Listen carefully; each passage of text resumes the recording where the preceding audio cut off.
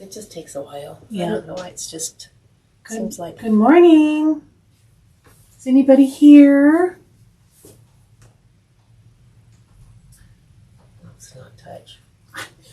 Who does a Did the computer? Yeah, there you are. thing. It is a computer that's not Oh touching yeah, anymore. here I am. Good morning. Is anybody here?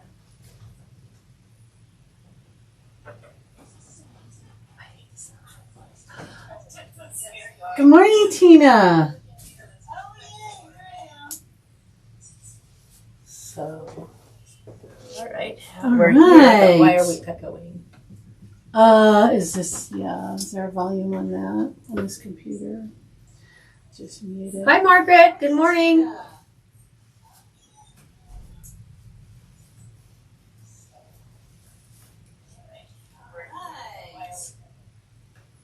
All right. Should work, yeah. All right. Can you hear us?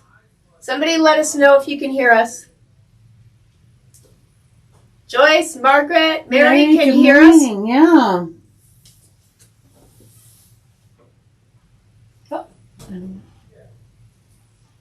Okay. Good morning, Joanne. Hello. Who's ready to have some real fun today? That's not it. Oh, they can hear. Yes. Yes. Okay. All right. Yay. Okay. Have fun, ladies. Let me turn this down just a little. I don't want to scream at you guys, but let me know. I'm going to turn it up a little because you have a very soft voice. When I see red, I panic. Okay. Are you okay, Lori? All right. All right. Good morning. Enjoy good morning. your stitch along this morning, everyone. Yes, we are going to have some fun.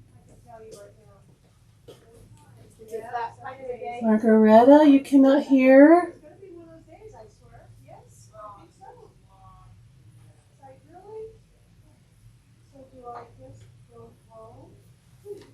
I'm going to put this over here where I can see it.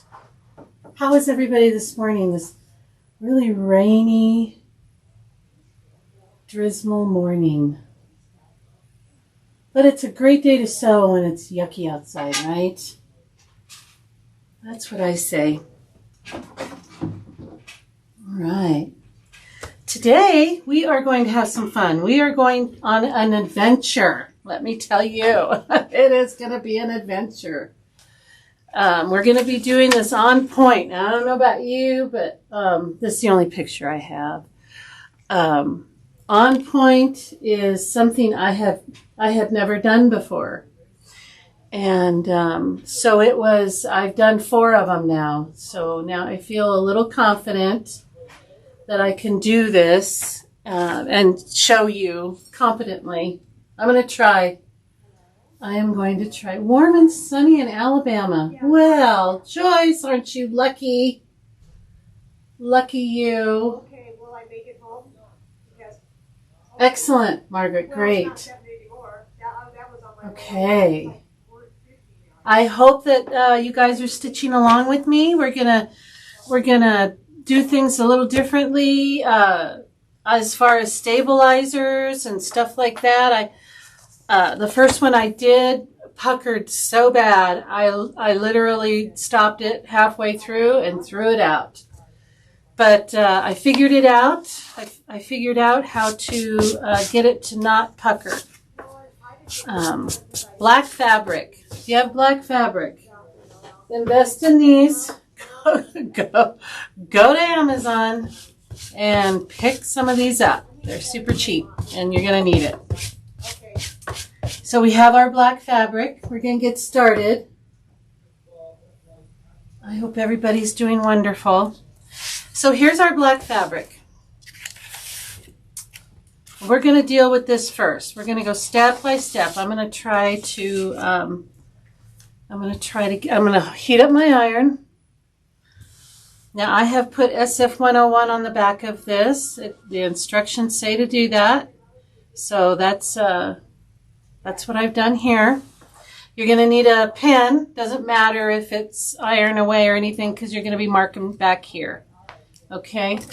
So in the directions, we are hooping the 8 by 10. Okay, which is not these. Those are the first direct. Here are the 8 by 10s. Those are on page 4. If you are doing the 6 by 10, you would follow these instructions on page 2 and 3. But we are doing the 8 by 12, which it says 5.5 by 10. I don't know why, but this is for the 8 by 12. I'm using the first and only hooping for the 8 by 10. They're calling it an 8 by 10. So we're going to start here on page 4, halfway down. I'm going to ignore all of this. This is not for us. We're starting here, okay? And these are our directions, okay? So the first thing it wants us to do is hoop. We'll talk about that in a minute. And we're going to mark this up. Okay, where's that? That must be back here. They must have you mark. Here we go. Right on page 1, right? So this is for if you're doing the 10 by 13 or the 14 by 12. We're doing 14 by 12 because we're doing the bigger hoop. Or we're doing the table runner. Sorry. Table runner has different, these directions. You have to go back and forth, back and forth. So this is for the wall hanging. It says right here, wall hanging preparation. If you go back to page 8, this is preparation for the table runner, okay? And we're going to cut ours to the, it says 14 by 12. We're going to cut 2 panels 14 by 12. That's what I've done here, and that's on page 8. Am I going too fast? Just tell me to slow down. Good morning, Norkel. How are things over the mountain? Okay. So now we're going to go back to page 1. First page. This is the same marking whether you're doing, whether you are doing the table runner or the wall hanging. Okay. So let's see here. Let me make sure I'm showing you the right thing because I think so. Okay. I just remember it. Hold on.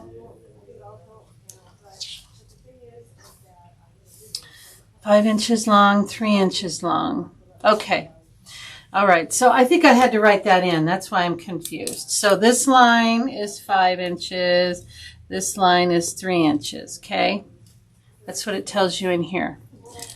I wish they'd have put it here. That would have been nice. That way I could just look at a picture. Okay. So this is what we're going to do. So we're going to turn this over and we're going to fold this in half. And we're going to iron it. My iron should be nice and hot. Okay. I'm going to fold it in half and I'm going to go ahead and iron it. You can finger press. You just need to be able to see. You just need to be able to see the lines because I've got to do it again to find the actual center. So I have a line there, nice and crisp. But now I need to go this way.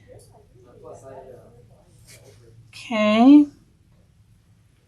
Pretty good. And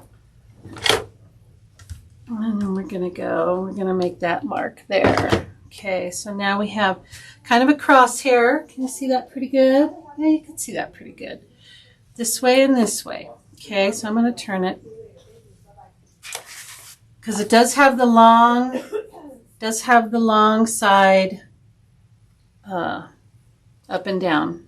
Okay, so this one's going to be 5 inches long. So let me get a ruler. Grab one of these. Okay. And what I'm going to do is I'm going to put this ruler, I'm going to put it at 2.5. Boy, that's okay. 2.5. I'm going to put the 2.5 right down that center, all the way down. 2.5, and I'm going to make sure I'm lined up here. Okay, and then I'm going to take my pen and I'm going to go from 5 over. Okay, this is going to help us hoop it. And then this one, I'm going to go 1.5 all the way down, 1.5, and I'm going to go to the 3, and I'm going to do this. So it'll be 3 inches, okay? So that's our little lines. Can you see that?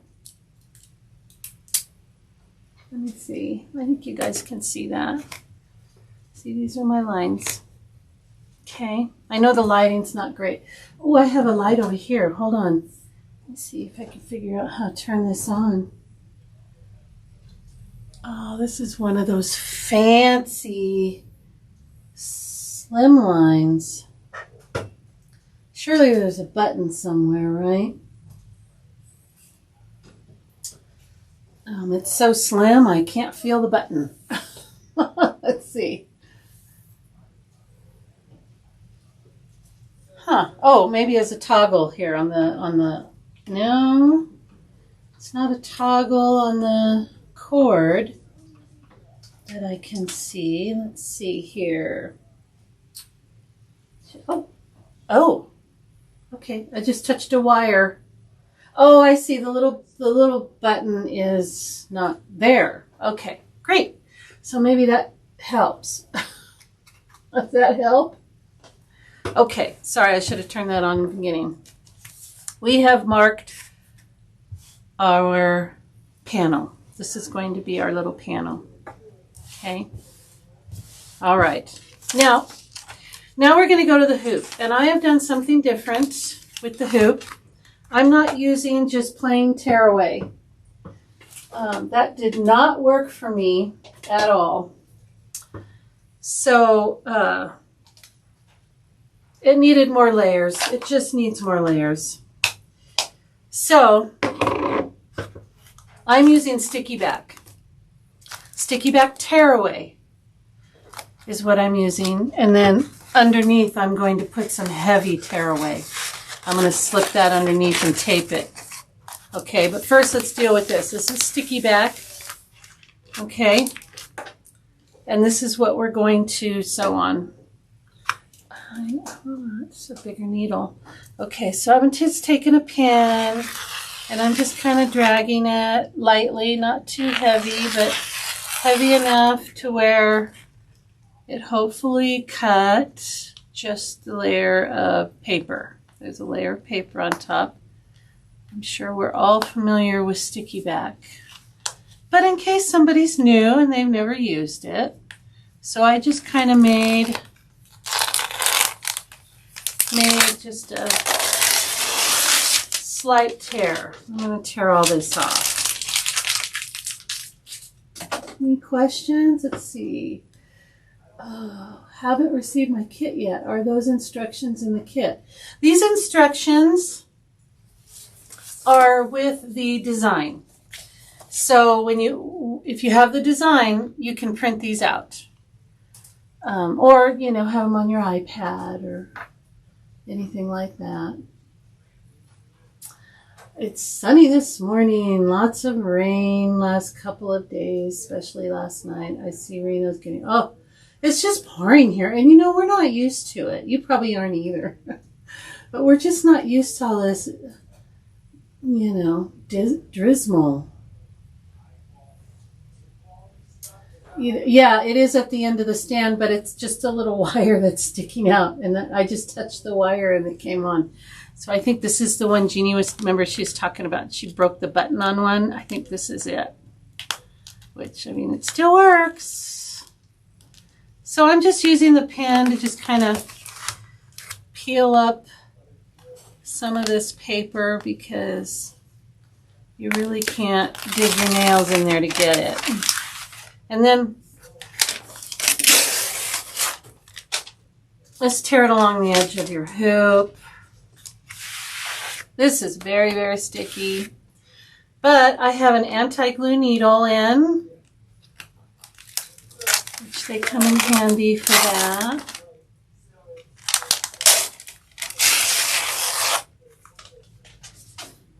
And we want to get all of this off. We don't want to leave any on there. As much, around inside the embroidery field anyway. Okay. So there is my sticky hoop. All right. I have loaded my design. I'm not going to put this on just yet. I'll show you when I'm going to put this on. I'm going to put it on after I'll show you. Okay, so let's go over to the machine. 4 seasons in a day. Wow. You just run outside when it's nice and then run inside as soon as it's not. Okay, so let's see. Let me see what this view is before oh, hold on. What is it saying? Slow internet. Oh, don't tell me that. I'm going to close this. And I'm going to try and find my cameras. Hold on. Here we go. There we go. Okay, I kind of played with the volume on that a little bit. Let me know if that, because I don't like the, pounding of the machine. Because the microphones are in the cameras. So when the camera is really close to the needle or the machine, it tends to, drown out everything else. So let's move you over to the machine. See what that view looks like here. We're going to move it around just a little, make it better in a minute.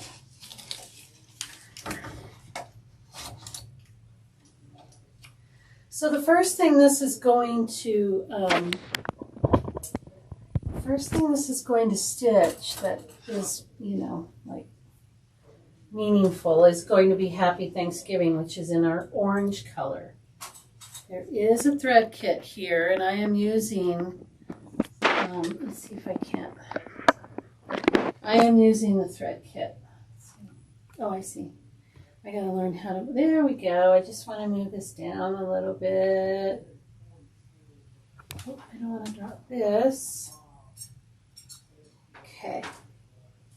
And I'm going to move this just a little closer, but it's got to be out of the way of the arm.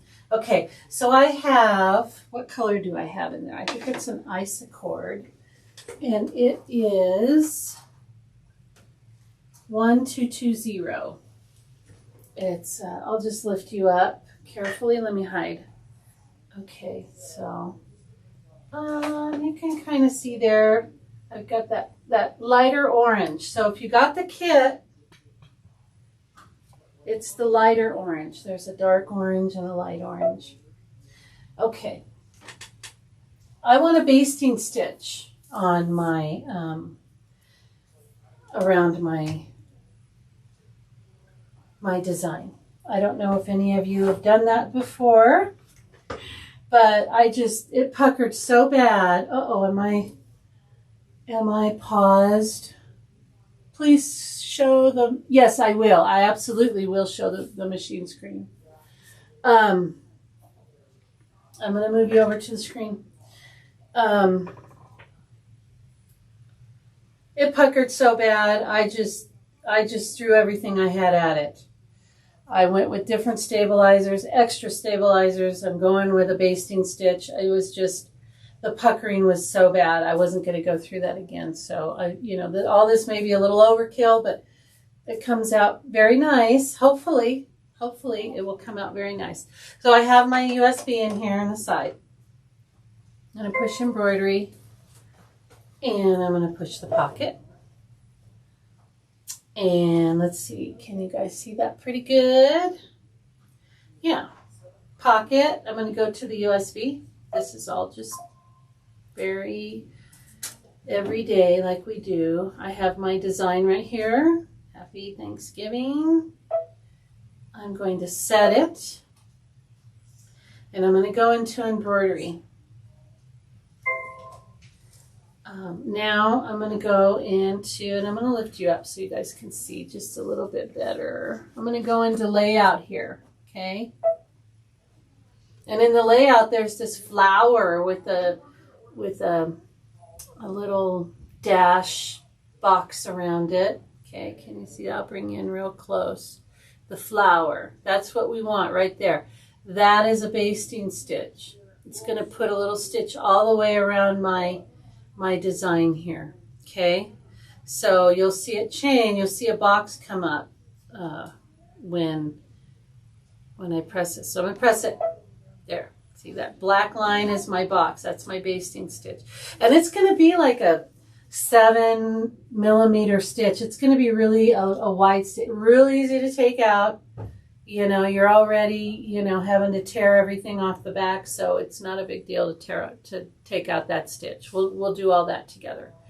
Okay, so I got my basting stitch. Now here's my problem. So I'm going to return and go back to my embroidery screen, and I'm going to push embroidery.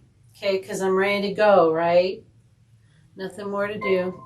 It wants to do my basting stitch first. If you can see that up here, you just see the box. It wants to do my base. I don't want that first because I need my placement line for where I'm going to put my material, my fabric. So I need that to stitch, and then I wanted to stitch down my fabric. So I need to move that. Apparently there's no way, unless you have software, to bump it up or bump it down or move it into, you know, move it where I want it to be in the sew order. So what we have to do is we have to come down here to our, good morning, Miss Cindy. How are you? Come down here to our plus minus. So, and this is, you know, this is an Avenir, but this is also the same for like a lot of other machines. I can't name them all like the ladies here, but yeah. So I'm going to put you down here, and I'm going to put you on the plus minus. We're going to go there. And here's my basting stitch. And this is these arrows up here. Let me go. There's my basting stitch. These arrows here will bump my order of what sews. And down is progressing through the stitch, and up is going back. Okay, so I'm going to press the down, and now you can see I have my placement line that I want, so I can put my material in there centered. Okay, any questions on that? All right, then we just say okay, and it takes us back to our screen, and we have our right stitch. Now we're going to have to go back and do all this again when we want the basting stitch, but we'll go through that together. Okay, so I'm going to move you over here again. I'm going to make you sick. Okay, I can make this taller maybe. You can see, I don't know. Should have messed with it. Well, that's as tall as it'll go. It's right there. And I can't really get you any closer, except I can zoom in here. Okay. Actually, that looks pretty good. We'll see how that goes. If I need to move the camera a little bit, I will. Okay. So let's stitch that out. Let's get our material on the hoop, and then I'll show you how to do the basting stitch. So we're going to do I have a regular 3-wound bobbin in white, just regular whites. Okay.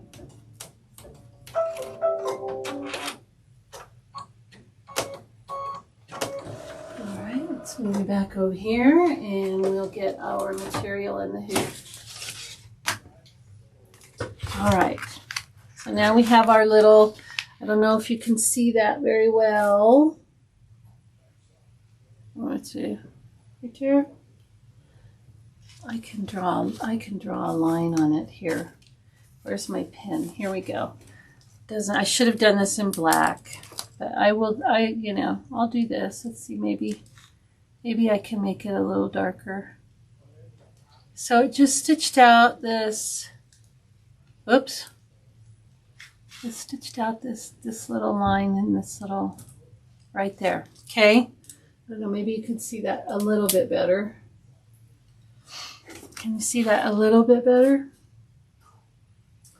Yeah, I think you can. Okay, I can zoom in on it. Look, I know how to do this, right?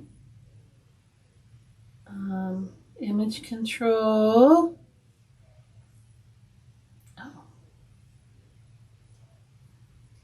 There, we're zoomed in a little bit. I think you can see that a little bit better. Good. Okay, so I have my hoop this way. Let's see what the directions show, because we're going to have to go to a different page now. We're going to have to go to page 4. We're going to page 4, and this is showing us how it wants us to put the material in. Okay, so what we're going to do is we're going to take our black, and look at that, I already got stuff on it. I didn't even touch it, and I got stuff on it. Okay, we're going to fold it in half, long way. We're going to go the long way first. Okay, and we're going to line up our little line here. Okay, I'm just making my little line to where it's right on the edge, and I can see my other line here, and I'm going to line both of them up. Doesn't have to be perfect. So I got that one. That's pretty good. And there we go. Okay. So because this is sticky, I can just push it down. Okay. We'll get all of the lumps out of there if you have any. So I'm just going to kind of go like this to get that crease pressed out a little bit. And that's gonna be like that. Okay. Now is the time that I want to cut a piece of my tearaway.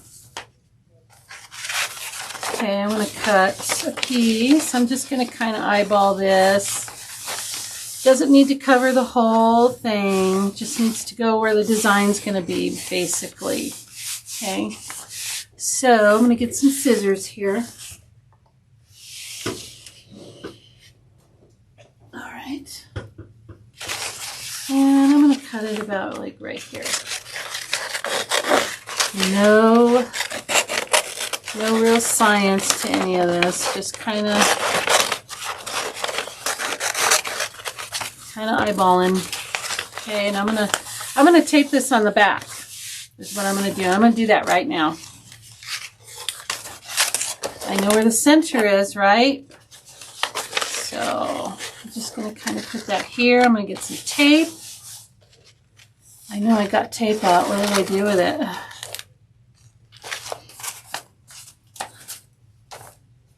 Where's my tape? Did I put it over here? No. Okay, I'm gonna get some other tape. I'm gonna get some different tape. And then I'll find it. Okay, so I just have some, this looks like transport tape. Yeah. It's that medical tape. Any tape will do. You could just use regular old desktop tape. Scotch tape, is that what? Goodness, this is sticky.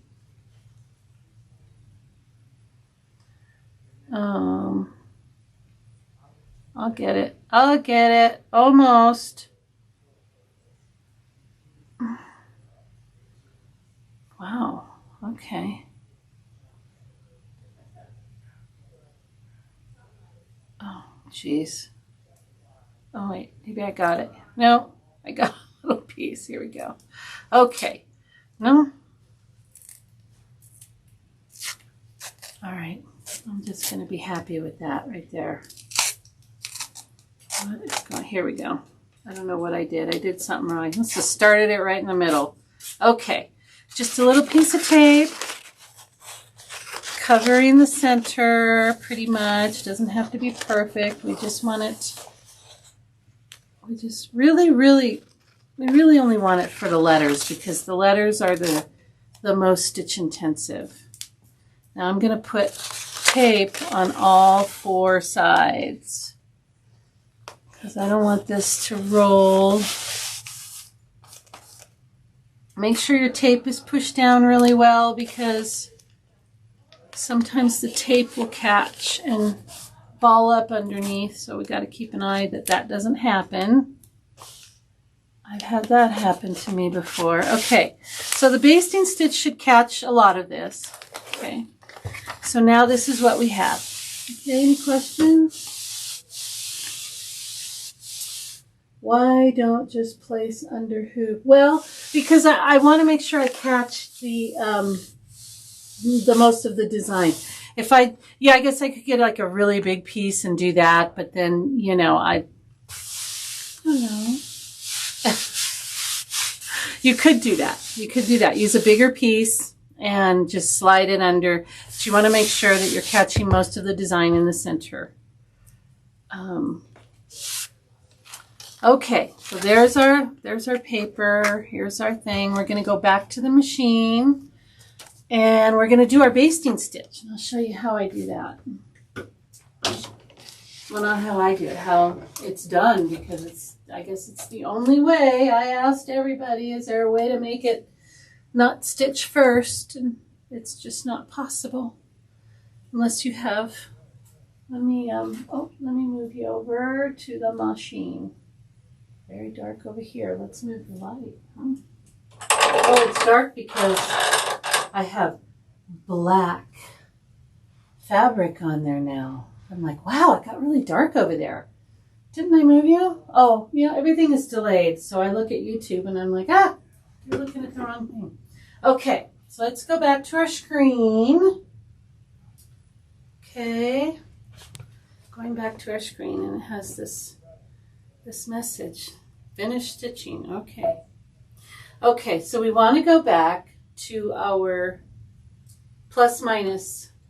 Okay, I'm gonna hit that, and now I'm gonna go up. I'm gonna go up twice, right? Okay, I don't want to stitch that out again, right? So I'm gonna hit up again, and now it's my basting box. Okay, and then I'm gonna say okay, and we'll come back over here without making you sick, hopefully. Okay, all right, so let's do our basting box.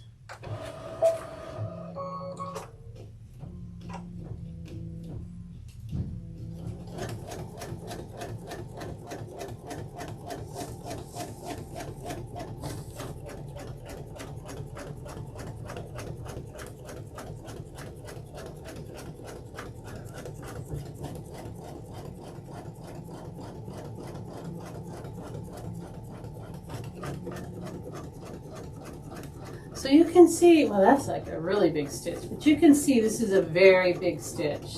I kind of messed up here, but it'll be okay. So there's our basting stitch box. Now, because we used the orange that's first, we can just, oh, sorry. So where did it take us again? Let's go back to the screen just in case. So it took us back to this stitch. We don't want to do that again, right? We always want to look here before we push the go button, or I do anyway. So it wants to do this again. So now again, I got to do the plus minus down here. And I've got to go down. And it should say Happy Thanksgiving, and that's where we're going now. All right, so let's say okay. And now we're back to where we need to be. All right. Yeah, I always check that little screen to make sure, you know, I've got the right color in, I'm doing what I think I'm doing, and it doesn't start stitching and I go, Okay. Is that a pretty good view? I wish I could get you closer, but then I would be in the way of the arm. You know what? I can bring you over here since this is a long stitch. And we are going to be doing some preparation for the middle section.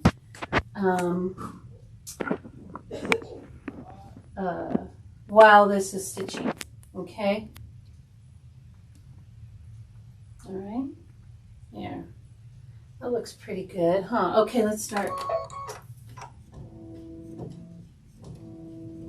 Yeah, this is says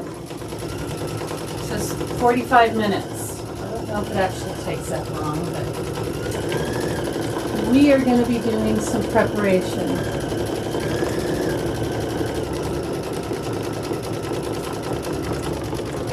Okay.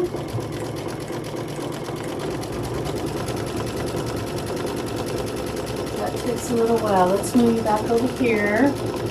And I'm actually going to zoom you out.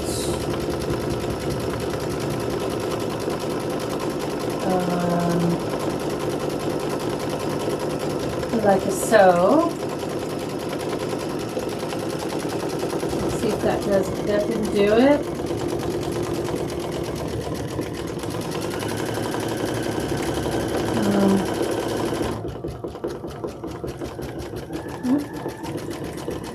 I don't want that. So what do I do? Oh, okay. I have to do this.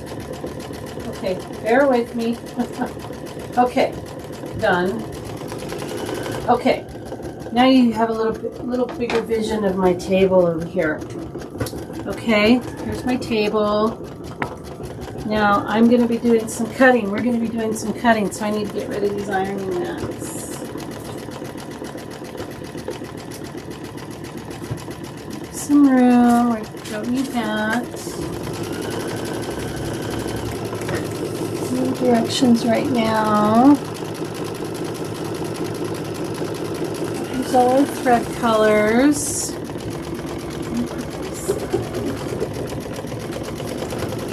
Okay.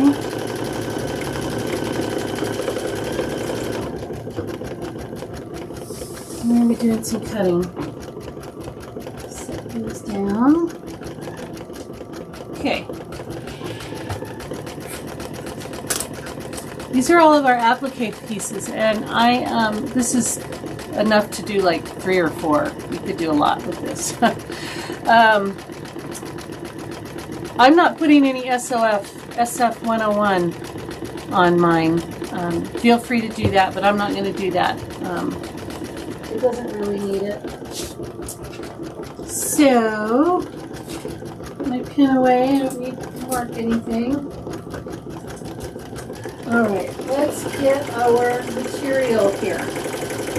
We need both of our materials. Okay. What else do we need? We need the Stripology ruler. I have the 12.5? Yeah, 12.5 inch one. And we're going to do our stripes, or strips.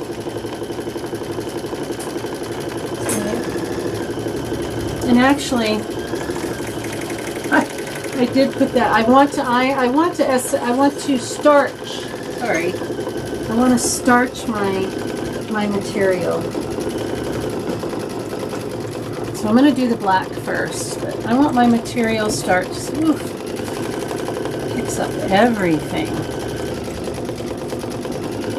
What color thread? I am using it's 1220 Isocord. It's a light orange. Well, it's not a light orange, but it's a pretty orange. It's very pretty. We do have a darker orange we'll be using later. But that is 1220. Let me double check. I think that's what it was.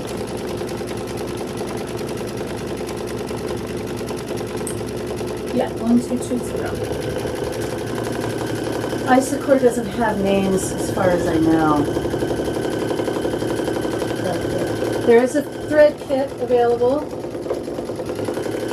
which will have all the colors that I'm using in there, and I'll tell you the colors as I'm putting them on. Okay, so we have with the fabric here, and what that means is that there's 2 salvage ends, so we have with the fabric. Okay, and heat up my iron. Do this in little sections, but that's fine. I'm sure we have some best press back here, and we do.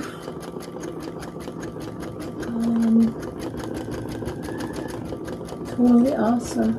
No. Okay.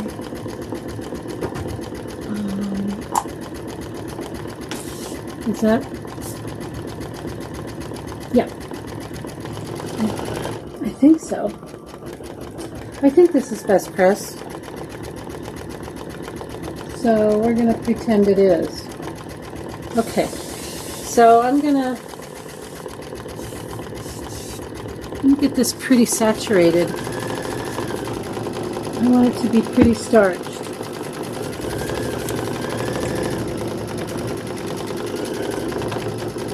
You're welcome, of course. So I get it on there. I don't wait for it to dry or anything. The iron will dry it. I'll get a little bit of steam going here. Oh, this one flakes, huh? Ooh! Ooh. Best press doesn't do that. Well, we'll just deal with it.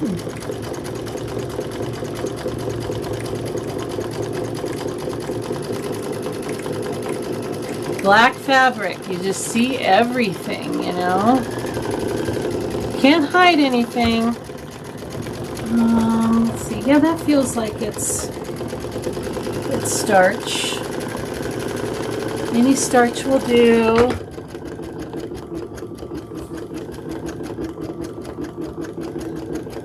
But I feel like I get better cuts if my material is starched. Don't you guys?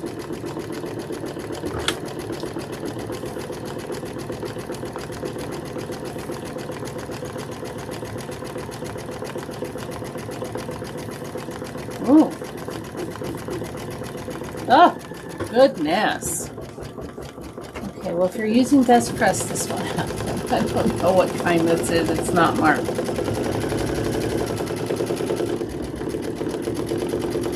Okay. Let's do this side.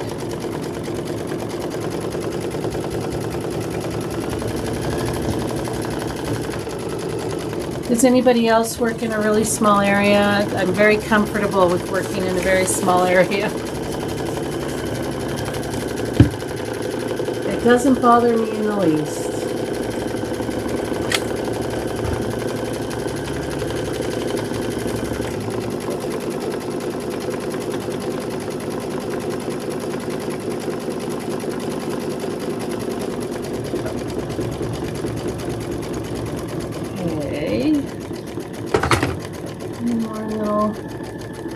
Quarter piece here.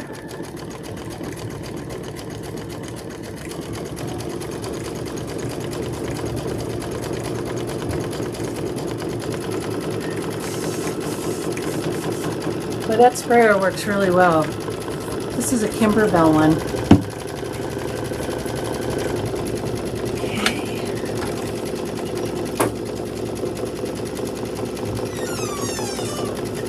And we do want accurate cuts, just because there's a lot of points on here. And we want them to meet up. There we go. Okay, so I'm just gonna do the black right now, and we'll do the spraying and all that for the print when we go to cut that. Okay. So I'm going to put this salvage to salvage. Okay.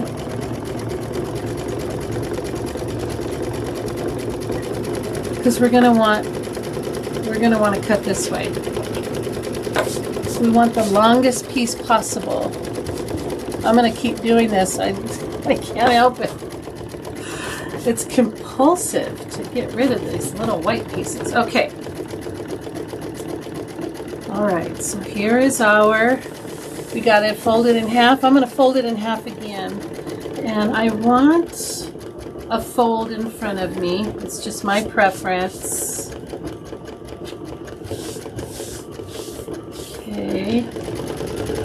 So here we go. Okay. So I don't have this in front of me. I'm going to be cutting this way. Okay. We only need 4 strips. Now I've already I have already cut like 2 black panels from this, so there's plenty. Oh, Material Magic. Okay. I do have a lit roller close by, as a matter of fact. I do. And yeah, I told everybody, if you don't have one of these, better go to Amazon. Isn't it Black Friday days right now? So yeah, keep that close by with black material, right? Okay. I have a brand new rotary blade in my rotary cutter. Now I want my, I think I need to move it up a little bit though. And I like to put it on a line here. I know it's not necessary because we're going to be lining it up with the ruler, but I'm just going to find a line that I can put it on here. Okay, there we go. I'm going to get my stripology ruler, which I just love this thing. Love it. Love it, love it. I don't know how I lived without it. Now it has a white line and a black line down here at the bottom. I'm assuming that's for, you know, light color material and dark color material. So I'm going to use the white line so you can really see it. And then it has this dashed line way over here by the numbers. And I'm going to line that up with this yucky edge. Matter of fact, I'm going to make sure that I'm kind of a little more.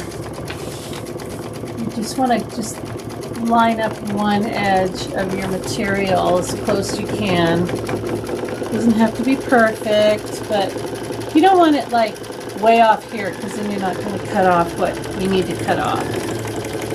So yeah, you can look underneath. This is all uneven here, but we got it as close as we could.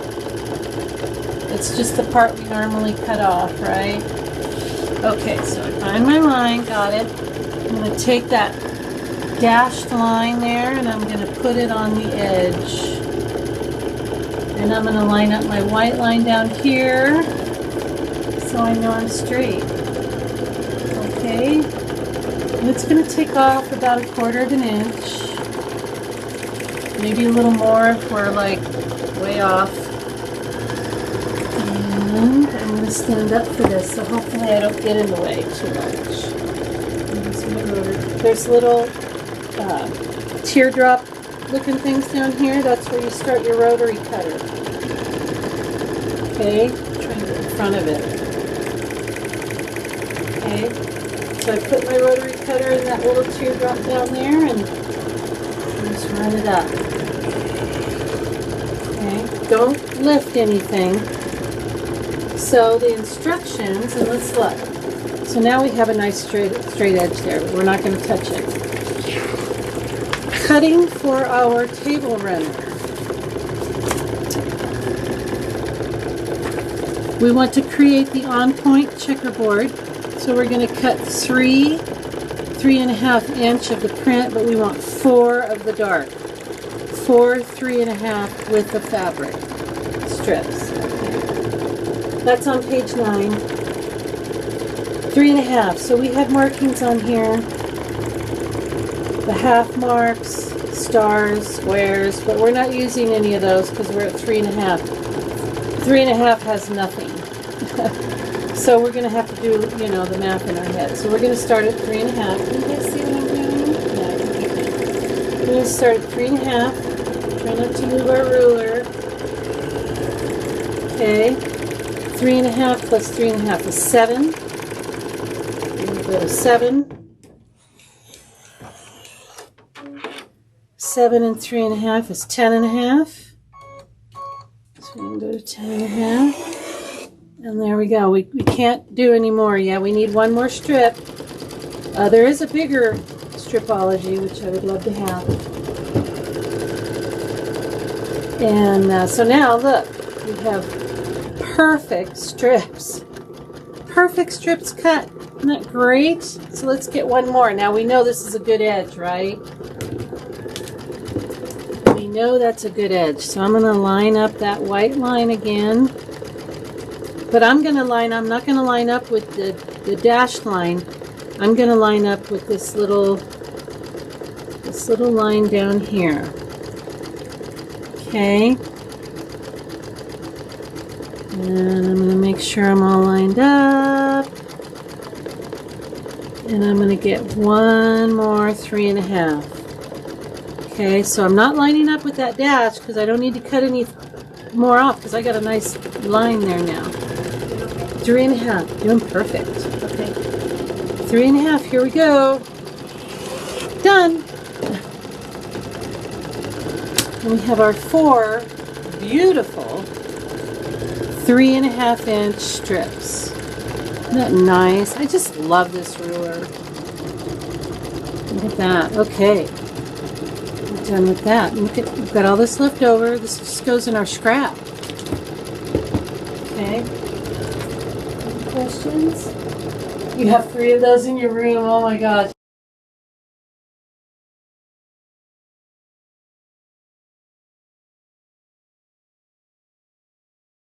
The black. This can go in our scraps. Now we're going to do the prints. And I'm going to do the same.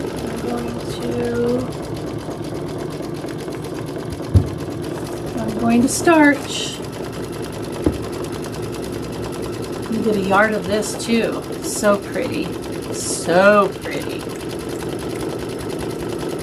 I'm going to starch the whole thing.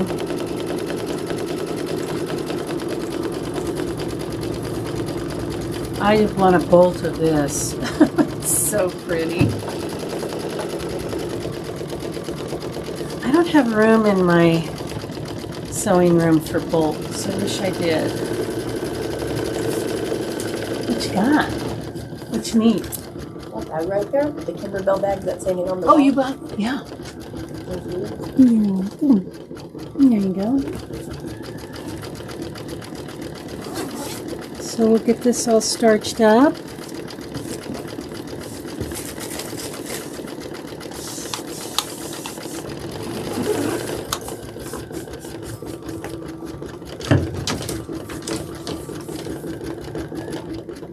Change the camera. Oh! Good gracious. What happened? You know what? This is that whole thing where it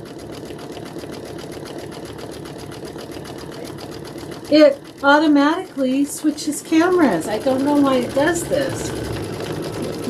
Are you seeing both cameras there? Well, I was on this one for you know, all the black and everything I could see, and then it just switched over to this one.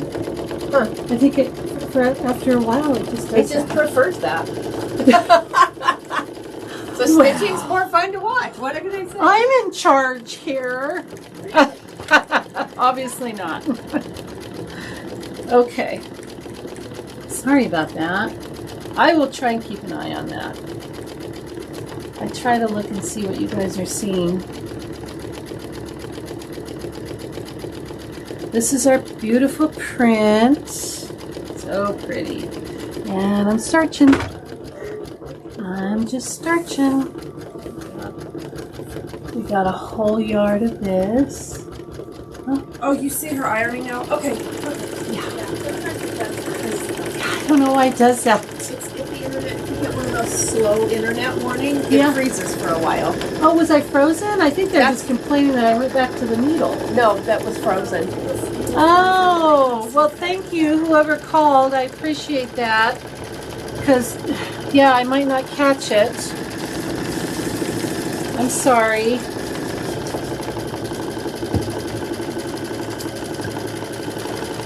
I don't know why it does that. Everybody says I'm crazy, but I'm not. It happens. It happens. I don't change anything. I don't do anything. Oops. And it just goes back to that camera. It's so weird.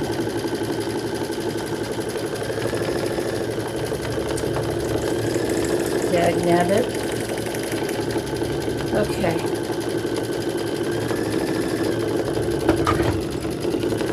this one we have a whole yard, so we're just gonna starch it. We just have limited room here a little bit.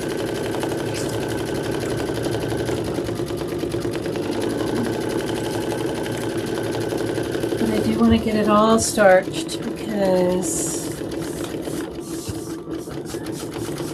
I just think you get better cuts, don't you?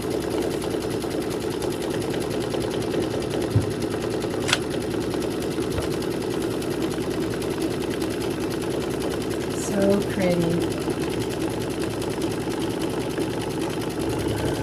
Is anybody sewing this with me? Or sewing anything today? What are you guys working on?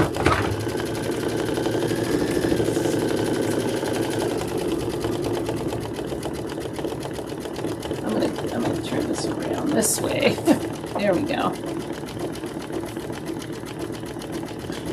What are we working on? I haven't heard that term for a while. Which one? Dagnabbit? Yeah.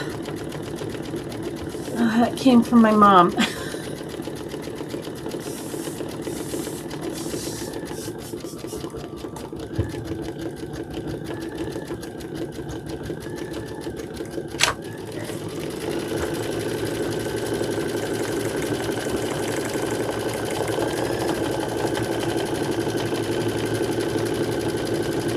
My mom had a plethora of little sayings she had in her little bag. She would say the darndest things sometimes.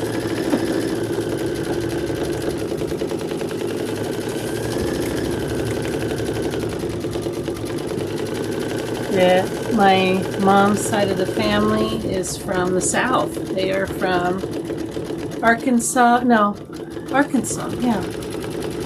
Arkansas area. And, you know, the South, they have a little saying for everything. I'm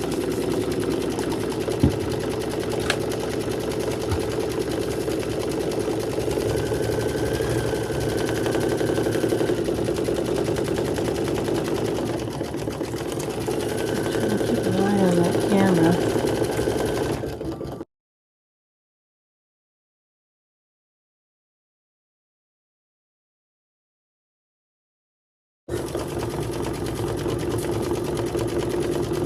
Does anybody else starch before they cut?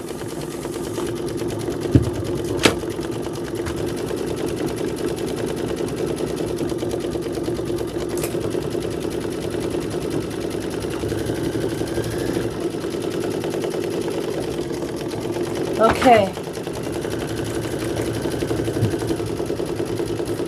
All right, again, we're going to fold salvage to salvage. Got a little wider piece here because there we go. Salvage to salvage here.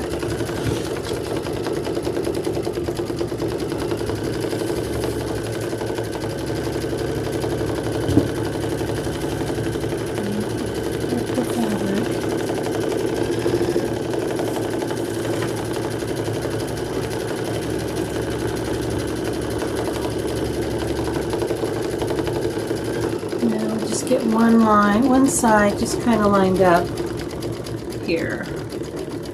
Don't worry about the other side, and then I'm going to fold it like this. And I'm going to get them lined up as well as I can. Okay. Wrestling. I'm going to put it this way because, well, no, I need it this way. Oh, yeah. Oh, here's our little sample. Oh, it switched again. Caught it. Caught it this time.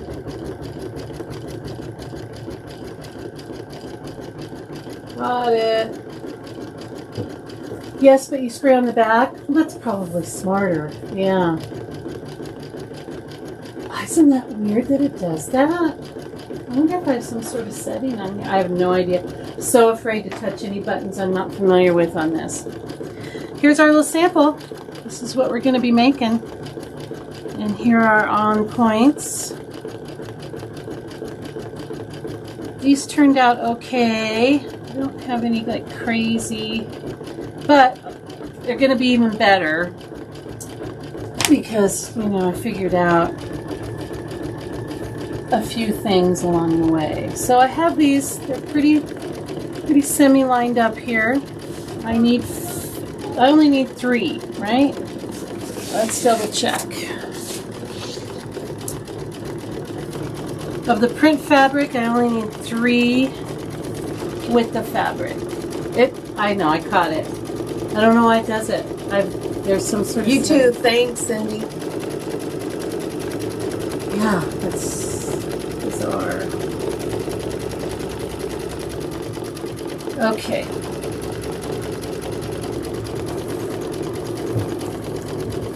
Alright. So we only need 3, so I'm going to get out my stripology again.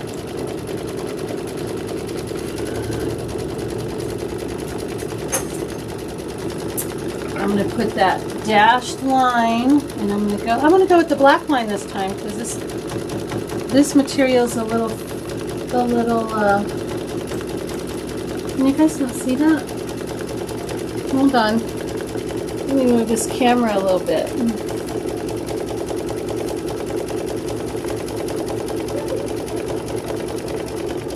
Look at my view here.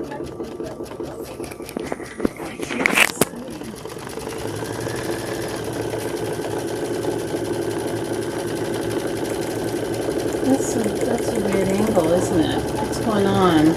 Oh, I see. So this is the bottom. Okay, got it. So I'm gonna move this. Okay, so what is it you have to do? So you just have to make sure that you're hitting like this. You can go between the 2. Yeah. But if you open it, are you opening it up at all? I opened it and okay. widened it. Yeah. Yeah, but then you can't just touch between the 2. You have to like say. So if we go in here, okay, and we go image control, and then we go here and like widen it. You can't. Yeah, I go between the 2. That doesn't seem to affect it. But it's what But they're seeing. if we do you have? Oh, there. That's a good. Is that what you want? That's you the just shot I want want. this? Yeah. Yeah. You That's want the fine. big one? Okay, Yeah. done. And well, you can just make it big here. Right, but I just need it to there, really. Do you know why it would just switch cameras? No. We're back. Okay, we're back.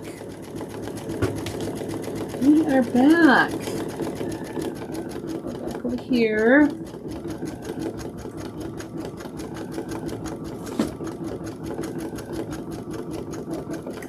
Okay.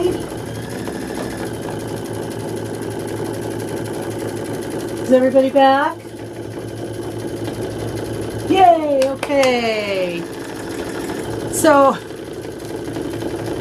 here's my stripology.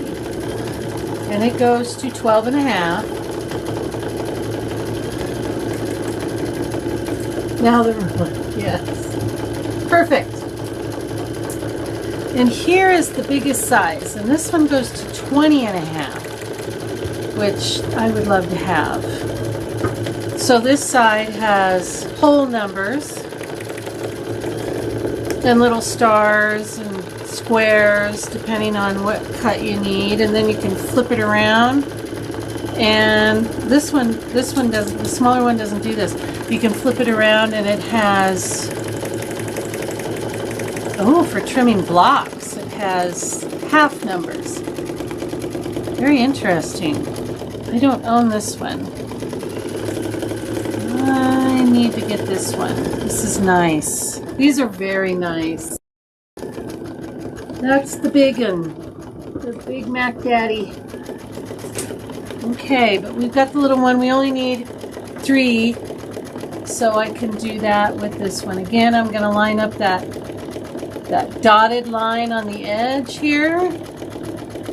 And I'm going to line up the white line down here.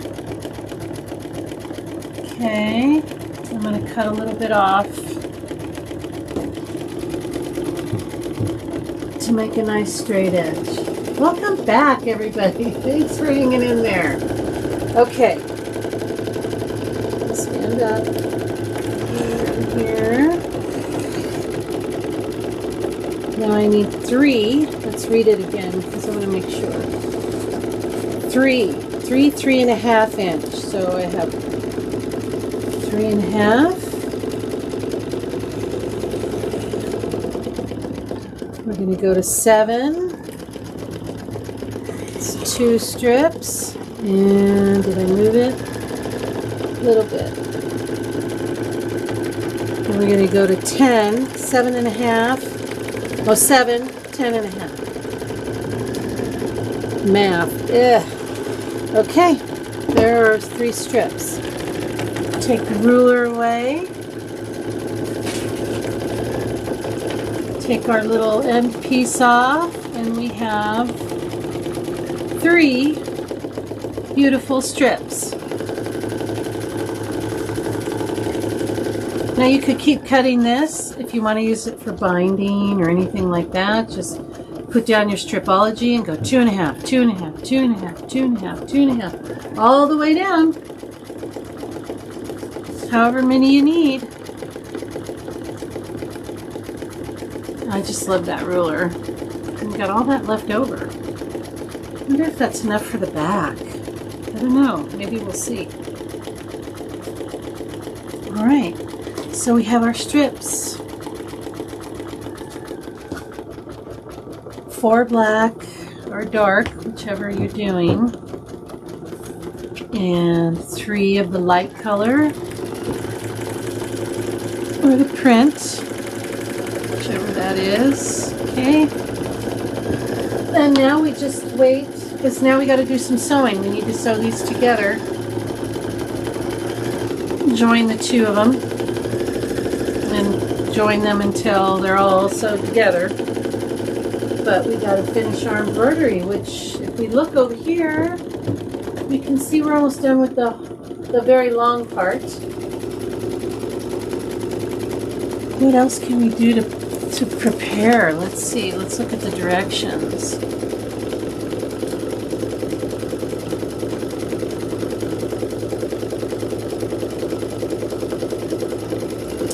See this, the directions in here have you spray starch the strips after you cut, and I don't like to get my material wet in any way. Yeah, Joanne, we'll see if it's long enough. I mean, we only took what, 3.5, 7, well, 10.5. We took 10.5 away from it. We have a yard. I don't know. Maybe if we pieced it. But it wants you to spray starch after you cut, and I just think that's a bad idea. Don't you?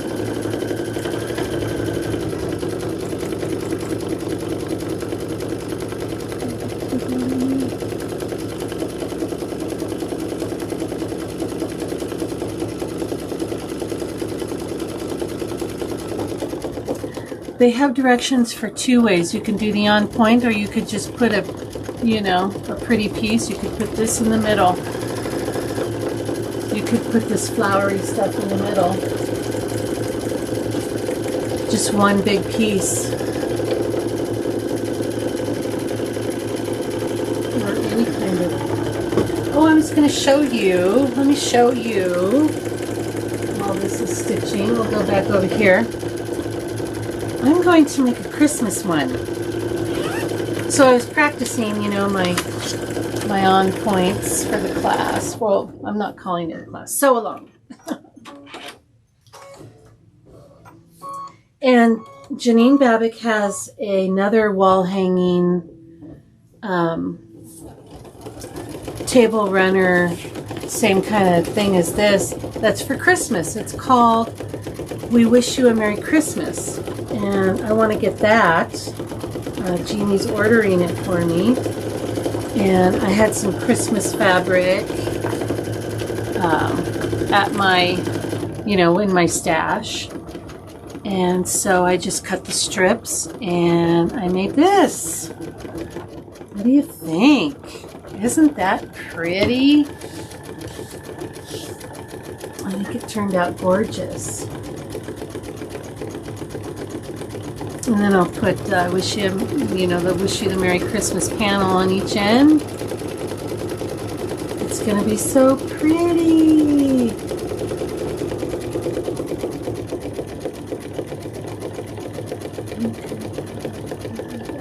You could. Ooh, that's perfect for the backing. Yes. Yes, isn't that nice for Christmas? So then you'll have a Thanksgiving one, you'll have this one, and you will have a Christmas one. Isn't that great?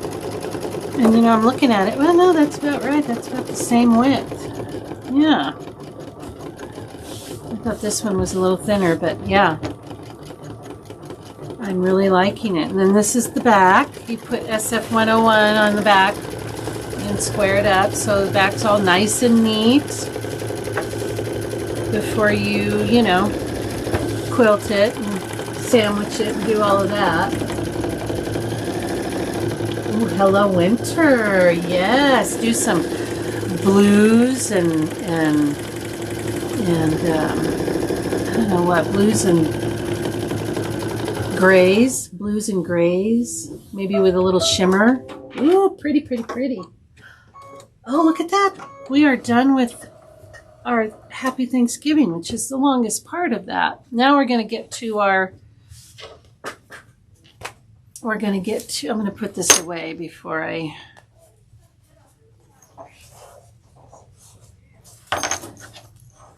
start anything else. Okay, just wanted to share that with you. Let's go back to the machine. Okay. What is next? Oh, I could tell you what's next. So I look at my little screen here, and it's going to do all the placement lines for all of the applique. It does it all at once.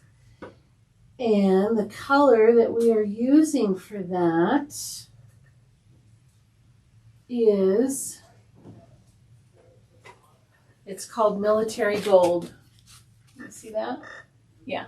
Military Gold. We're using the gold. Again, there's a thread kit.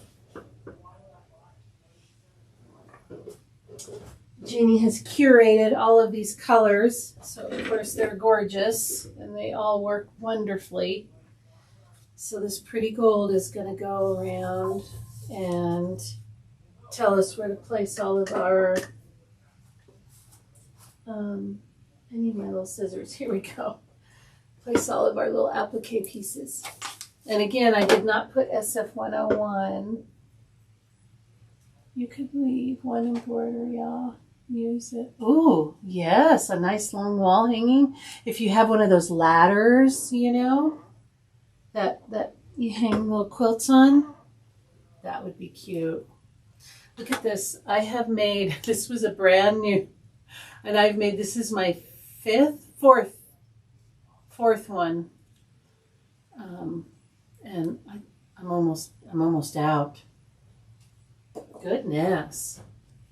I don't think I've ever ran out of a color. I've run out of black and white, but I don't think I've ever run out of a color. It'll be the first one because I don't think it's going to do the second panel. I'll have to get out my spare. Okay, we are loading that gold. Pretty gold. And it's going to do the swirlies.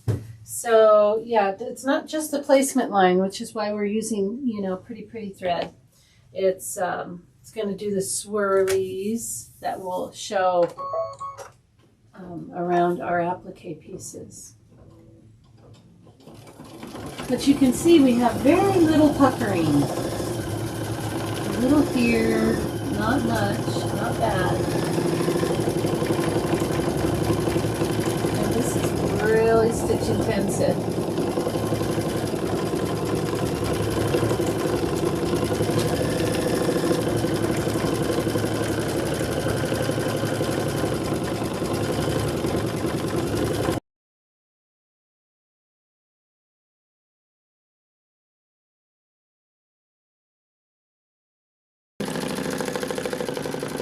Hold on, we're back. We're not back. Are we back?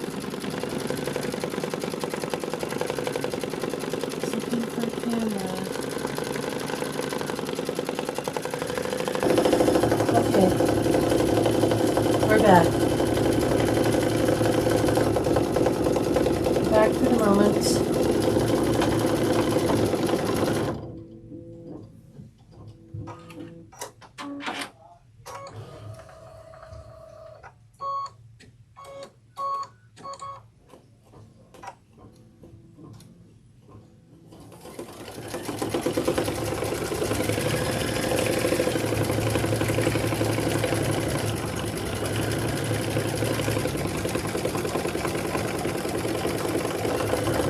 Oh, the camera does not do this justice. It's so pretty. I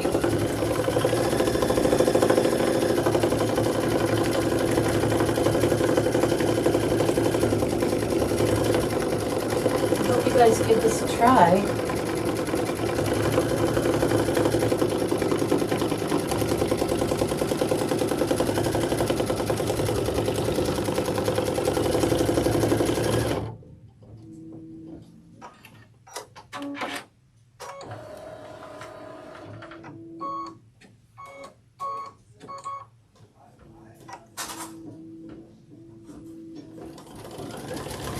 So the first applique is going to be our little maple leaf up here in the corner. And we're going to use this color, this pretty shimmery gold.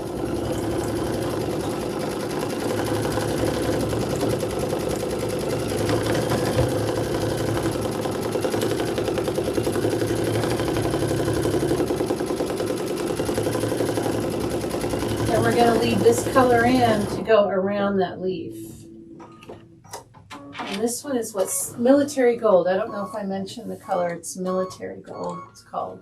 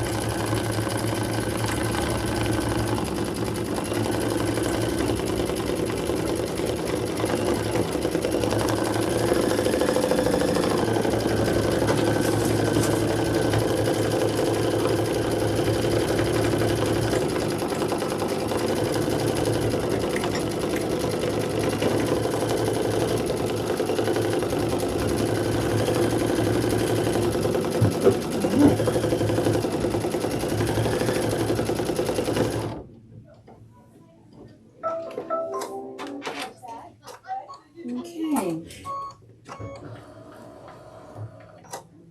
All right, so let me look at the picture. Yep.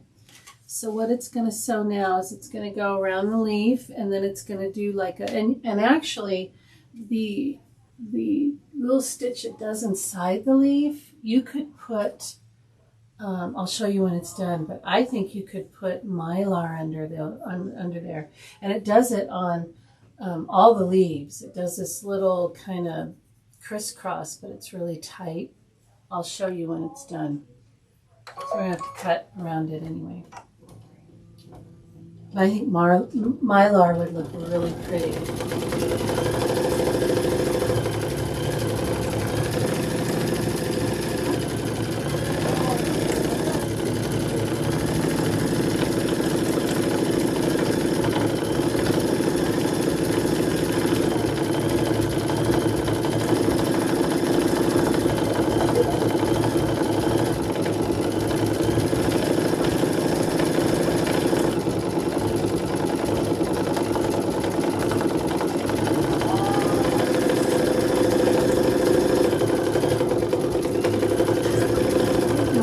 favorite little snips out here.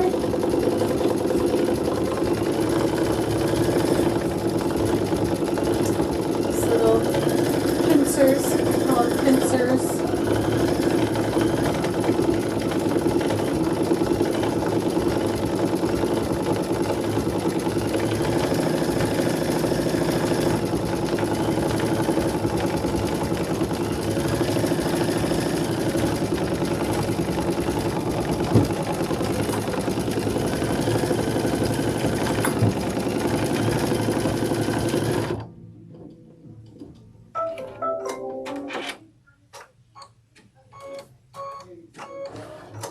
Okay, I'm going to take this over to the table because it has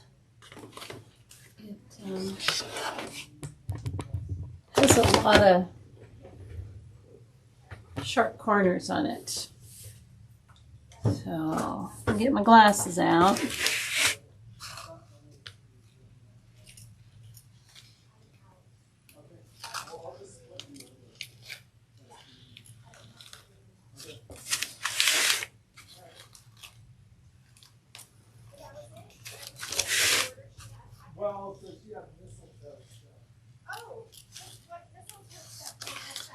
And this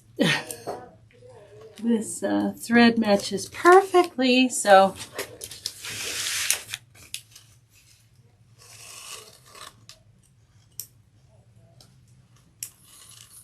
there we go. But there is a satin stitch around here, so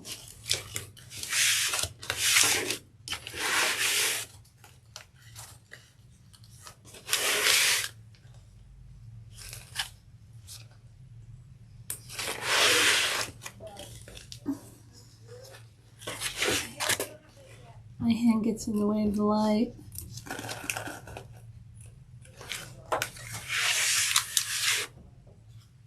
Start on this side.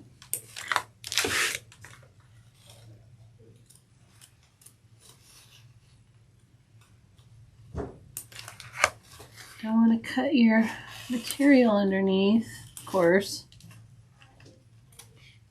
But I'll show you the see if you guys can't see the stitch that's on here.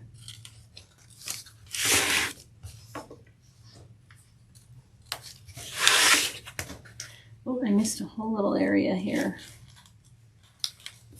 There we go.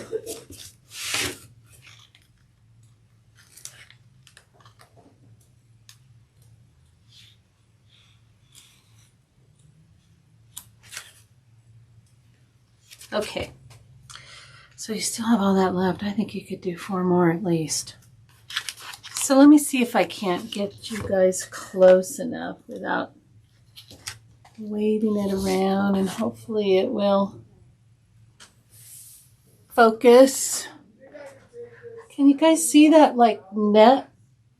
Let me see if I'm doing it. See it?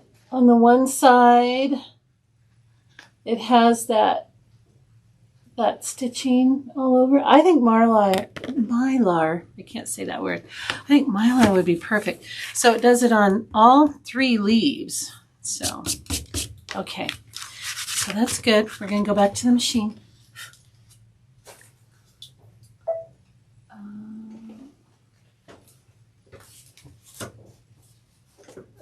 I got to move this out of the way here. Put it back on. There we go. Okay, we're leaving the same color in. Same color. Okay. It's going to do the satin stitch around the leaf.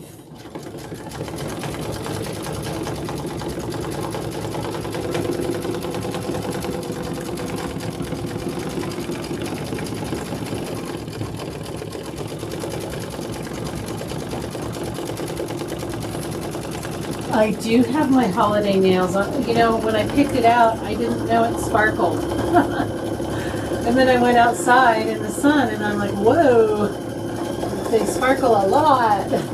hope you guys can see how they sparkle. Yeah, holiday. It's coming.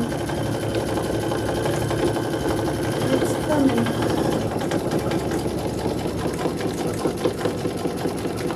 Thanksgiving is a week away. Ah!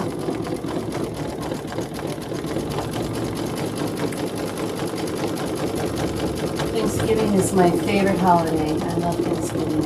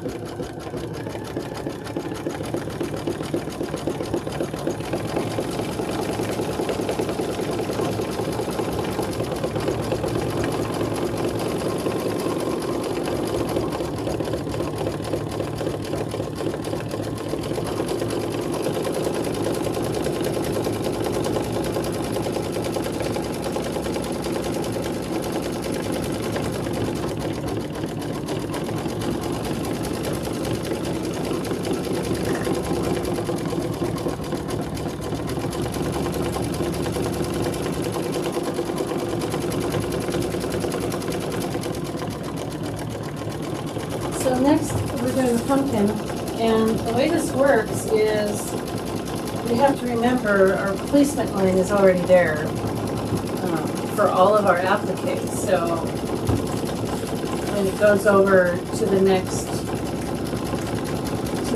place where we need to put down material, we just need to put it down. And yeah, I forgot to, I was like, oh, placement line, you know, just going through the motions. And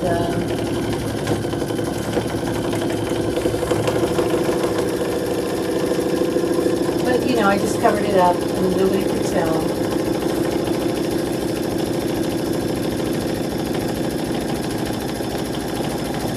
Oh, I know, time just, it's a whirlwind, especially this time of year. I just had to pick up a few things at the store yesterday, and it was a zoo. It was a complete zoo. So, gotta remember, we just gotta lay down our material. There's not another placement line. It's just gonna start the little swirlies in the middle of our pumpkin. So we need to change our thread to this pretty, it's called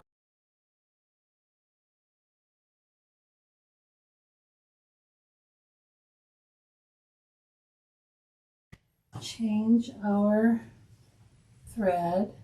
Uh-oh, what happened? What happened? Am I swirling again? No, I think I'm good. Okay. I think I'm okay. I'm going to take off the military gold. And, you know, even if you don't make this, or, you know, if you make it and you're like, well, I don't know if I want to get the thread kit. This is a really good fall thread kit for any kind of fall project. Just to have in your stash. Because, you know, sometimes I'm like, gosh, do I really need the thread kit? It's like, they're kind of expensive, and I'm thinking, what else am I going to use it for? But these colors are just gorgeous. Every color on here is just beautiful. So any fall project you're using, you're going to want to, you'll reach for these. Okay.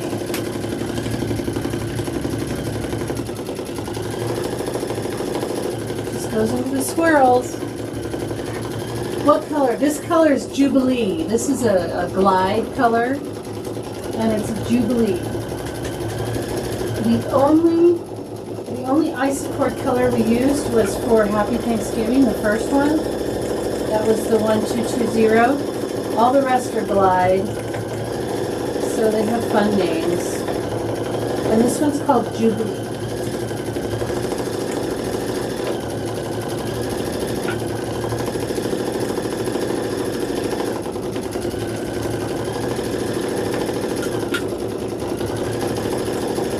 And it's a pretty real bright gold. The military gold is kind of brassy, and this one is this Jubilee is more, it's brighter. It's a brighter gold.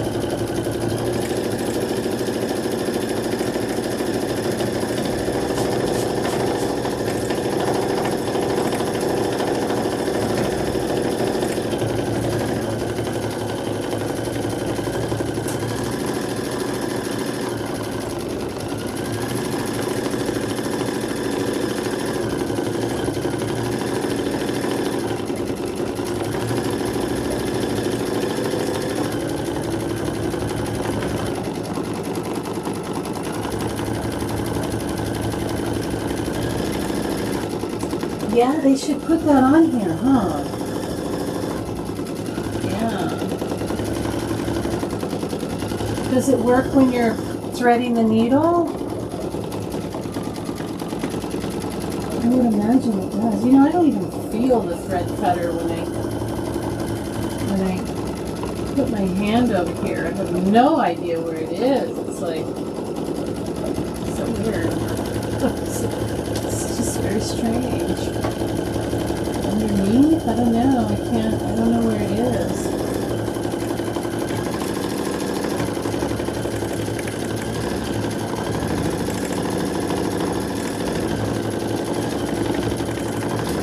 Oh, you can use, I have all thread kinds of thread in my arsenal.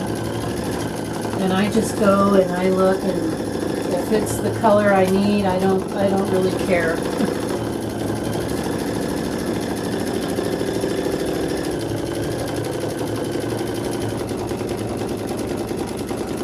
Well, I hope that when you make it, NorCal, you put it on Facebook so that I can see the colors you used. Because you could really have fun with these, especially the leaves. Like you could do, you know, a little darker, just so this little pattern in here really shows up. Because it doesn't really show up here. You know, you can really make that pop. Same with on these leaves. You could make the acorns completely different colors. I think there's a lot of room to play with color on this panel. It's like painting. I mean, your paint is spread, right?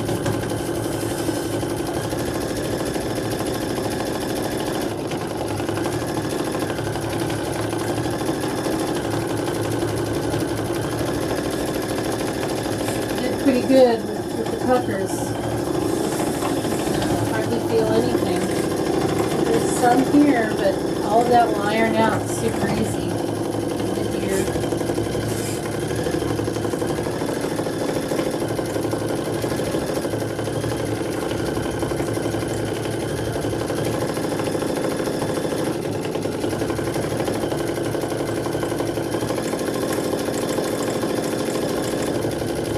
I may run out of bobbin.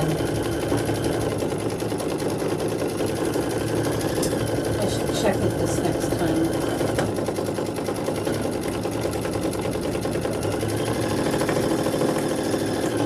It looks really good. I think that this formula really works with the sticky back and the extra piece.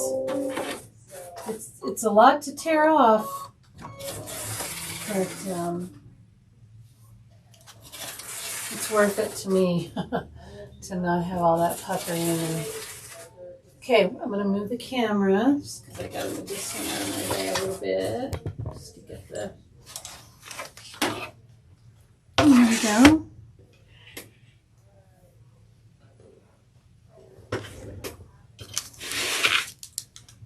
my glasses on.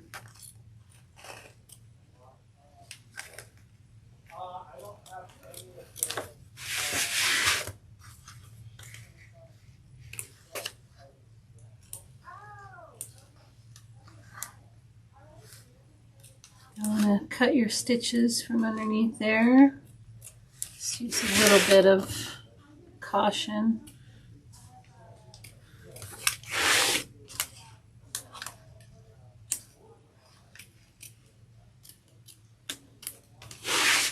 This pumpkin, I think, is my favorite on here. When it's all done, it's just so pretty.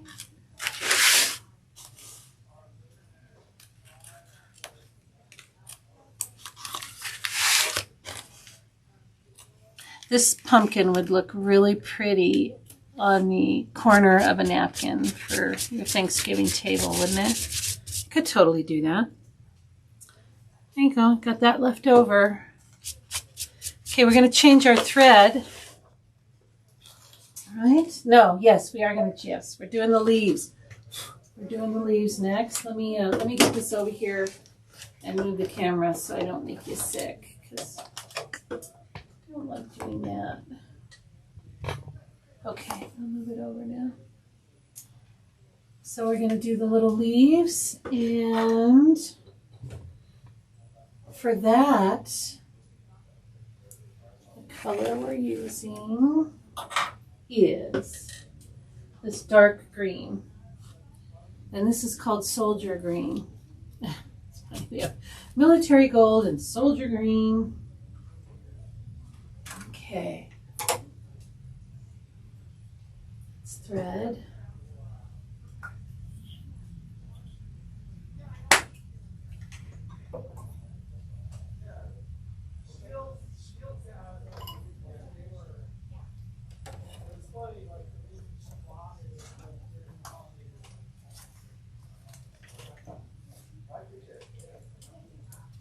Okay, gotta find the cutter.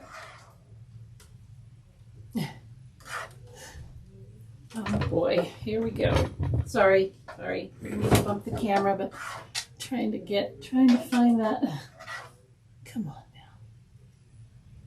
Where are you? I mean, I'm going as far back as I can. Oh. Those engineers, huh? Is that it? Wait, is that it? No, that can't be it.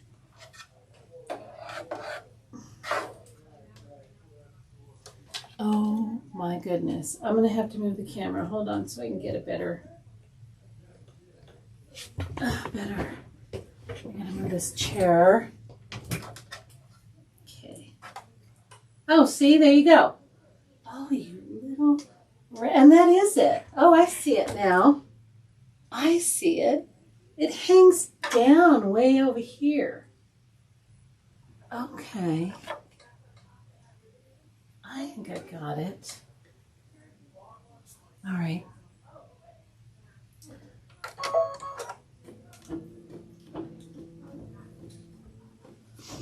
Oh, let's have that. Oh, well, I could have actually threaded it. Now I have to do it again. Oh my gosh. Oh my gosh. Okay, well, I know where it is now. I'm gonna, look at that. Okay.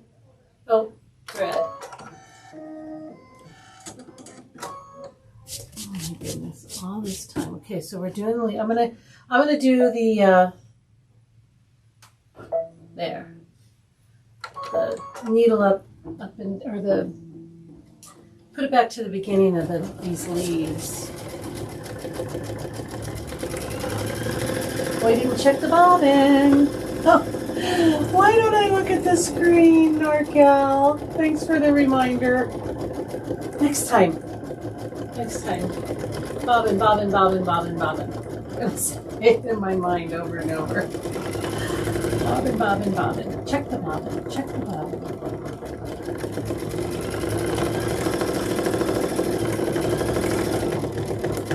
I know it's got to be low by now because we're at 35,000 stitches.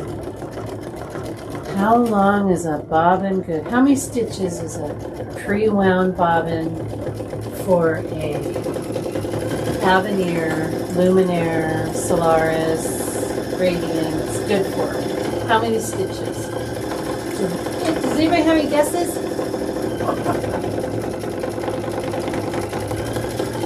I'm gonna say it's almost ready. I don't think it'll go to 40,000.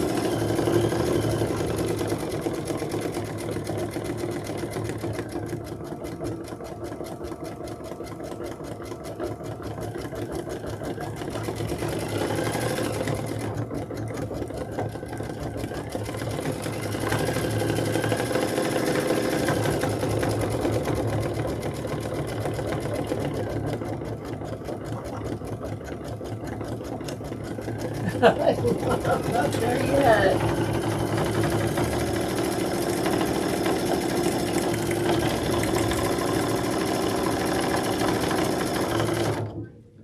I hate to run out of bobbin on a satin stitch. Okay, leaves are done. What's next? Okay, we're going to start doing the little stem.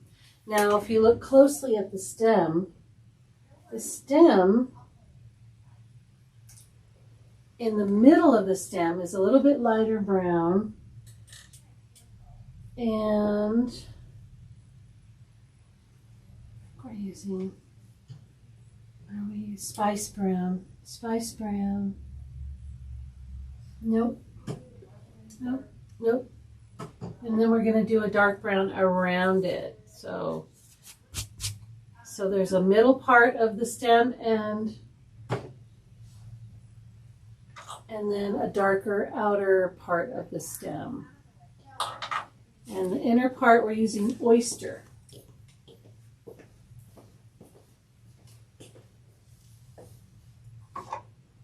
We are done with, Oh, that looks beautiful. soldier green. Isn't it pretty? Yeah. Very nice. I know, I love these colors. Oyster. We're using oyster.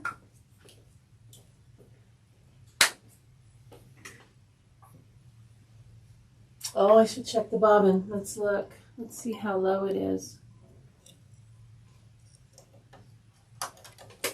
I bet we could finish the stem.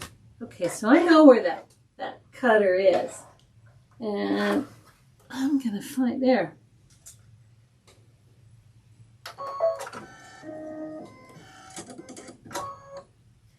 All right, let's look real quick. Let's take a peek.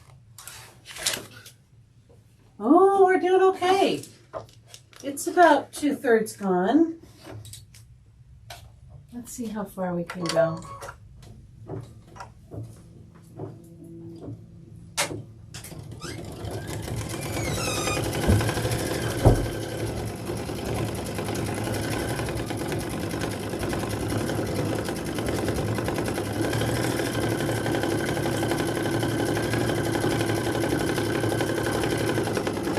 Kind of like that commercial.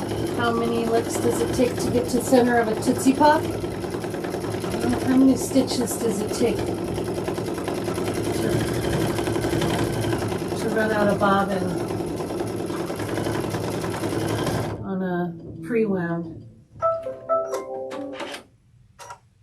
I've never really looked. Okay, let's see. Got a little. Okay, we're going to switch to that dark brown.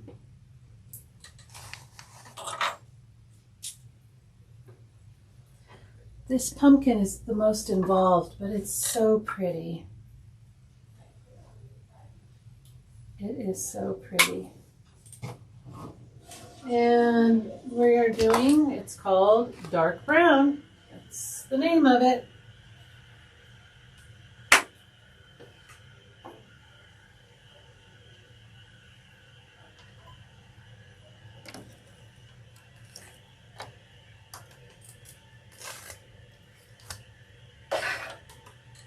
I know where that cutter is now.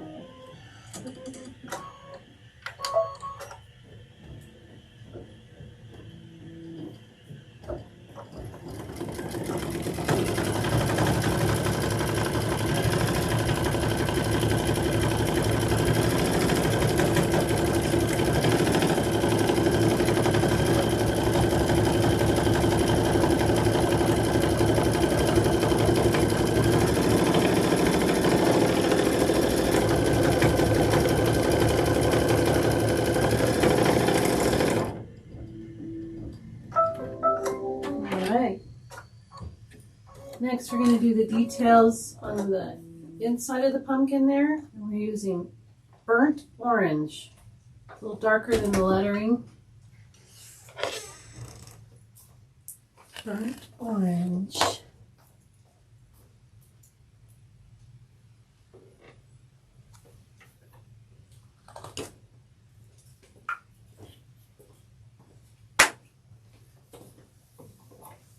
What you need? Hemostats. I think they're in this scissor drawer. Oh,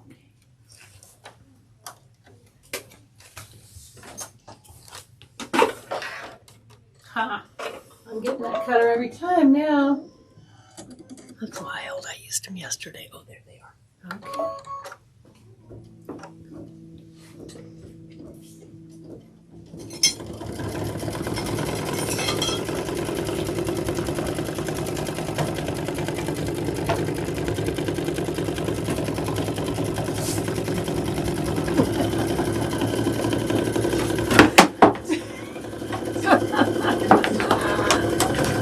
My reflexes are good. You almost made it.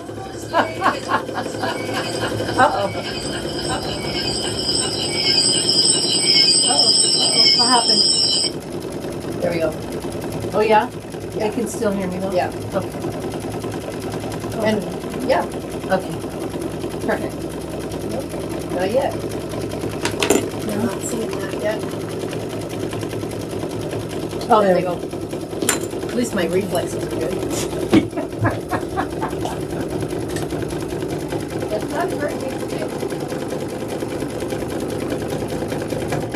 Yeah, I just love this pumpkin. Pretty, pretty, pretty, pretty, pretty.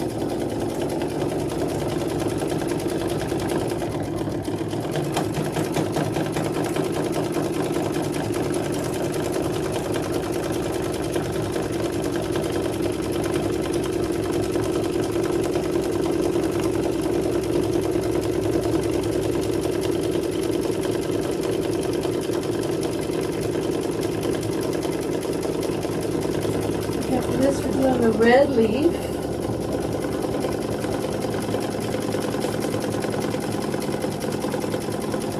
This material here.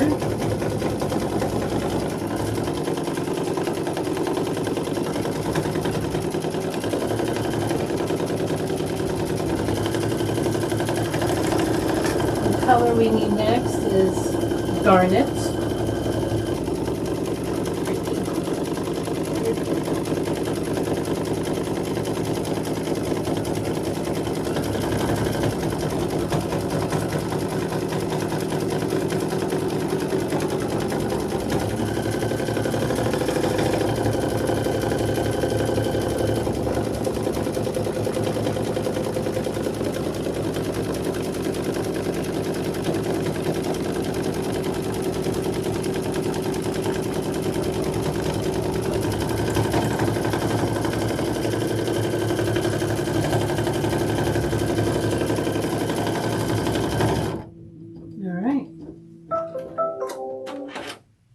We're going to change to our garnet.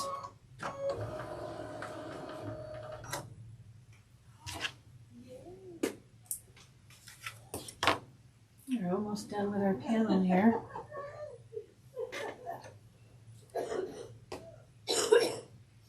Goodness. Beautiful. Whatever, yes. Beautiful. What is, oh, look at that. White.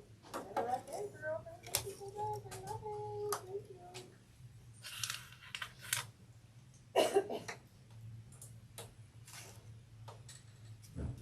Okay, now, see, I was talking smack, and now, there we go. Well, what happened? Oh, did it thread it? No.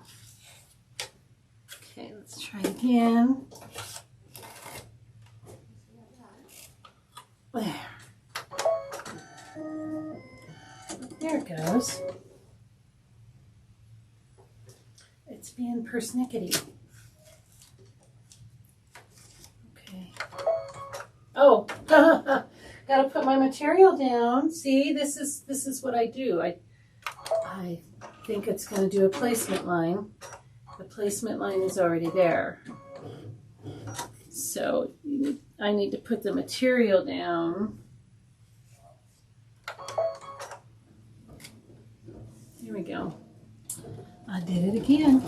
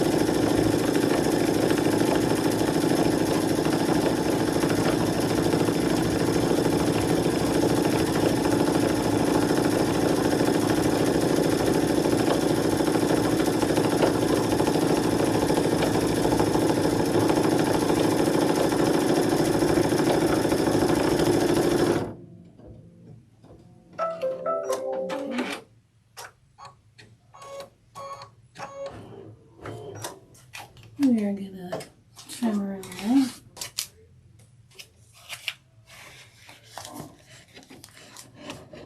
Move the camera over here.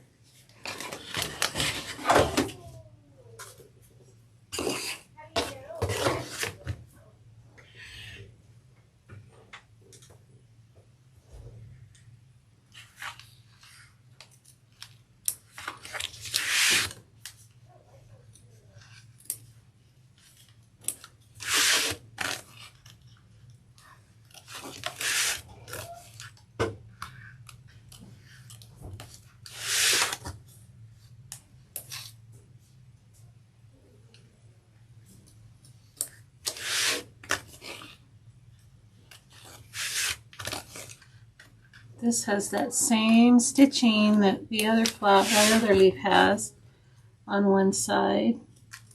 It's some mylar. I can't say that word.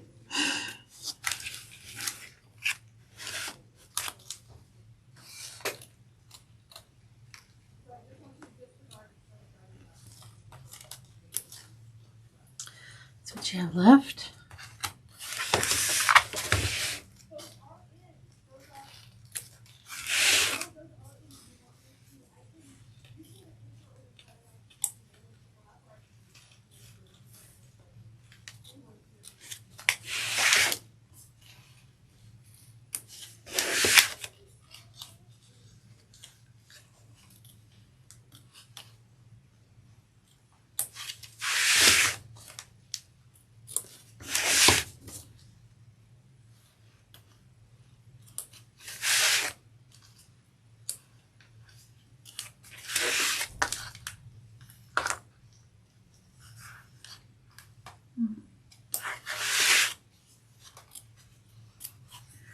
Okay. Ooh. Where is that?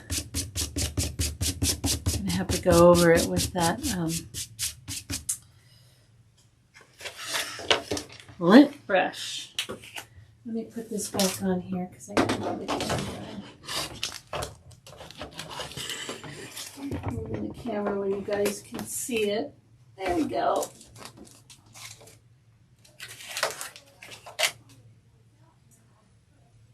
Okay.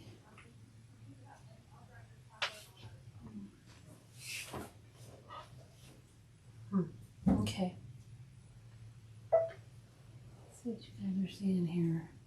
Okay, we still have our garnet in, and it's going to do our little satin stitch around the leaf.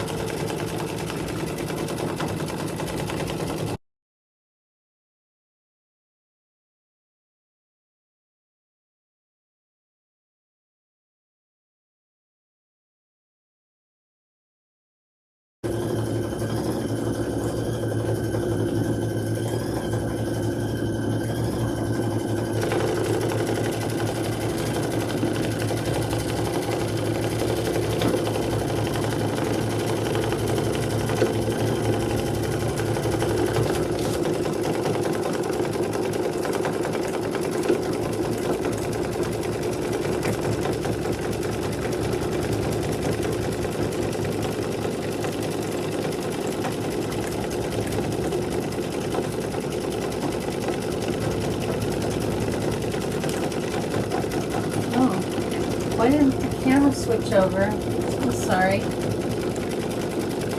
don't know why I have such difficulty. Got it. Switching the camera. Sorry about that.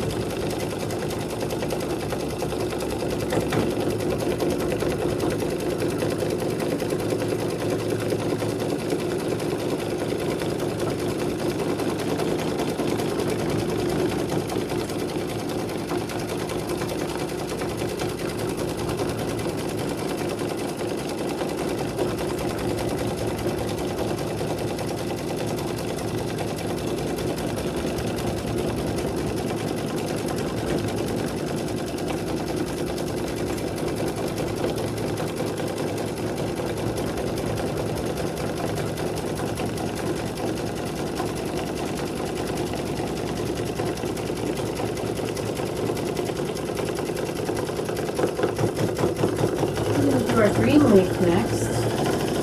Get our green ready to go. We're going to change to sage. This is called sage.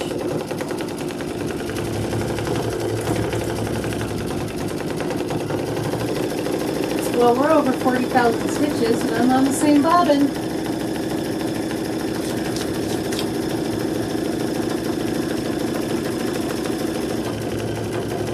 Good.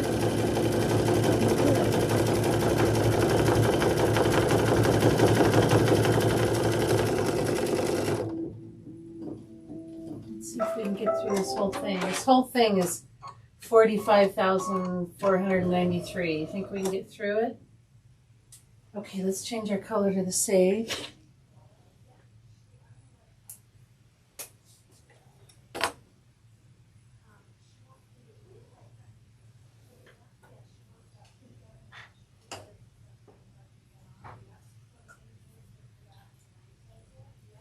This is glide sage.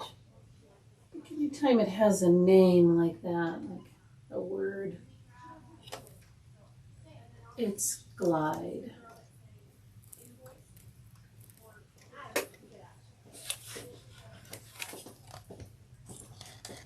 Janine. One more thing. Okay, hold on. There we go, I found it. Are you reaching that basket and see if there's a clapper in there? Yeah. It's just I just don't want to Yes. go 2 for 2. Thank you. You're welcome. Okay. Got our sage loaded. Got to put our material down. It's so counterintuitive to what I'm used to doing. Okay.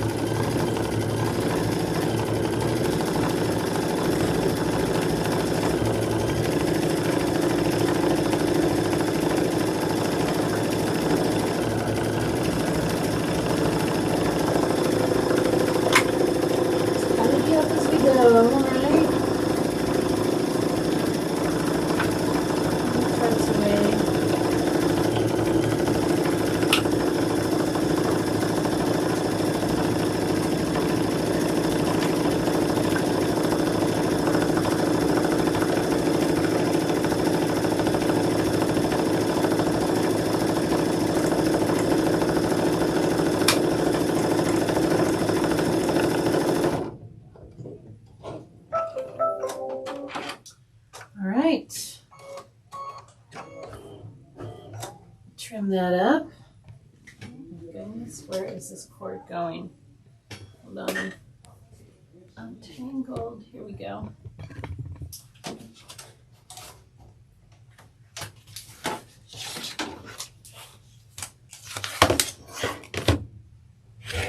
Okay.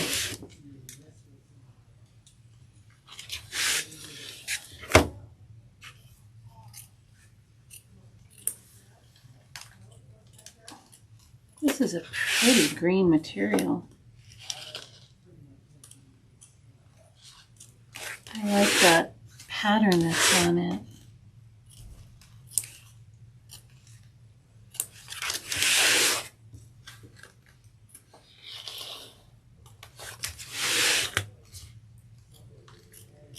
I just love fabric.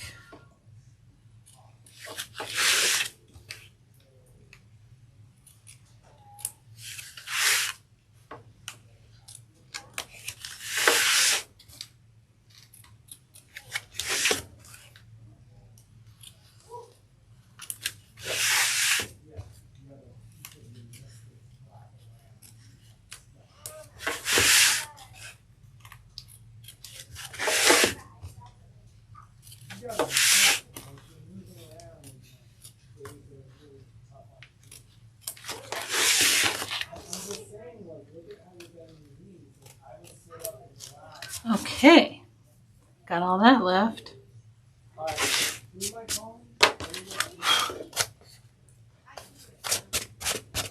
right, let's go back over to the machine.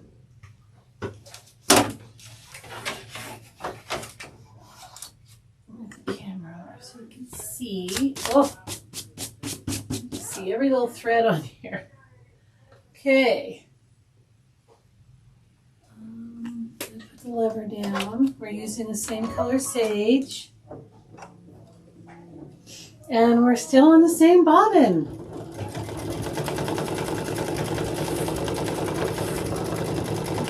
$42,000 and we're on the same bobbin.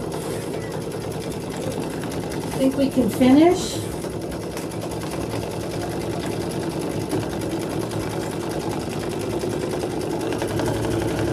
I'll get one ready just in case here.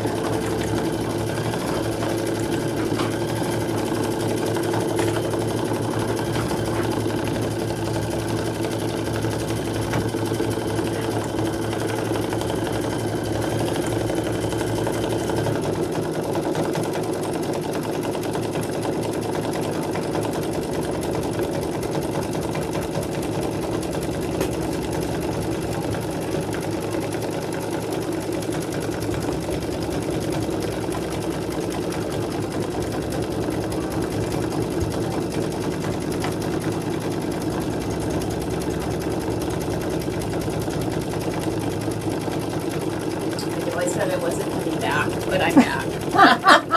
You have that little basket No more there? soup for you. No, yes. The little basket there, yeah, that has the clips in it. Thank you very much. Whoops. Bumped the camera, sorry.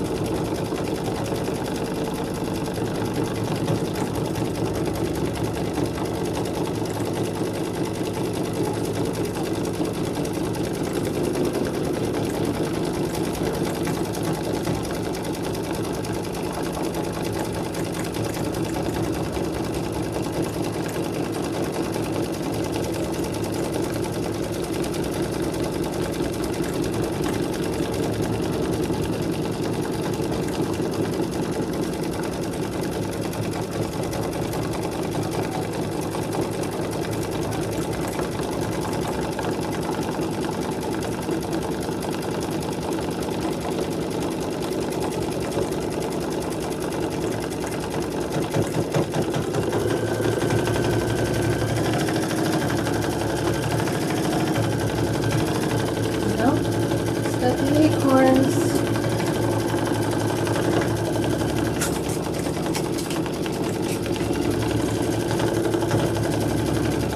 For the acorns, we're going to use pearl.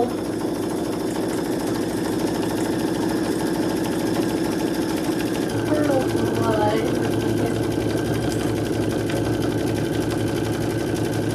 Piece of material ready here.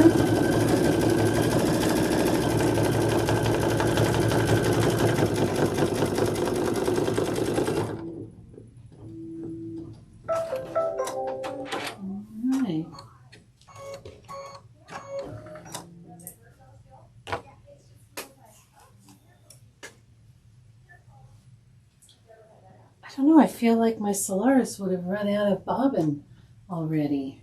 I wonder if there's a wonder if they would use bobbins at different rates.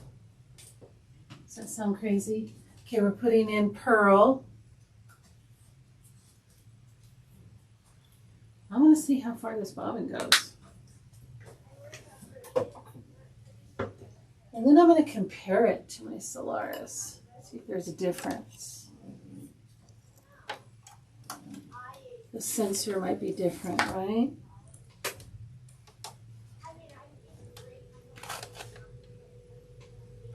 There we go.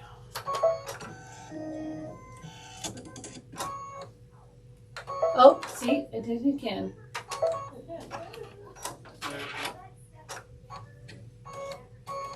And then put the material down.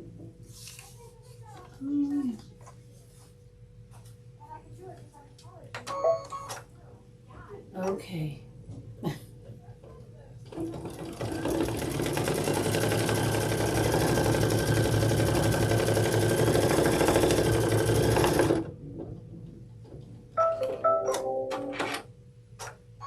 Okay.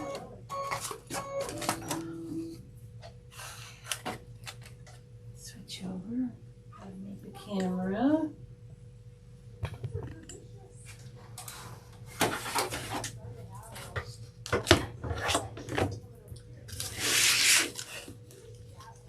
We are almost done with this.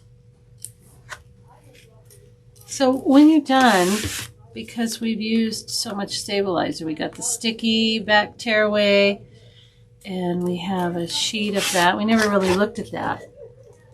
So that's what that looks like underneath there. So it looks like the stitch caught it all the way around, so that's good.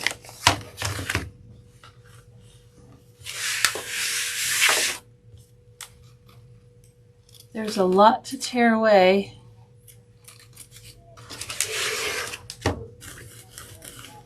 And if that's not your jam, because I totally get it, because, you know, it takes me a little while to tear it all away. Then you don't have to use so much stabilizer. Just know you might get some puckers, but I think most puckers can be ironed out. Although the first one I did was just hideous. I mean, I just threw it away, and oh, it made me so sad to throw all that material and thread away, because I was almost done with Thanksgiving. The words. Wow, a terrible job on this. Okay, that's good. I'm really bad about just a little bit more, little bit here.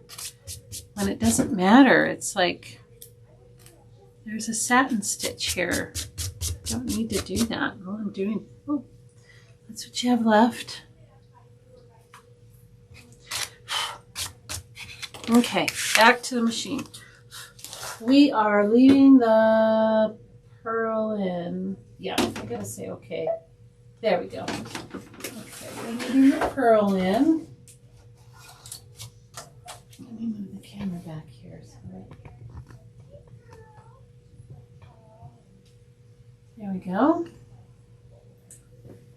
Do a little satin stitch around there. We just got a few more, couple thousand stitches.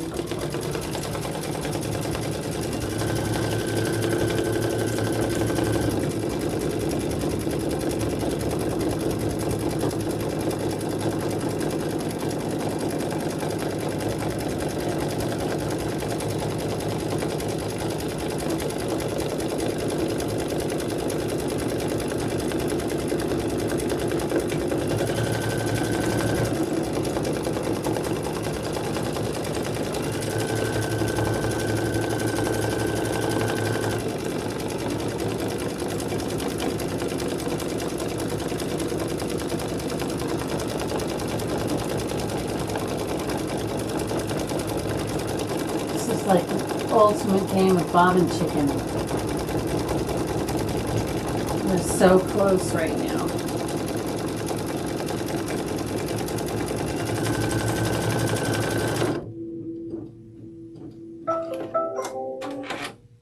Okay, we are going to change to the oyster again. We're going to change to this lighter brown, the oyster.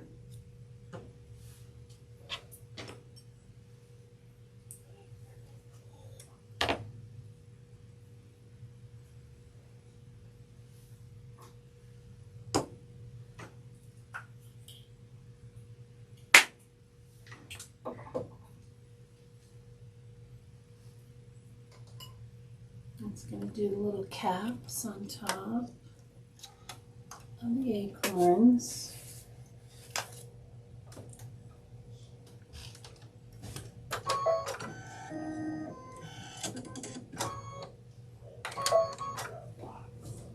There we go.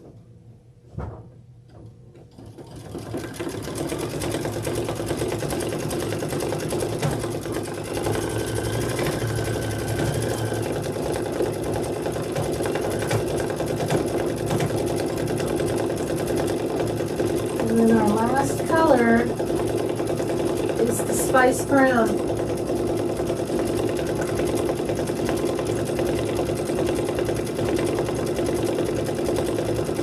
It just does a little detail on the caps of the acorns.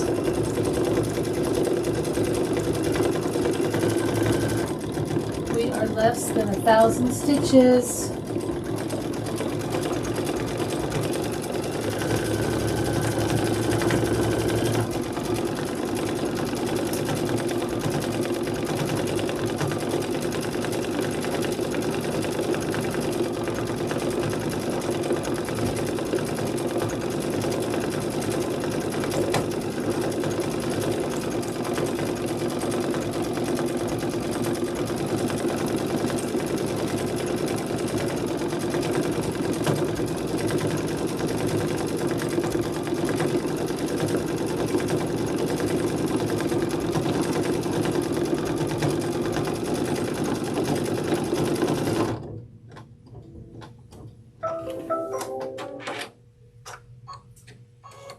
Okay, let's change to the spice brown.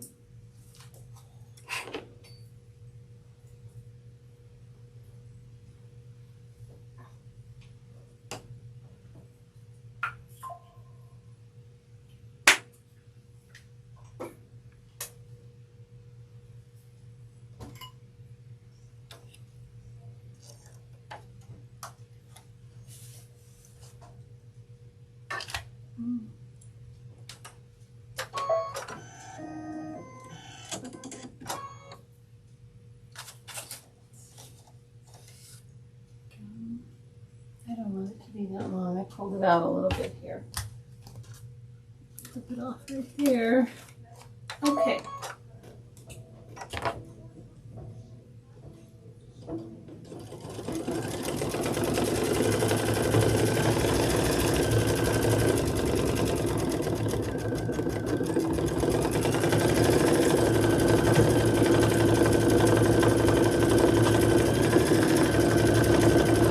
I think we're gonna make it.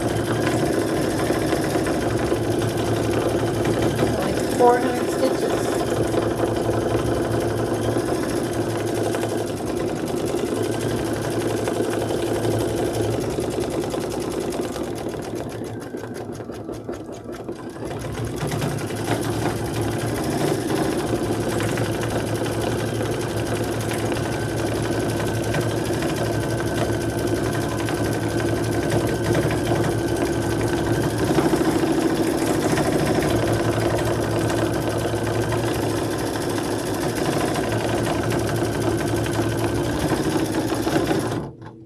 Well, we made it.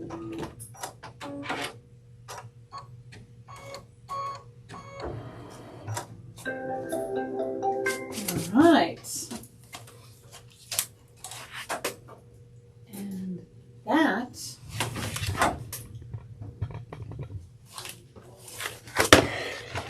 okay. So before we you know, we can just kind of maybe break some stitches underneath here.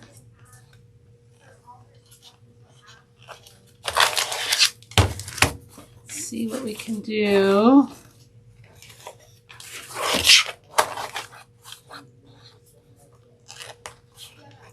Just break like every third or fourth stitch, and everything should come out pretty easy.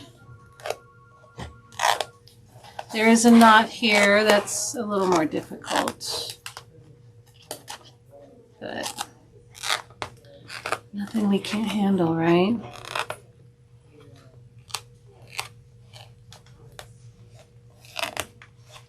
Okay, let's see. Let's see if that's enough.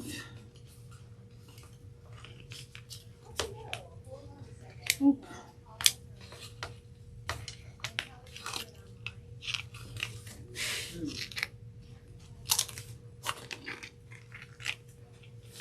Yeah, that's where that knot is. Okay. It's not.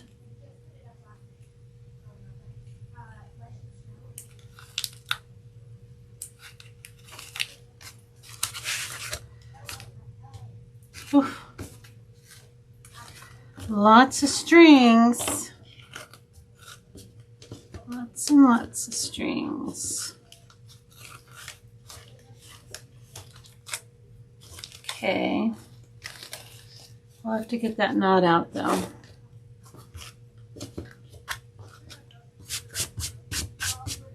Okay.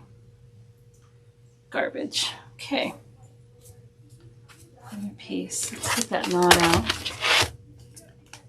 This side. There. Got it. Okay. So now I'm going to take it out of here, and I'm not going to pick this whole thing because we want to get started on the points. But, you know, this comes off pretty easy. It's just in the middle. Depends on how much you want to sit and tear out. You know, some of us with a little bit of OCD might want to really get in there and get all that out, and then this comes off pretty easy.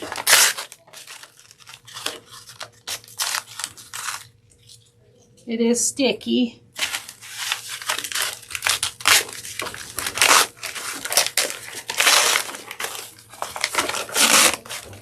But it's not too bad. So you get the big pieces off here.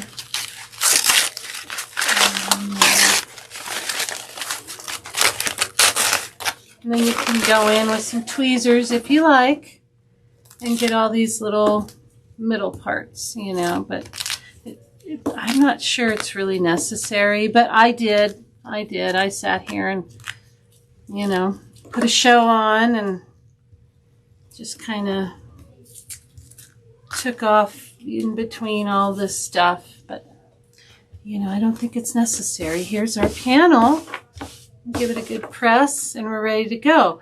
So it does tell you, let's read the directions on how we're going to deal with this panel. Because cutting this panel is different from cutting for the wall hanging. Let's see. Let's see, we're still on this side. Okay. So embroider 2 panels. Okay. Turn the embroiderer. Okay. Okay.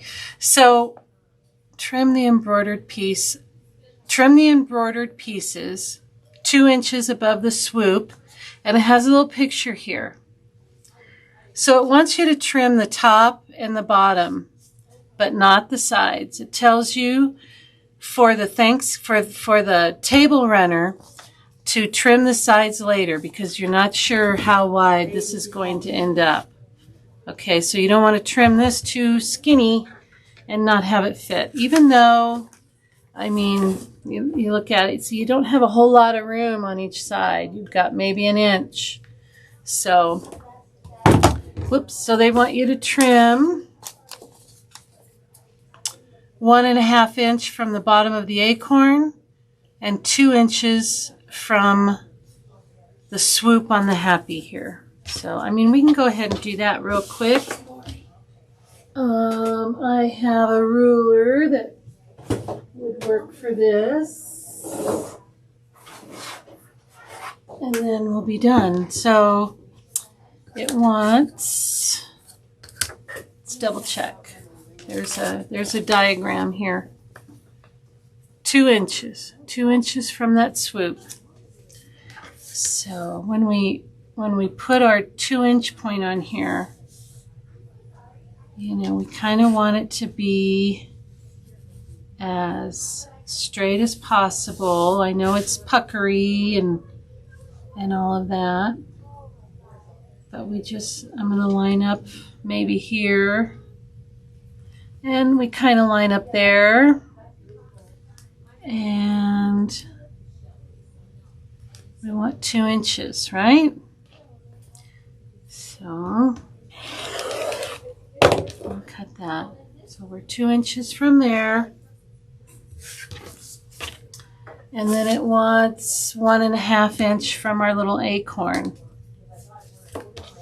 The bottom of the bottom of the lowest hanging acorn here.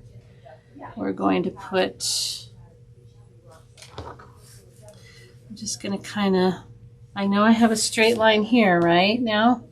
Kind of. Okay.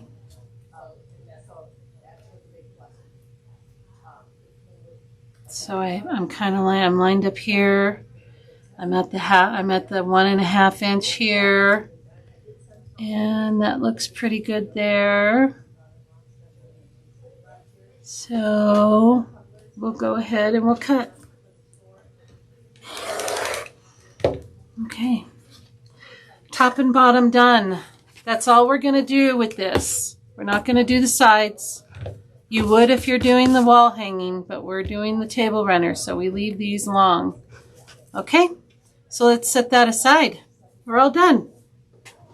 For now, we need to change our machine over to sewing. Okay. Yeah, the back didn't look so bad, huh? That Avenir has a nice tension. Look at that. Look at the tension on that. It's nice. Did a great job. Like I said, you can go in here. There are 2 layers. You know, you could take just the top layer off and leave the sticky one. However you want to do. Top layer off comes off pretty easy. You know, I just took a bunch off. So it's up to you. I will probably go through here later, you know, when I'm doing my second one, because we're going to do that one at home, and I'll probably go through and get as much of that out as I can. That's just me, though. I don't think you really need to do that. Okay, let's change our machine over. How many stitches? Well, we got through it, and I still have a bobbin in there. And so that was 45,493. It lasted that long. But let's look at the bobbin. I think it's probably, I don't think I'm going to go much further. Because, you know, it is a pre-wound. Oh, that's all I have left. That little tiny, tiny, tiny bit. I think it would have quit at any time. Don't you? That's like nothing's left on there. Can't even hardly see anything. So I'm putting in a new bobbin. And yes, I am going to piece with let's maybe over to the machine. I'm going to piece with a pre-wound. You can wind a bobbin if you'd like. I think I will piece with the pearl. Just a neutral color. This one. I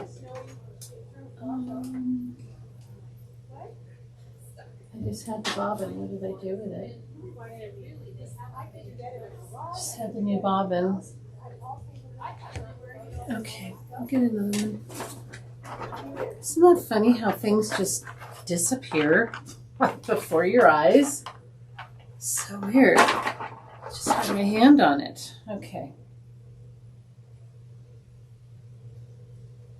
All right. We're going to switch this over to sewing.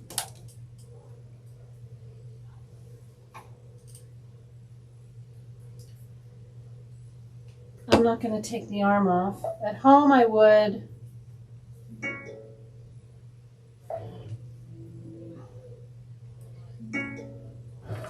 But here I will not. But I am going to change the foot.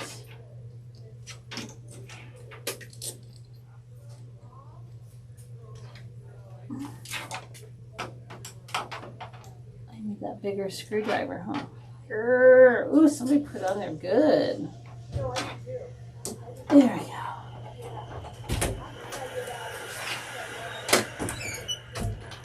Do you have a 1/4" foot for this?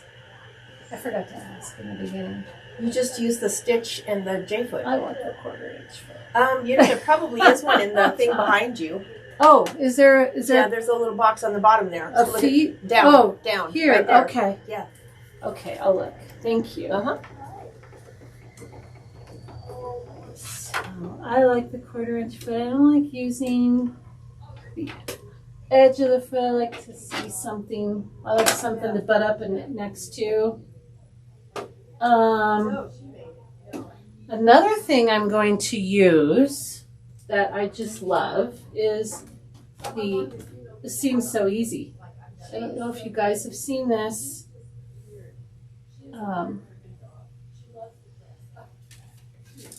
But this is, I love this, and it really helps me with my 1/4". I need all the help I can get. So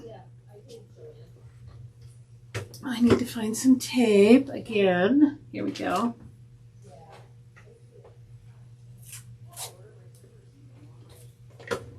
And I'm going to tape this down. I'm going to make sure that these 3 lines are lined up.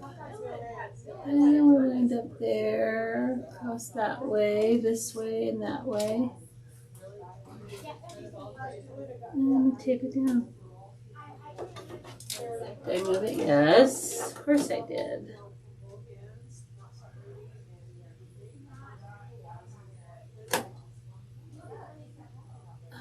Okay, it's hard to do when I'm not like, okay, hopefully that's straight. Okay. Put a few things of tape down here. I don't know if any of you guys use this. This is called a Seams So Easy. Seams is spelled S-E-A-M-S.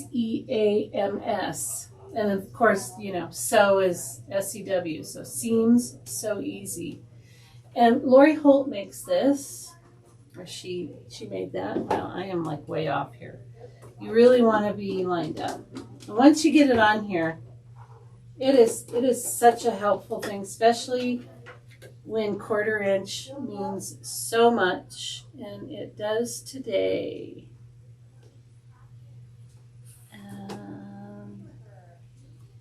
I'm gonna,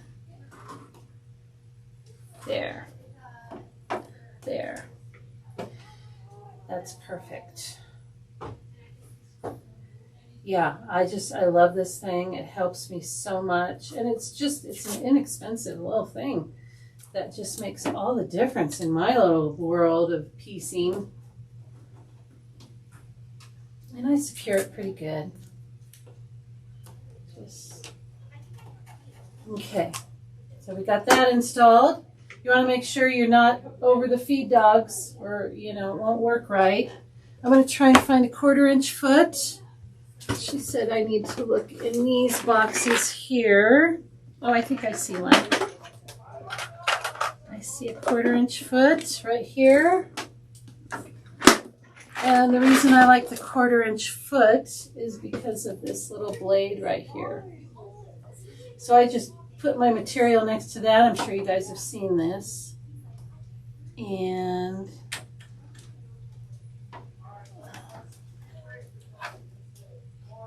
so between this and this, I do pretty well. Okay, we got to make sure we're on stitch 1-04 so that we're in the middle, because this is it's just got a little hole there. So if you're on any other stitch, it's going to go down and hit the foot, and that's going to make you sad. I don't want to be sad. What we got here?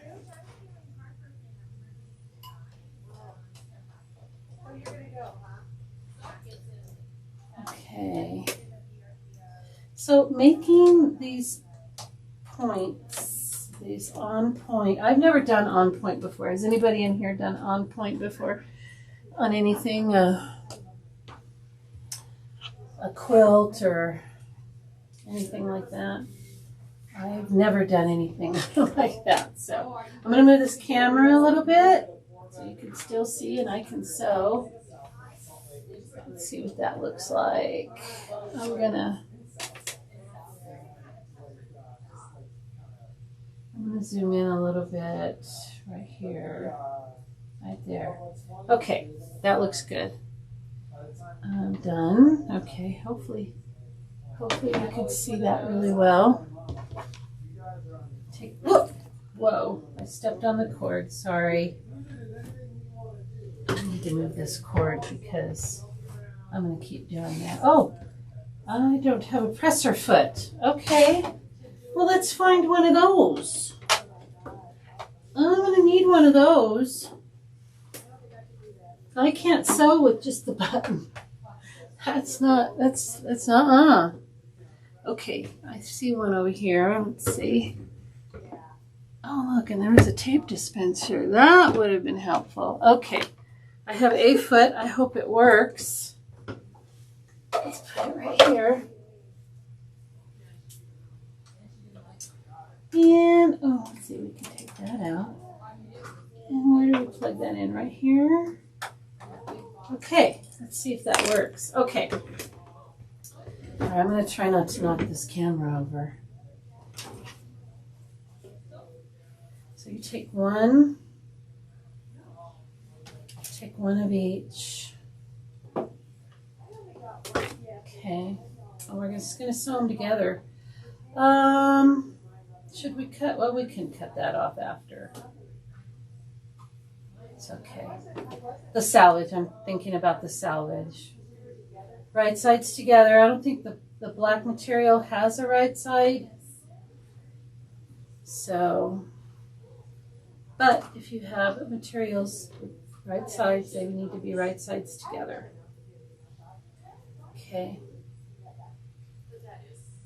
I'm going to thread my machine. That's probably, did I? I thought I did. I did. Didn't I? Oh. Thread my machine. There we go. Now I'm ready. Okay. So we're going to line that. We're going to butt that up next to that. Okay, so I'm going to try.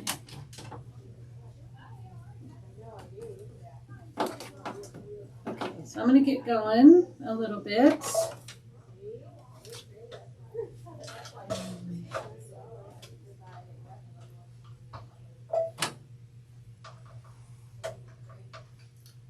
Oh, there we go.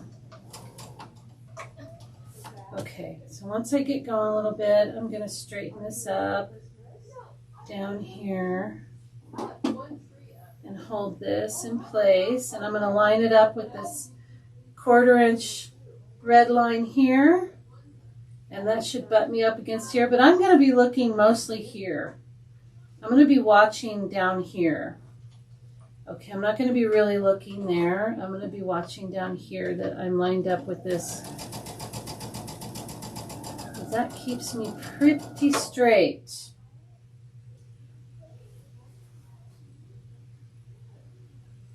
Just kind of line it up. up again.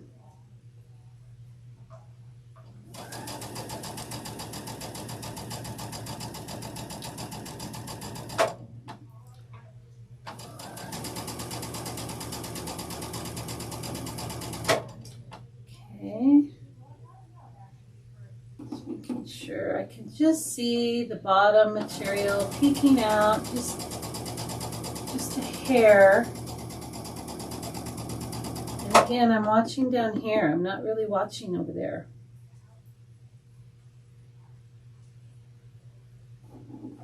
Can you guys see okay? Yeah.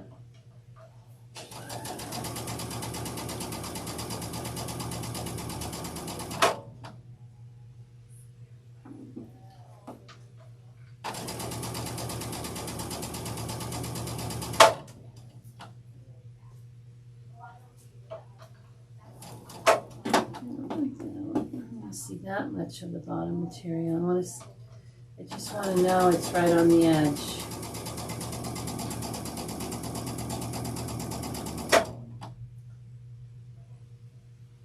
We should have our iron going. Should have turned that on. So get your iron going.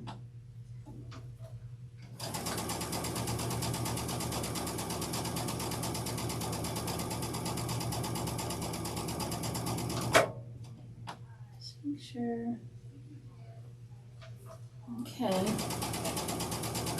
Now I iron in between. I know, you know, some people don't, but I do. I will iron this flat before I add another piece. Okay, so let's go over to the iron. Oh, Perfect timing. You can hand me the put box. Oh. I need. Yep, that's the right one. Okay. Maybe over here. Did you find your 1/4 inch foot? There's one I here. sure did. Thank you. And we're going to get our iron going. So, okay, so let's talk about pressing this and which way to press this, because when we start sewing our points together, we want nesting seams. And I'll show you what that means. But we're going to, if it says press to the dark side, press to the light side. If it says press to the light side, you want the light side up. If it says press to the dark side, you want the dark side up because you're going to flip it this way. Okay, so we are going to press all of these strips as it grows to the printed side, to this side. Okay, we want all of our seams going that way. Okay, and as soon as that iron heats up, can you guys see okay? Yeah. We are going to, I should have had it heating up. It's almost there. I don't use steam when I iron.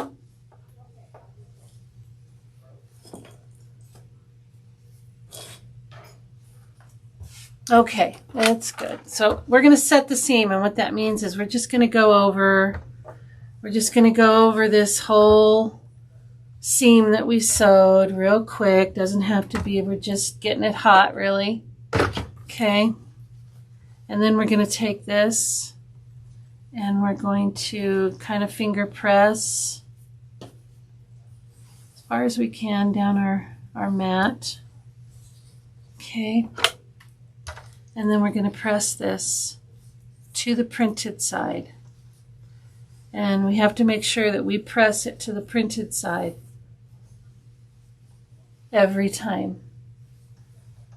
And then in the end, our seams will nest, and I'll show you what that means. I'm sure most of you know, but we might have some newbies. You never know. We might have some, and you know, by no means am I any kind of quilter in any sense of the word. I watch a lot of YouTube. I watch a lot of people. I take what I think, is the best part of what they're doing, and I apply it as best as I can. So if I'm teaching you anything, it's going to be my bad habits, whatever my bad habits are. So now we have this, okay? So now we need a black strip. Strips are over here. So then we're going to take a black strip and we're going to put it on our flowery strip. And we're going to go, I don't pin these. I don't feel the need to pin them. If you do, pin. By all means, pin, pin, pin. We're going to be doing a lot of pinning when it comes to the points. Let's go back to the machine.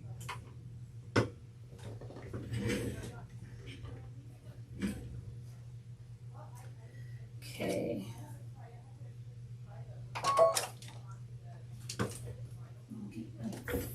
Where I need to be. Again, I'm watching down here.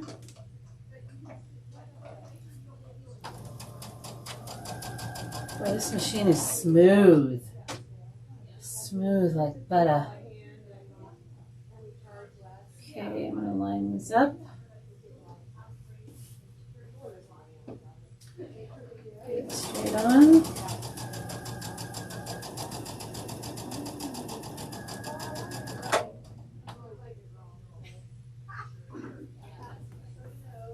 Okay.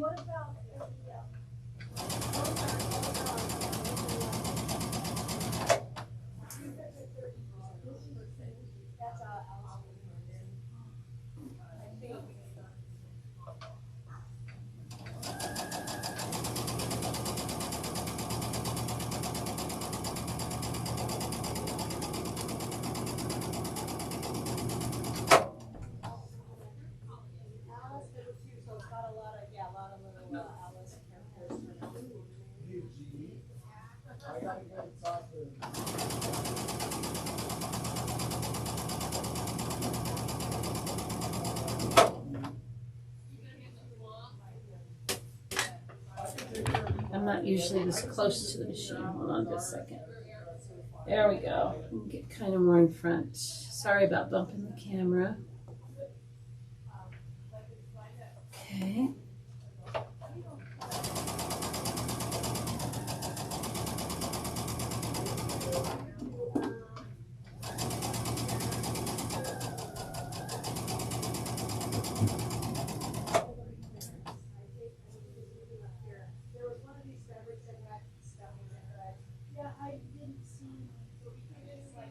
Okay.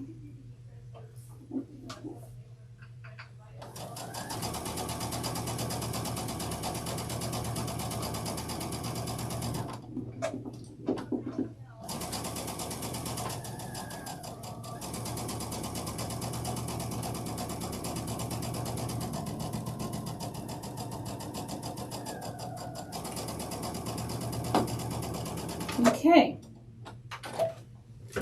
How we doing? Any questions? Okay, go back over to the iron. Now we want, whoops, I got a mess going on here. We want to iron to the printed, so we want the printed facing up. We're going to set our seam.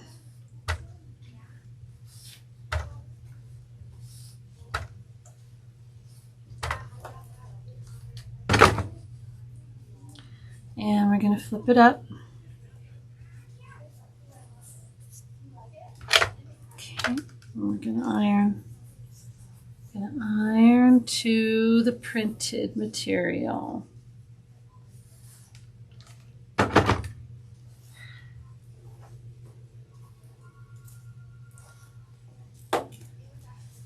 Now I would, any kind of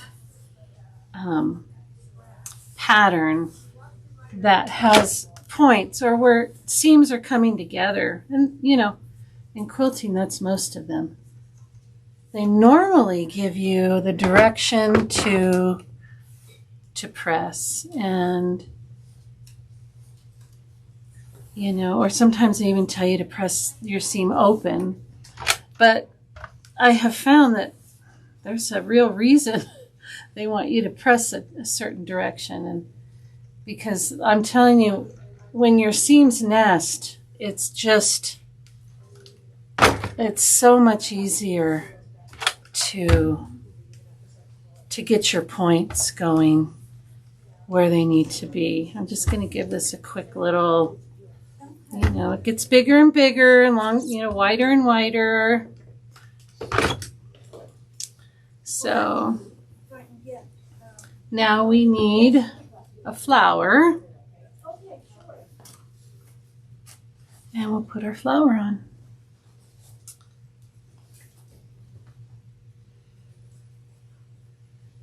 So I'm going to want to do it from this side because I want the material on my left at the machine. So I want to do it from, so I just want to make sure the material's on my left. If I'm looking at it, I want it to be on the left, the bulk of it, because it's going to get bigger and bigger and a little harder to manage. Let's go back over here.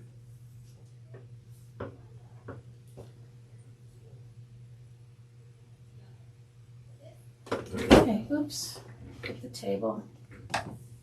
Okay. Okay. So now we have the flower on top. It's a little easier to see the black material.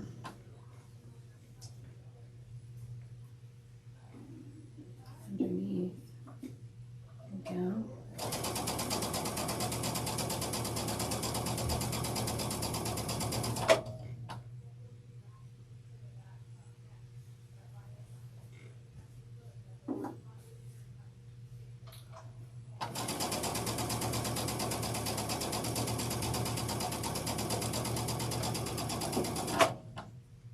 It's a little different when you're not directly in front of the... My machine at home sits a little higher too.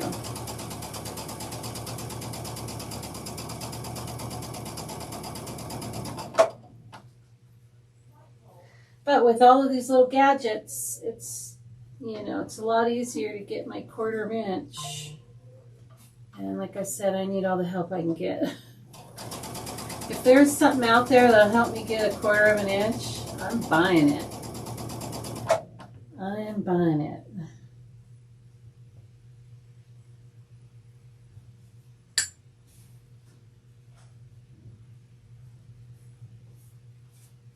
I mean, I could be using the laser on top of this, right? Could be putting the laser on.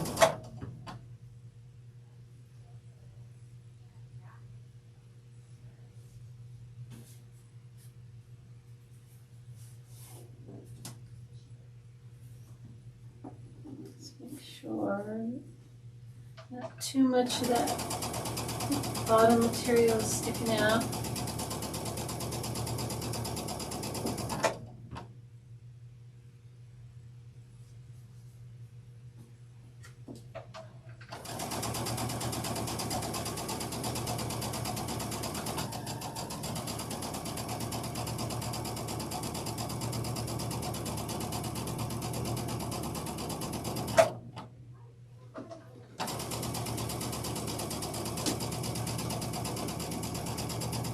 Okay.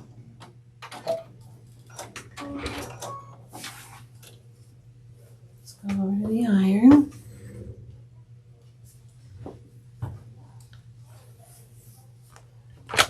Let's set our seam.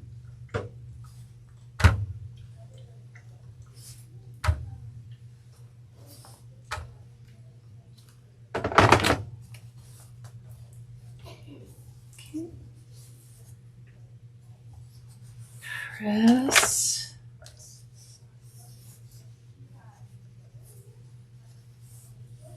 Press to the print.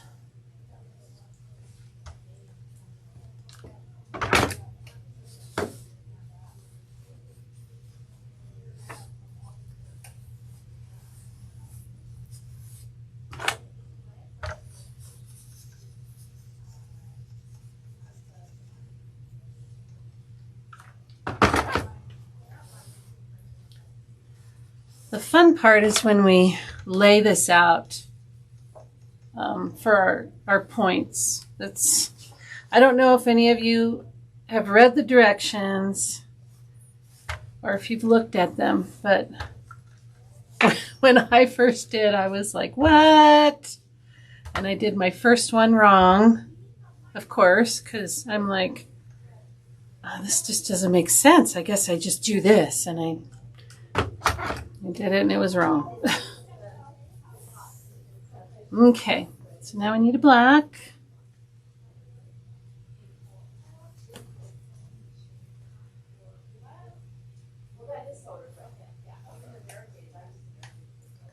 Again, I want the bulk of the material on my left and I put them together, so. Okay, we can go back over to machine. This is kind of the mundane part, but there's not too many to put together. Just gonna get it started and then I'll straighten everything out. Always have my needle down button on, whatever keeps my needle down and my foot raising a little bit. I really like that feature. That helps me a lot too.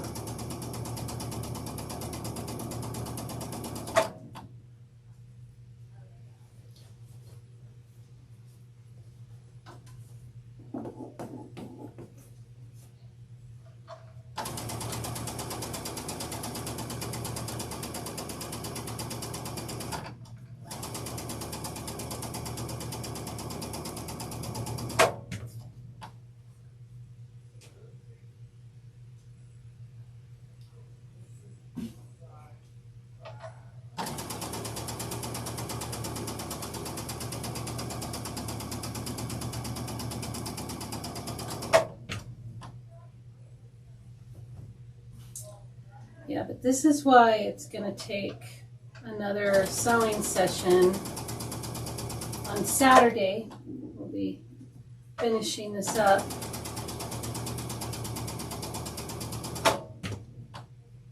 And if you're sewing along, you will get your second panel ready and embroidered. And we'll put it all together. Together.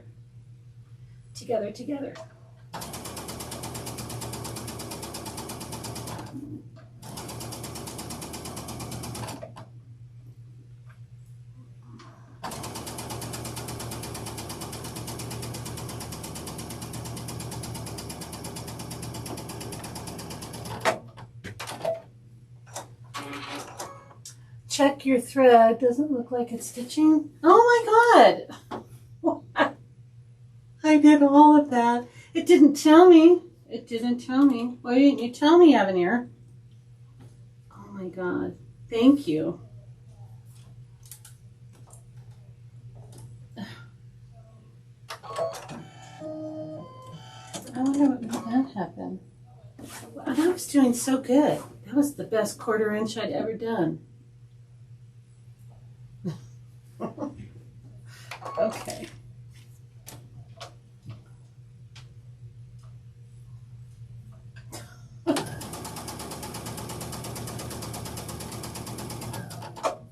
And it's still not. Okay. So we've got a problem up here. I did that. So it's either a bobbin problem or a thread problem. Let's see what we got here. We'll rethread and I'll have to do the bobbin. The only downside of this seems so easy is that if you have to get to the bobbin, you've got to lift this up.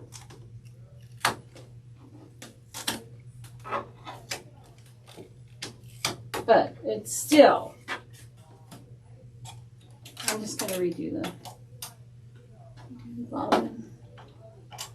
There we go. Okay, we'll put our Seam So Easy back on. It's easier when it has all the tape on it. Okay, again, you do not want to get it on your feed dogs.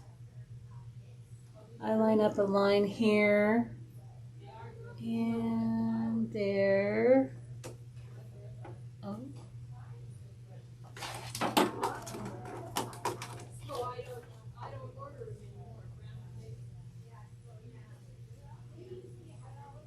Okay.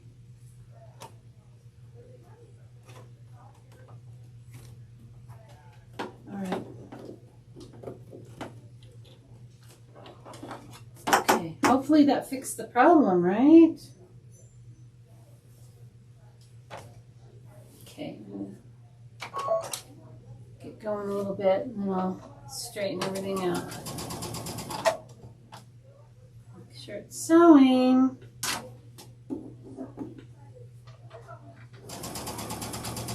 Yep, we're sewing now. We're back in business.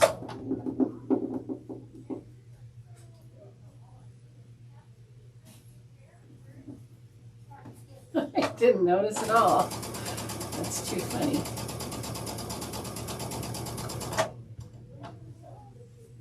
Do any of you guys use the Seam So Easy when you sew? Or do you guys have different machines for sewing than embroidery? Oh, come on now. What's going on?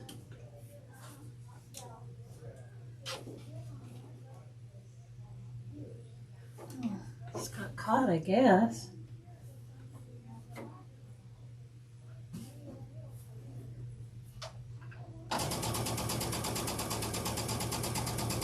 I don't have a designated machine. I mean, I have another machine I could set up, and I should, and I want to, and that would be very, very nice if I could sew while I'm embroidering. Wow. What a concept.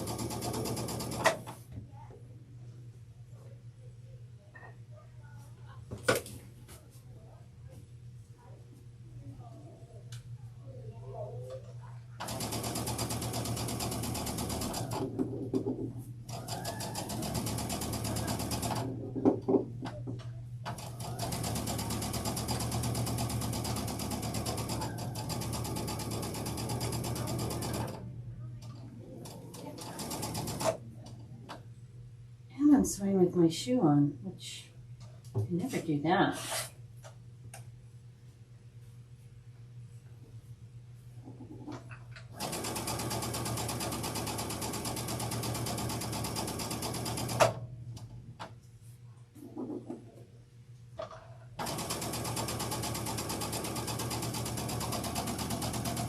What's the consensus? Shoe or no shoe? I'm a no shoe. I am strictly a no shoe.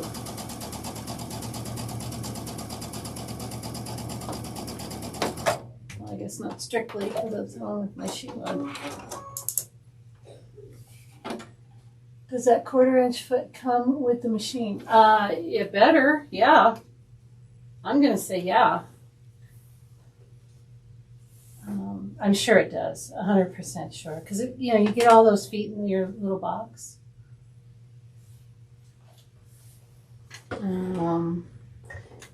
If you buy the machine, make sure it's in there. If it's not in there, then say, I'm not going to buy this expensive machine if you don't throw in a 1/4" foot. And they will. They will.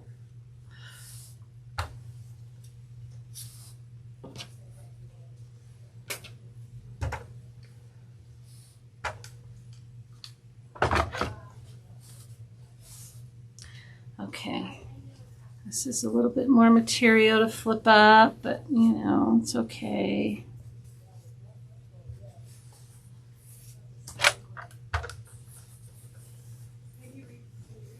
I've only made a few quilts in my life.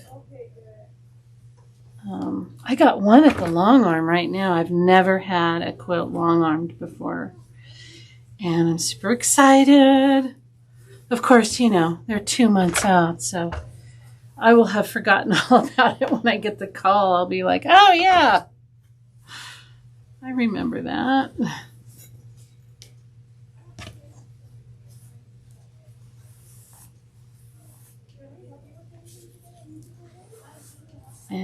But I'm excited. I can't wait to get that quilt back. Oh my gosh.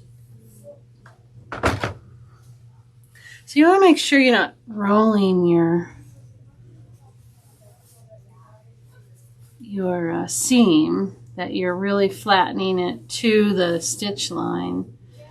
Because I do that. I have a tendency to get a little,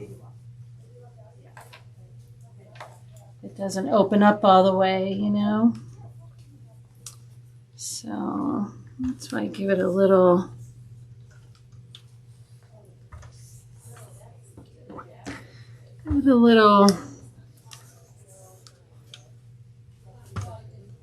at the end, just a little extra. I was going to say a little "How's your father?" What movie's that from? Oh, what are you saying? No, that's me.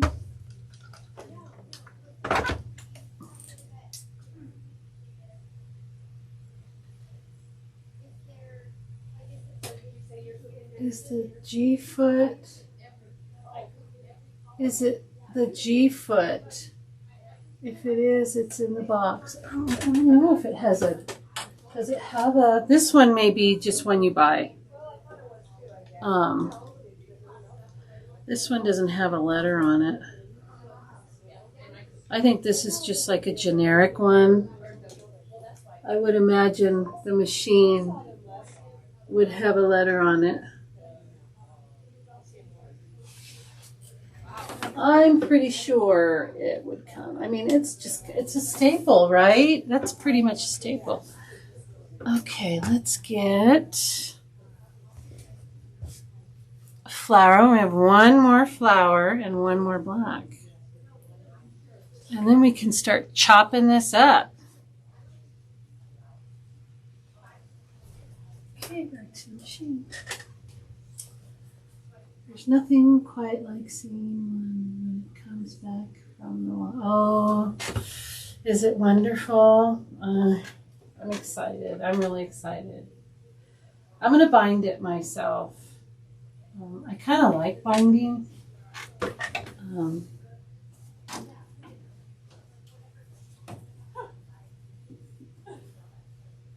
I machine bind, though. I don't hand bind.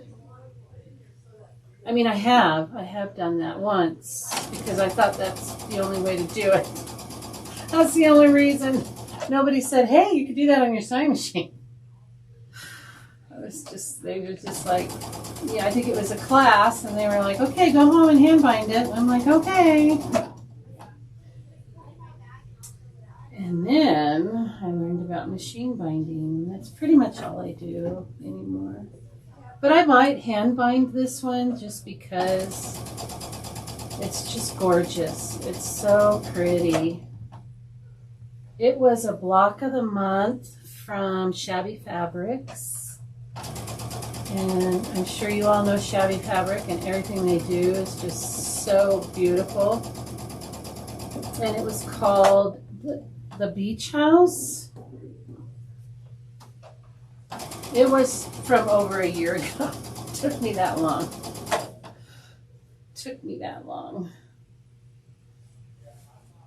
But I have the binding all ready to go. It's all like cut and sewn together and spooled up on a little binder keeper thing.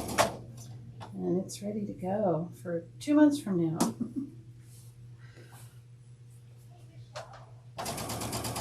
It's almost like you don't mind that it takes that long because you're like, phew, I don't need to bind it for 2 months. I have 2 months. I don't have to do that.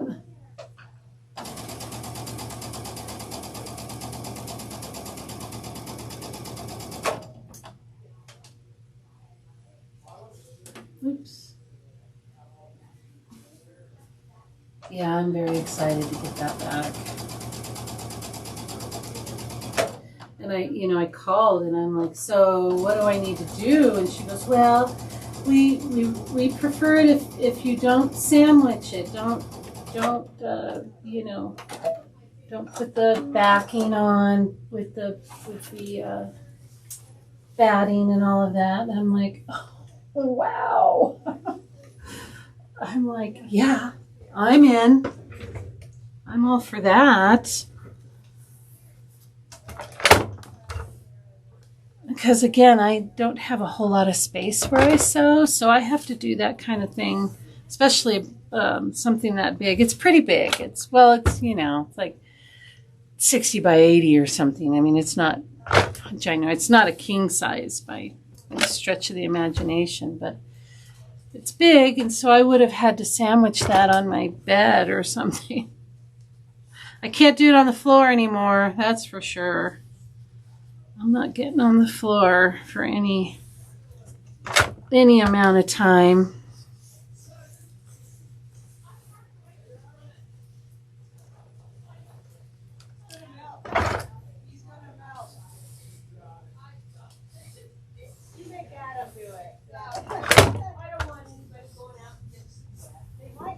Is it still raining? Oh my gosh. It must still be raining. Talking about going out and getting wet. Oh my goodness. Yeah, we're just not used to that here in the high desert. It's the high desert. Hello.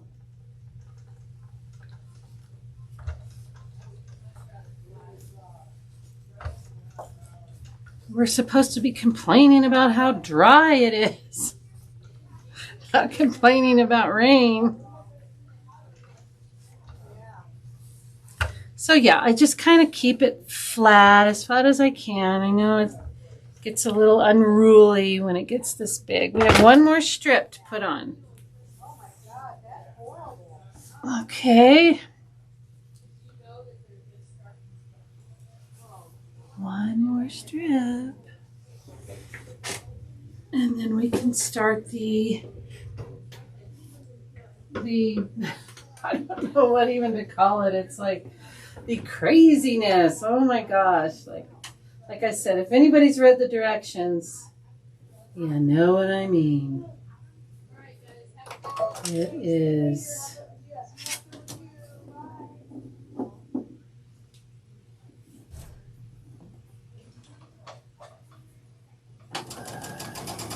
special. And I'm not measuring by any means. Like, I'm trusting that I'm getting pretty close to a 1/4 of an inch.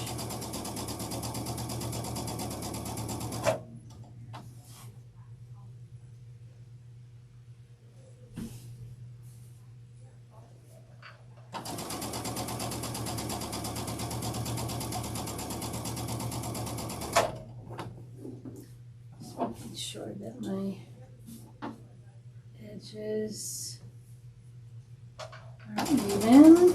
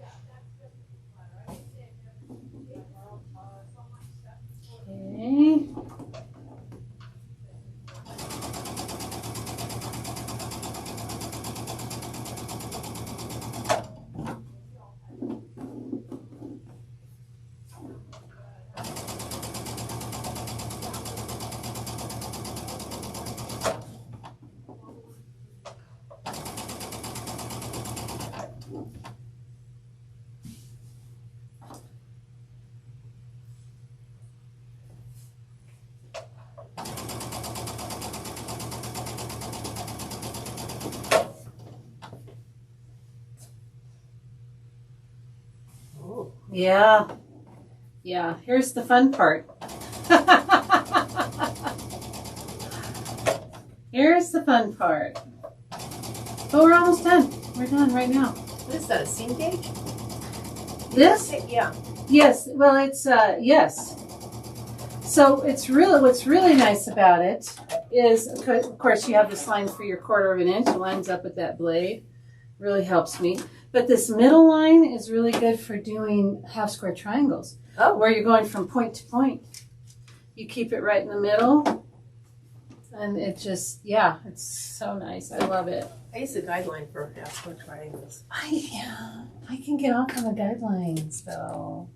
Do you want me to put this somewhere? Yeah, I'm not sure yet. Oh. Let's just leave them right here for now. Okay. I'll figure out after you're done where. Okay. All right. Let's go. Oh, you know what? You guys didn't even see that. It's starting to snow Where? in Minden. Oh. Minden. That's like No. that's like close. That's the other direction from you. Minden, Ohio, right? Yeah. That's what you're talking about, right, Joanne? Minden, Ohio.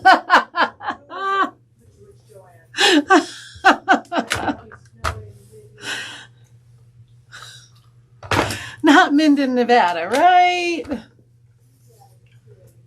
Ugh.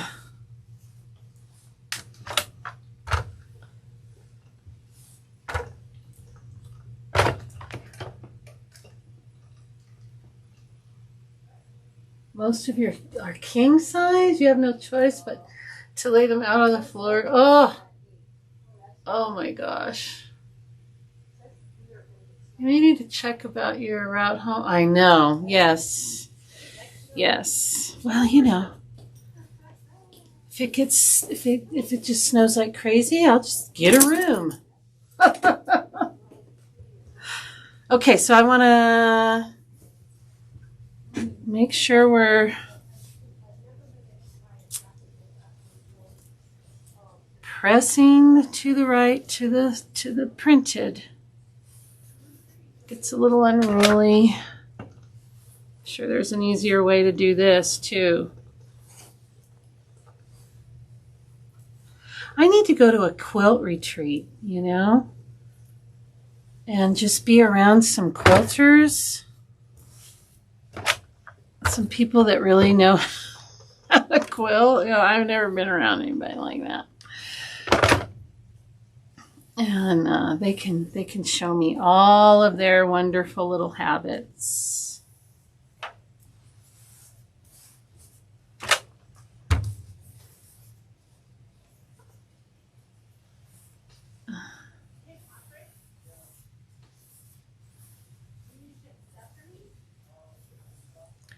But I try to get my seam as flat as I can.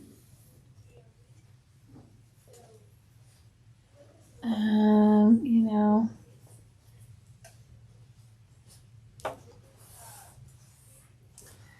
I want to, it's probably really frustrating watching me fight with this material. What? I'm going to win though. I'm going to win this fight.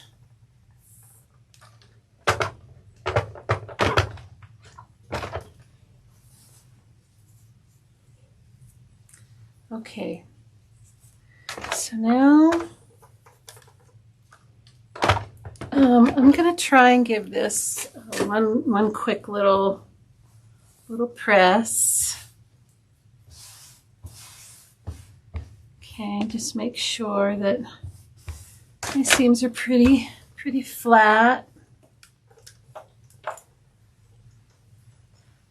Could use your clappers here also. And then I just have this little wool mat, so I can only do a little bit at a time, but we're looking pretty good, huh? This doesn't look so bad.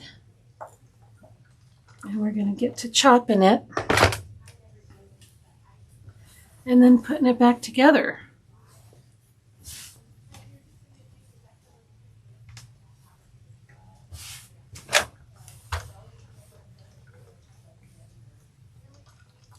Time is it? Ooh, 2 o'clock. Okay, we're good.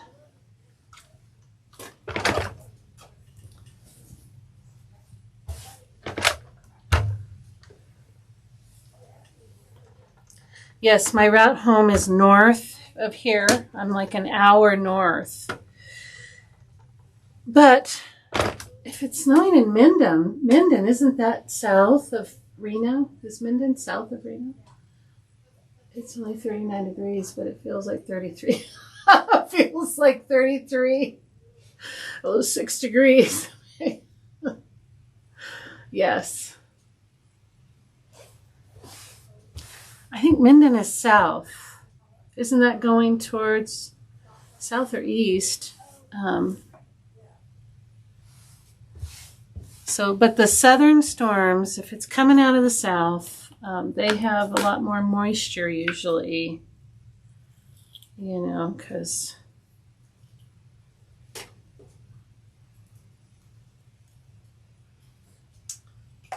okay. All right, so now we're gonna cut this. So let's see what our directions say. So it wants us, so we did this part, we pressed towards the print on all of them. So if we look underneath here, see how all the seams are going towards, so they should nest really nice when we go to piece. Hopefully. We're going to cut 10. We need 10 strips from this of going this way. Okay. So let's get, and this is where it gets just a little bit crazy. But we'll do it. We'll be just fine. I got to make some room on the cutting mat. I'm going to have to stand up. We're done with our hoop for today.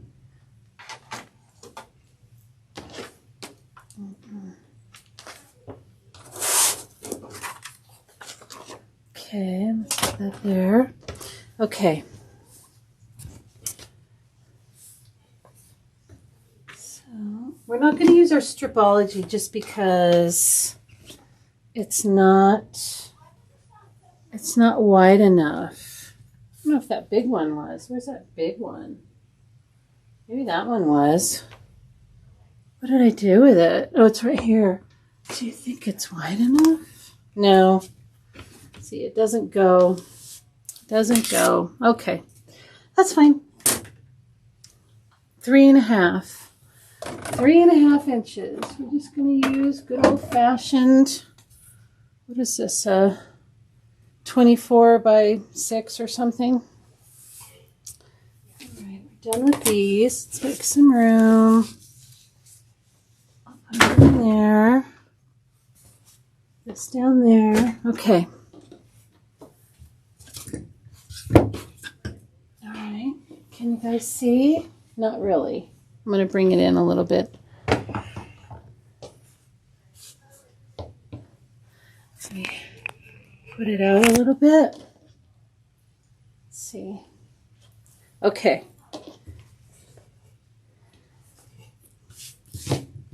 Oops, I need that. So first thing I'm going to do is make a straight line. So what I want to do is line this up with a line on my mat. Okay. Pretty good, even though I can't go the way. So, and I'm just going to cut off all of these salvages, and I'm going to line up a little, one of the little lines here, straight line here, and I have a straight line here. So I'm using the mat and the ruler. And let's see, I'm at 19. Let's just make it 19.5. It's 19.5. Okay. And that's what I'm going to cut off. Okay. Got a brand new blade. Oh, got a brand new blade. So, shouldn't take too much pressure. There we go. Okay, so I just cut off our salvages. Now I'm going to do 3.5, right? Let's look at our directions. I like to read the directions over and over. Because if I cut wrong. Okay. Diagram 2. Cut panel into 3.5-inch strips. 3.5-inch strips. Is that 3.5? Yeah. It looks like 3.25. No, because, okay. So I'm going to go this way. That's 3.5. I got a big line down the middle. So I got 1, 2, 3.5. 1. Wait. 1, 2, 3.5. So I need to line up with this. 2, 3. Okay. Just double checking. I don't use these rulers usually, so I'm just making sure. See, I don't think that is. I think that's 3.5 right there. I just want to make sure because this is a ruler I'm unfamiliar with. 1, 2, 3.5. That's 3.5. Okay. All right.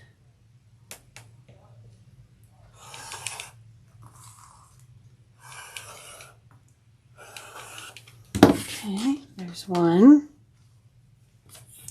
Once I get familiar with this ruler, it'll go a little faster. But, you know, measure 10 times, cut once.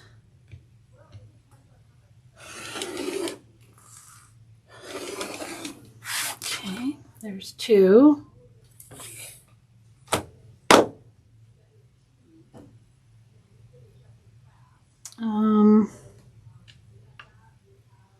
Here's 3. That white line just confuses me.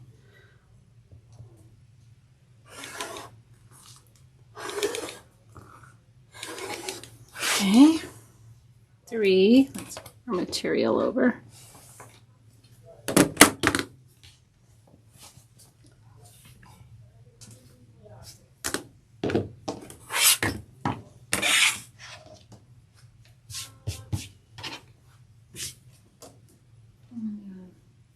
I find the creative grids hard to read. Yeah, is that what this is? Creative.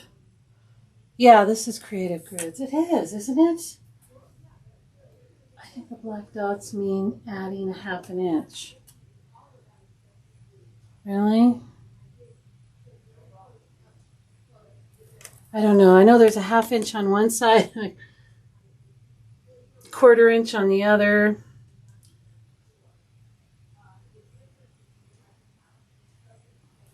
Oh, got a little bowed here. Okay, so 1, 2, 3.5, and then I'm gonna have to straighten it up on the other side. Turn it around here. I think I have a little bow here that I want to get rid of.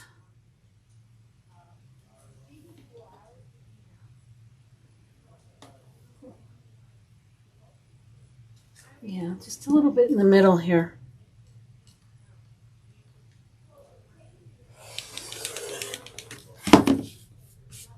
Just a sliver. Okay, hopefully we're straight now. 3.5.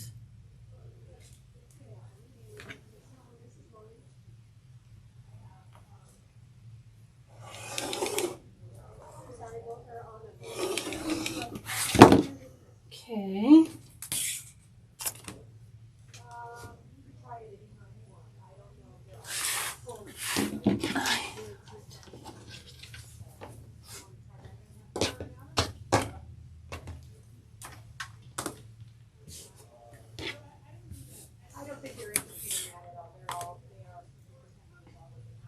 Okay.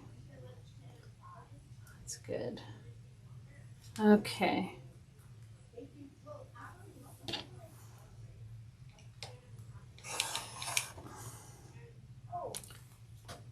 Moved it.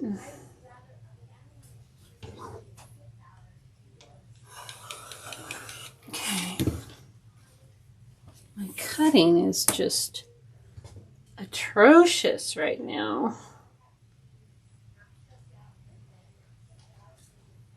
Okay.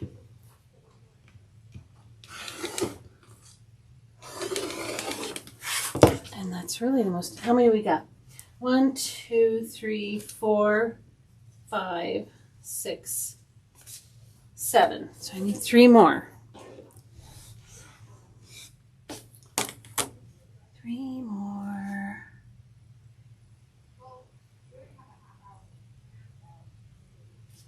Has anybody here made this already? With the on points? Or did you make it with just a panel in the middle?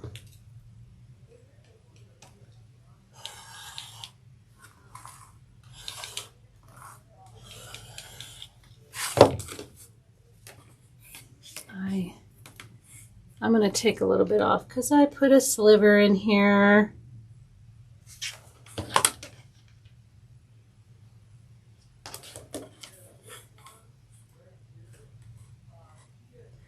Fifteen. I'm going to straighten that out.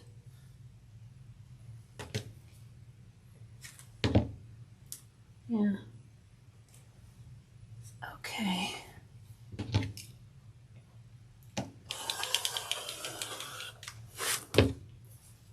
Okay. 3.5. 3.5. 3.5.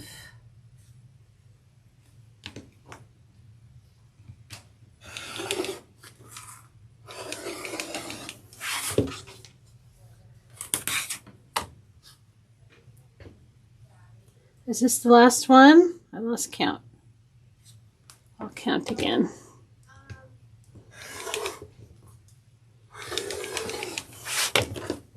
1, 2, 3, 4, 5, 6, 7, 8, 9, 10. We have 10. Okay, that's extra. Okay. All right, so here's where we're going to get our points. Let's read our directions. Oof, okay. We're on the last page. We are on page 10. And we're going to create our points.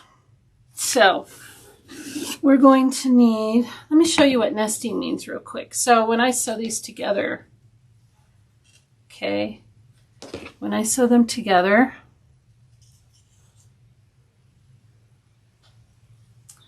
so where are you at?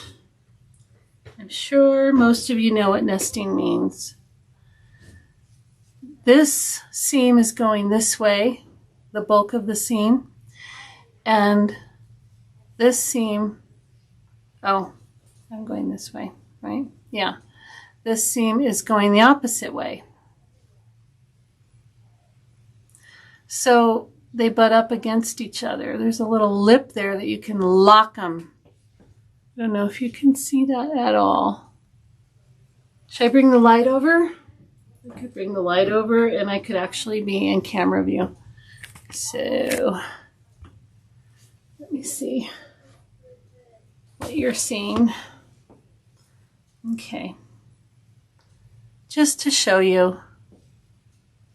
I don't know, it's really hard to see. But they're going in opposite directions. Okay. So when you put them together, they kind of lock. And you really can't move them. I mean, I still pin it. But let me see if you can't see that. Can you see that? That's really hard to see. Now the light's in the way. Well, you can see that this seam is going that way and this seam is going the opposite way. So when I lay them together, they just kind of kiss. And they stay there. I don't want oatmeal cookie.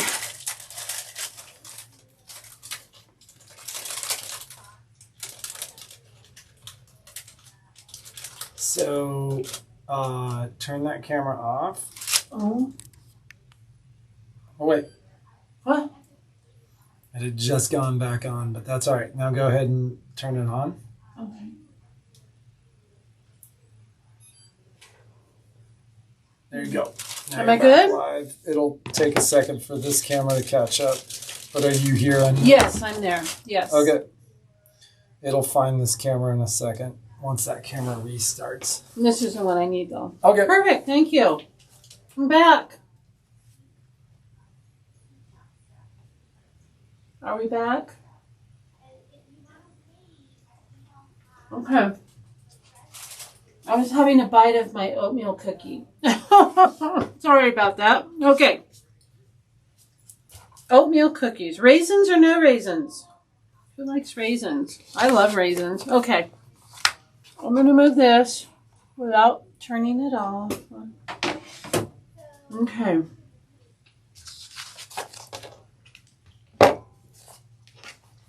I got to move this light. I'm going to move it over here. Okay.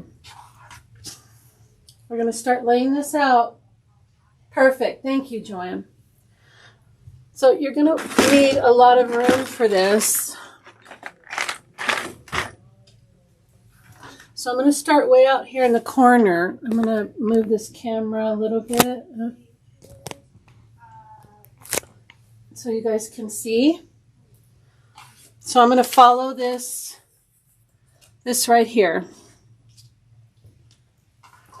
So I'm going to put it like over here. And let's see, I want you guys to be able to see that. Okay. So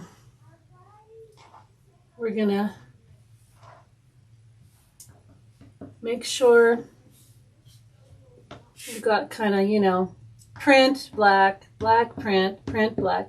So we're going to go off and on like that. I'm going to put these in my chair so I can grab them. Okay. Okay. Let's see, it's going to go off the table a little bit really fast. So I'm going to move it. I'm going to move it over here as much as I can. I'll move the camera so you guys can see as I go. Yeah, we're good there. So we're going to do this with 8 of them, 8 of these strips. Okay, just offsetting them by 1.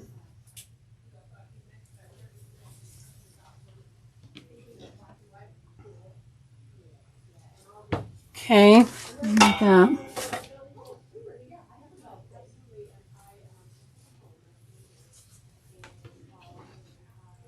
How many is that? That's 1, 2, 3, 4, 5, 6. I gotta do this 2 more times. I need this to be somewhere else. Okay. And this. Probably that. All right. 2 more times. You probably can't see. Let's move you down a little bit. Okay, I'm still just offsetting it by 1. And this will be 8. Okay. All right. So are we seeing that okay? Let's kind of scan. This is what we're looking at here. Okay, 8 strips laid out like so. Okay. All right. We have 2 more strips, right?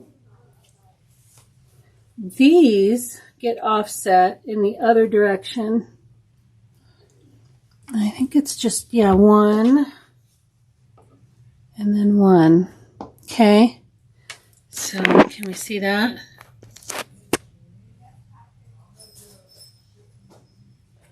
So, wish that wasn't there, but that's okay. That's okay. I'll move that in a minute. So this is what we have, and this is the picture. You can see in the picture these. Let's see, let's make sure I did that right. I think I did that right. So we should have, if we do 1, 2, 3, 4, we have 1, 2. Okay, that's right. Okay, so this is what we have. Can we all see that? It says to cut before you sew, but it seems easier to cut after so nothing moves. Cut before you sew. So, right, and I think that's where I messed up before, but this seems to work for me. So, I lay it out like this, and then I'm going to remove these squares that are X'd out, and I'm just going to get a seam ripper, and I'm going to take them off. Okay, so that's how we're going to do that.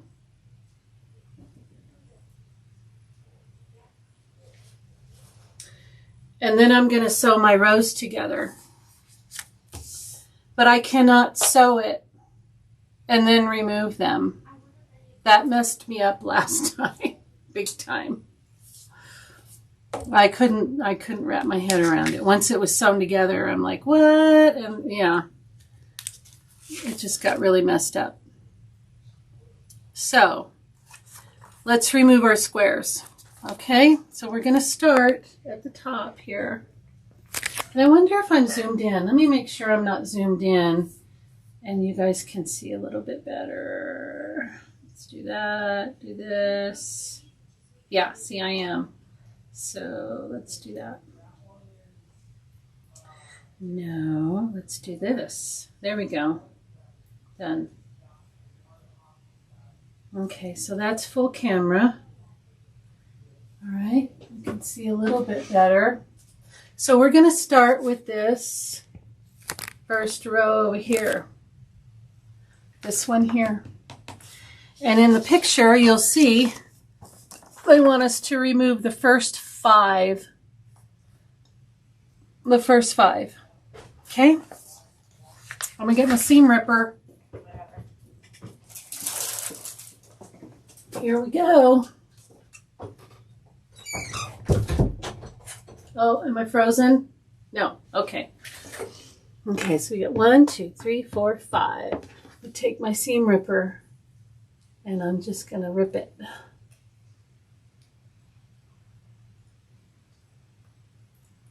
I like to do it this way, I think. Let me just do it off camera. I can't bend over and do that. Hold on. I'm just removing this one seam.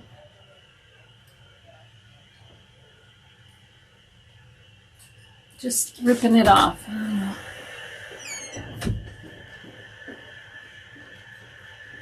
Okay.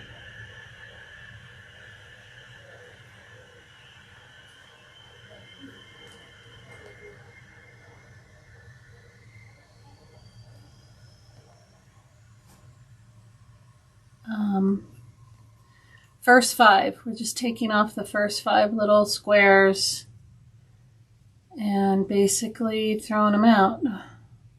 Well, they'll go into your scrap bin. Okay, so this is what we're keeping, these 2. We'll iron that later. You got to remember which way it was going, right? So, if this was going like that, then this was going like this, right? No, sorry, we're going like this. and we're going like that. So we have to remember where that is. And that's the hard part about this for me. So that's what we're taking these off. And we're leaving these here. Okay, you're going to be in between these two. All right. Right. Okay. Are we completely confused yet? So that's extra. All right, on this row, we're taking off 1, 2, 3. We're taking off from here.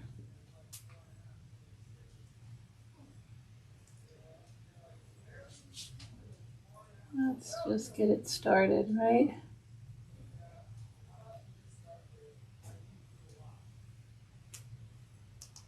I'm not one of those people that can just grab a seam and rip it out seamlessly. I'm always afraid I'm going to ruin the... Oh, there, that's not so bad. Okay, so let's remember where this was.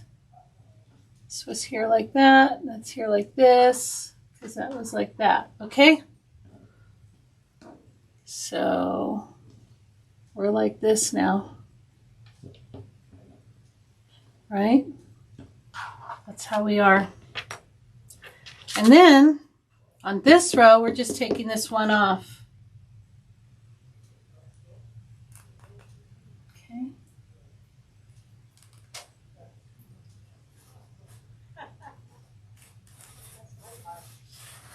Just taking the one. And you can kind of see the pattern emerging at this point. You can see the 1, 2, 3. And that's what we're looking for. We're looking for 1, 2, 3 right here. That's going to be our edge. Okay? Now don't be tempted to move it all up, because believe me, you will lose the pattern. Get these cut first. Get the other end cut. Let's go to the other end. Right here. Okay, this is the other end. And here on this, let's do this row first. Well, actually, on the third row up, we're going to take the last one off. So let's start there. Let's start there. What do you guys think? I know, so nothing moves. And, you know, yeah. But it does. It eventually just does. So I'm going to remove this one.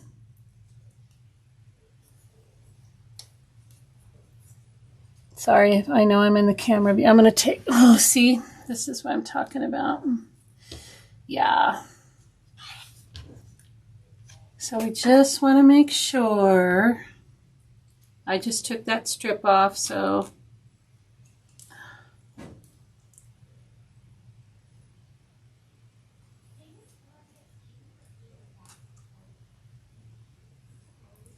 And we're taking the last square off. Okay. And those are actually going to meet up like that.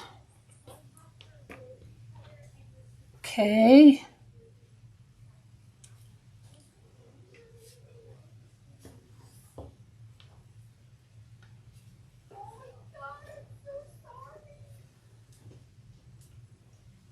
Okay, so we took that one off. And on this one, we're going to take the first 2 off.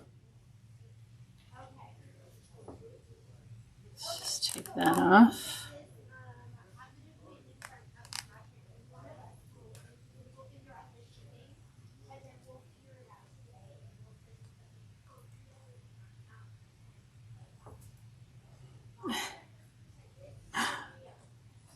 It's so funny. Okay. So taking the first 2 off. Okay. And that's actually going like this, right? Because it was like that. So we see our pattern again starting to emerge on this side. I wish the iron wasn't there, but it is. Okay.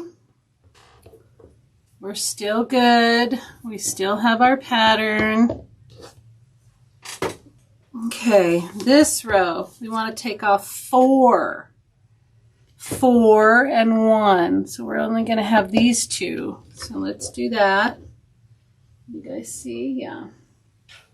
1, 2, 3, 4. I'm going to take these off.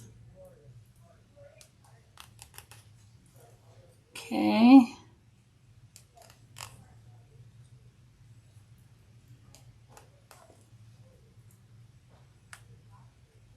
Okay, there's the 4. And then this one. Oh, this one.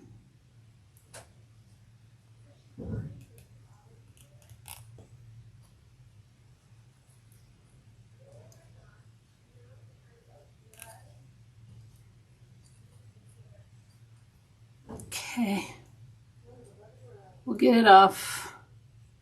I'm just not good at just like zip. Oh, but I did it. Look at that. Okay. Okay, now where do these go? These go right here. Right? Am I right? Hold on. So we have, no, this one's wrong. Goes here like that. And this one, we missed one, didn't we?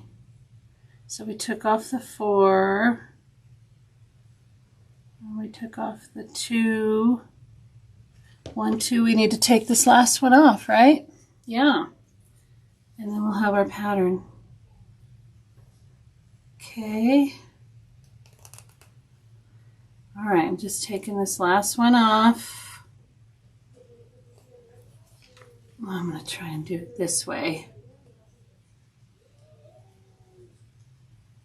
Who can do that? What's the trick? Oh, I did it. Okay. Okay. Do you see our pattern now? Can we see it? We can see it. Oh my gosh, we could totally see it. Oh my gosh, you shredded fabric and sewed it back together. I did. I did. So there's that. There's that side. This is really pretty. I know, isn't it? Yeah, very. And then there's that. More. Okay, I wish we could see all of it at once. But that's okay. This is what we're going to sew together.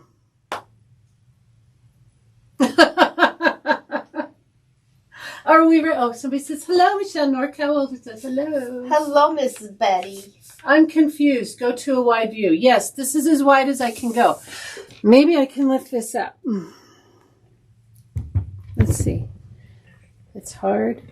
It's hard. Can you see? It's moving. Yeah.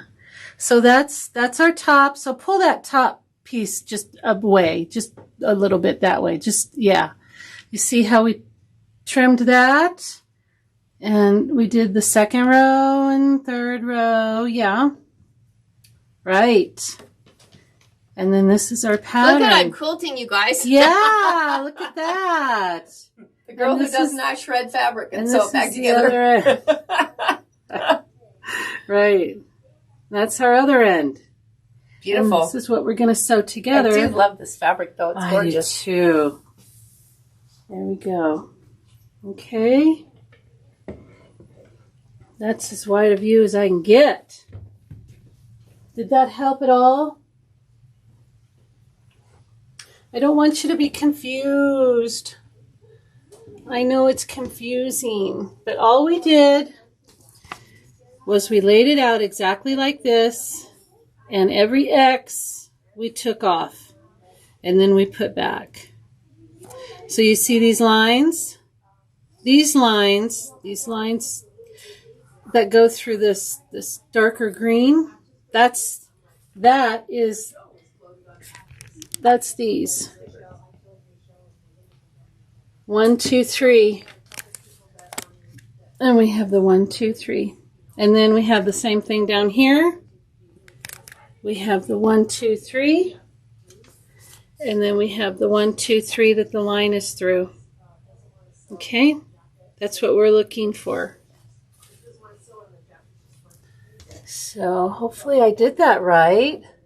Does anybody see any mistake? Does anybody see any mistakes? That is what we're going to sew together. Right there, and that's going to be our middle. So, let's take the first row. Let's see what happens. Okay, we're going to take this first row, and let me show you how I'm going to take it. Can you see? I've got these two and this one. Okay, these are the two I'm going to sew together. I'm going to flip this one over on top. Okay, and I'm going to take this to the machine. But I am first, I'll take it to the machine and I'll pin it. So let's switch cameras. I hope you're not too confused. Okay, so here, we have our first rows. And I just flipped them over, held them together. Okay, they were like this. And then I flipped them over. Okay. Oh, yeah. Turn my machine back on here. So now they nest. In my two seams, how they nest. I can bring the light over here again. I don't know if that helps. But they're going to nest. See how they just kind of go like that? That's what you're looking for. And I put a pin at these junctures. Just so they don't move. And then I'm going to sew this together, and I'm going to start over here. Now there's a seam here, which is fine. I'm just going to start at that seam. Okay. And we'll sew this together, and then Saturday we'll finish. But we'll sew our pieces together. This won't take long. You can backstitch if you like. Okay, so I have my pin in there, and I do not like to sew over pins. Okay, so I'm going to get as close to the pin as I can. I have that little flange there. So when I pull this out, my finger is on the seam. My finger's on this seam, and I'm going to hold it as best as I can, kind of like being the pin. And then I'm going to sew over it.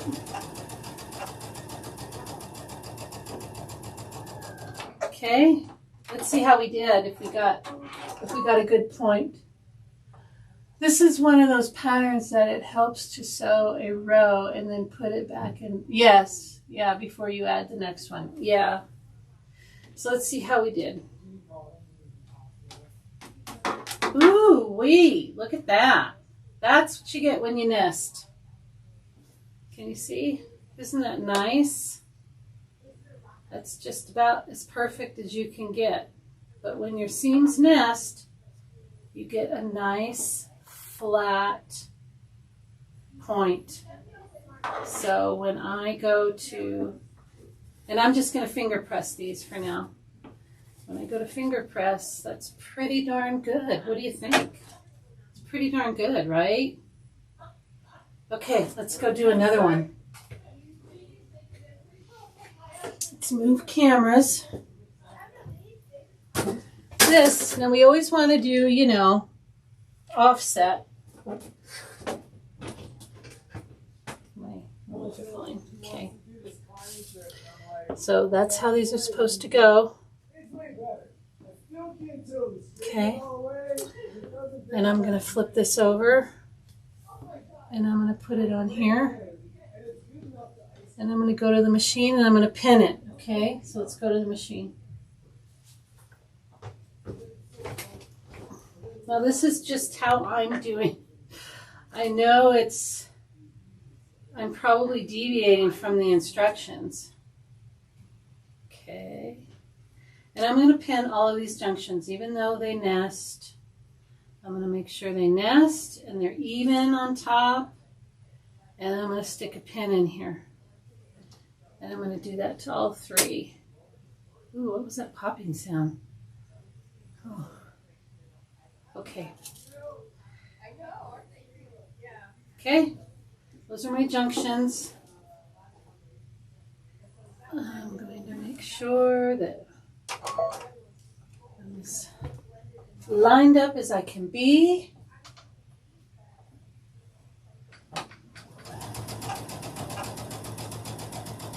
Sew up to that pin. I'm going to stop, hold my finger on that seam just to help it not move. I just don't want it to move. In case there is any bubble or anything going on, I'm going to hold my finger down there.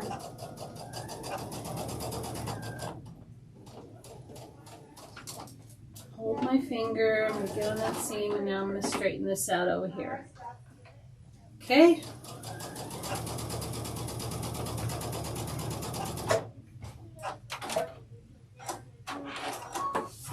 How I did. I'm just going to finger press. Oh, they're so pretty. I'm telling you, nesting is that's the key. That is the key. It's pretty darn good. Isn't that nice? I love it when it comes together. The big reveal when you flip it over, it's like, oh. Sometimes it's like, ah. But we did good this time. Okay, let's go back over and find out what we're doing next here. Okay, we're going to make sure that, let's see, nope, we're going this way. Okay, these two are going to match up. That seems wrong, but it's not. Okay, we're good. We are good. It's going to be perfect and beautiful. So we're going to flip this over.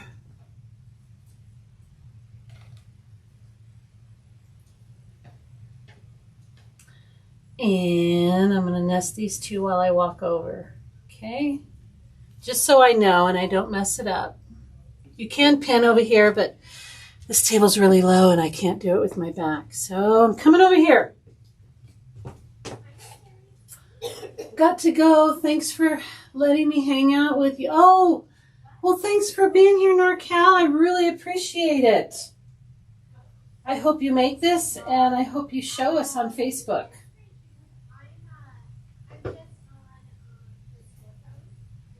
Okay, so I'm going to pin these junctions again. We're almost done with part A. Once these are all sewn together, then we'll finish it up on Saturday. I know it's getting late, huh? 3 o'clock. 3 o'clock my time. Oof, by dinner time for some folks. I'm just pinning my junctions. That's all I'm doing. And they're easy because they nest.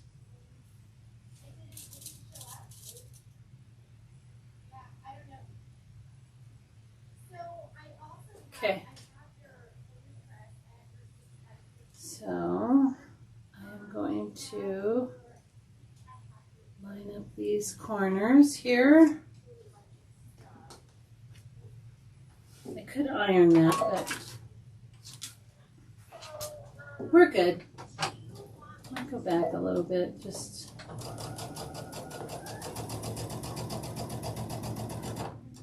okay, getting close, holding that down with my finger. Hold it down with my finger and pass the okay.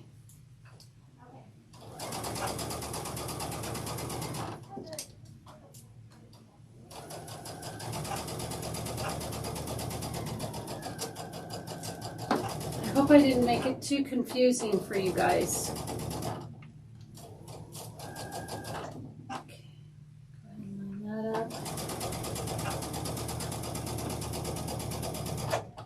if you have any questions, please let me know. Oh, I'm not even on the right camera. Thanks. Sorry about that. Now I am. Okay. Our points are still doing really well. Okay, now we're offsetting here. Okay, we're offsetting here. We're all good. Okay, next row.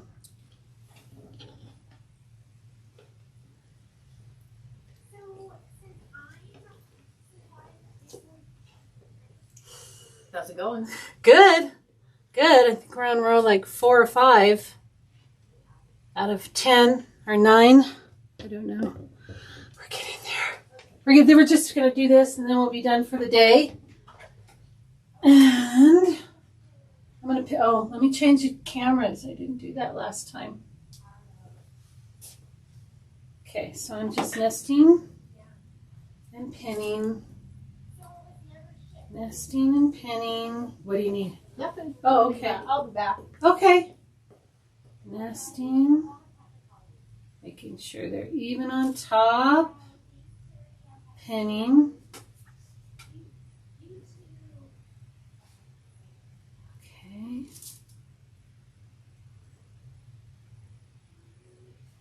This is how we get pretty points.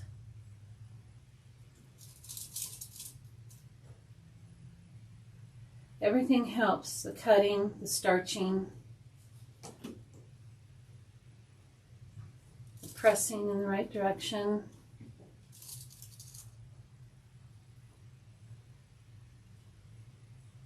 That's how we do it. Okay, so we're starting back here.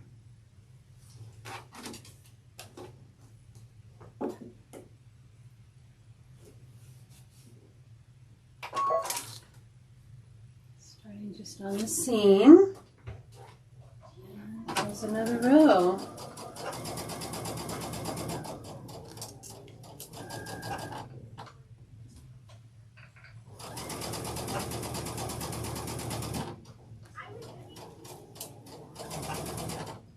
How many quilters do we have in here that are just probably losing their mind going, oh my God, I can't believe she's doing this. I know, I'm not a quilter. I aspire to be one someday, maybe. I do enjoy it, I'll tell you that. It's my foot up.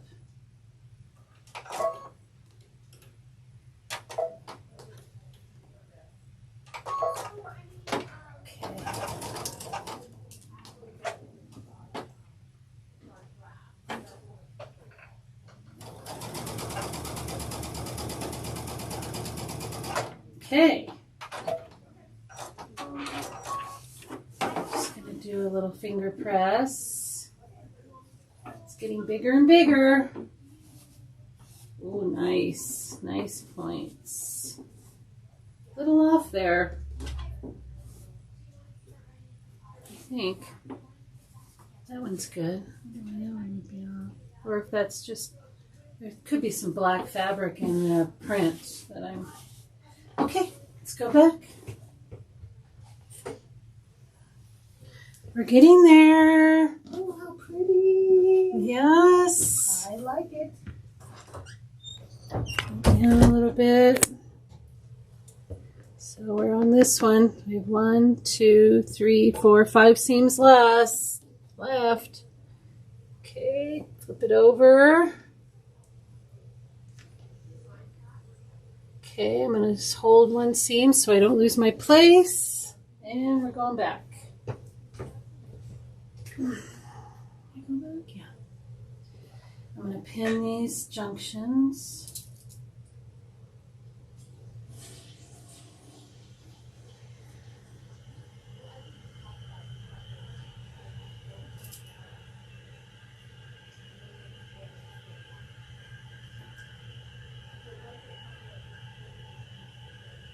This was the only way I could wrap my simple little mind around this.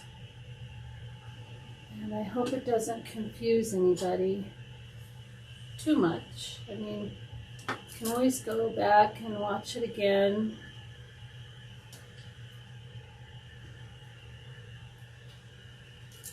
Stop and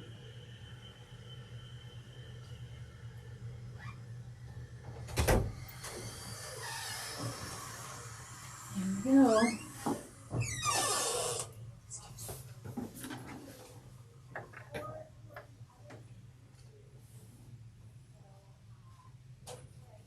Okay.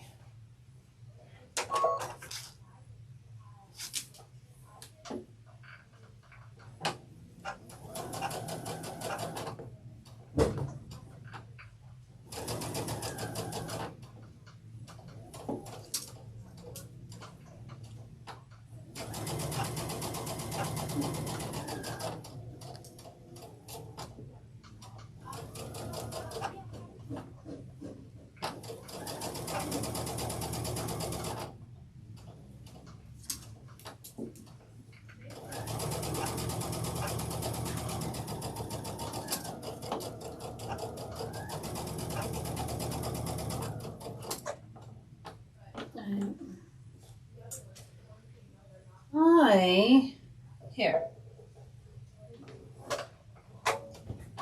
There we go. Okay, straighten that out.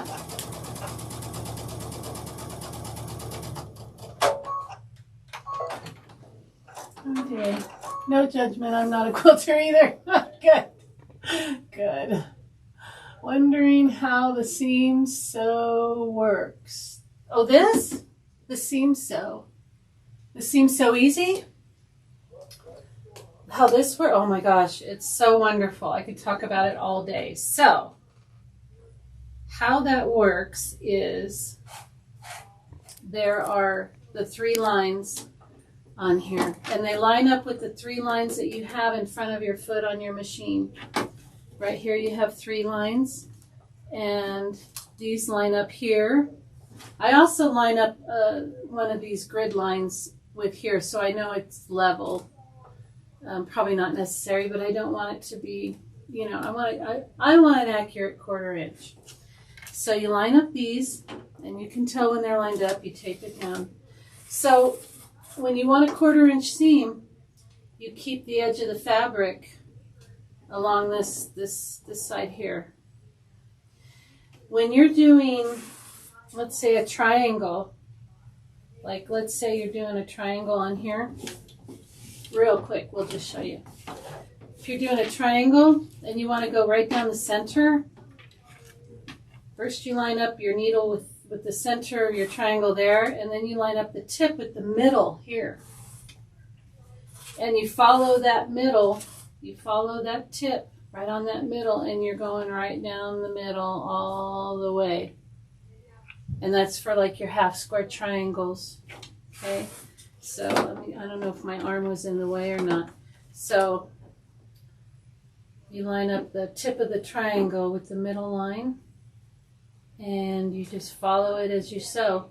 Follow that middle line with the tip all the way to the end, and you're good to go. These 2 lines, let's say you're doing a half square triangle where you're going to cut it in half and get 2 half square triangles. So you need to sew 1/4 inch from the point here and a 1/4 inch from the point here, so you can cut down the middle and have 2 pieces.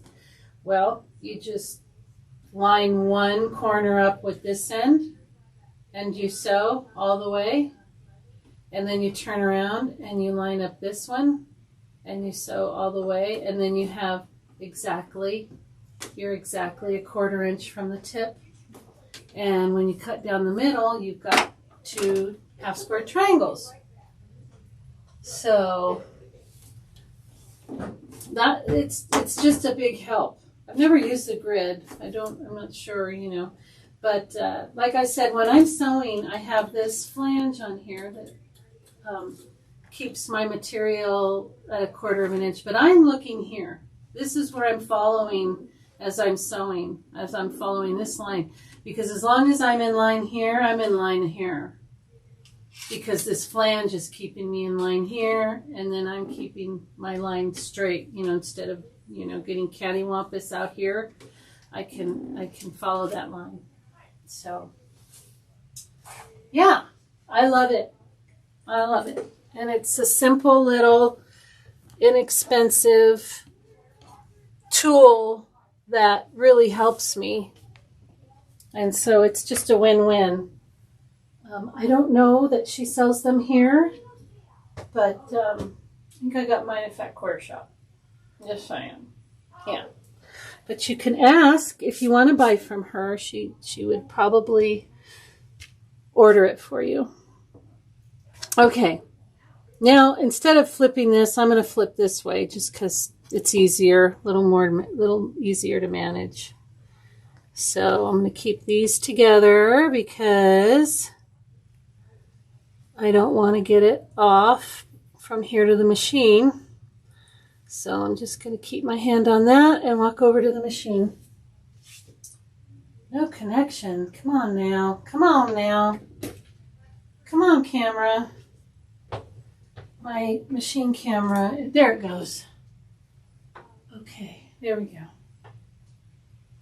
Yeah. All right. I'm going to pin my junctions.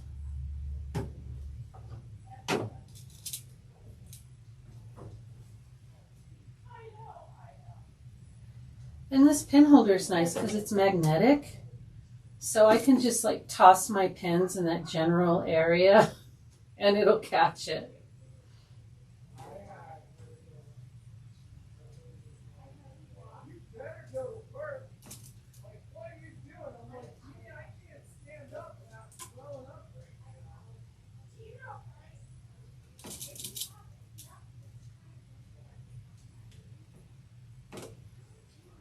Okay, pinning all my junctions.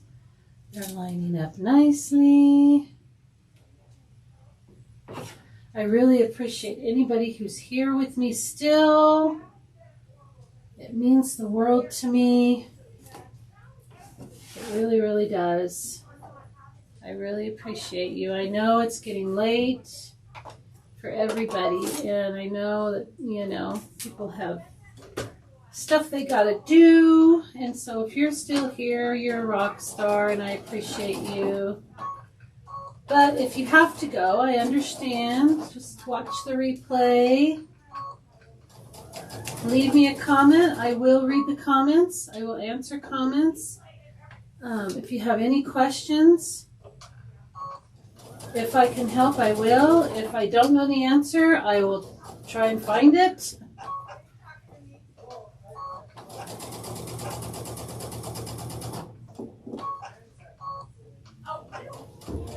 And get you a good, accurate answer.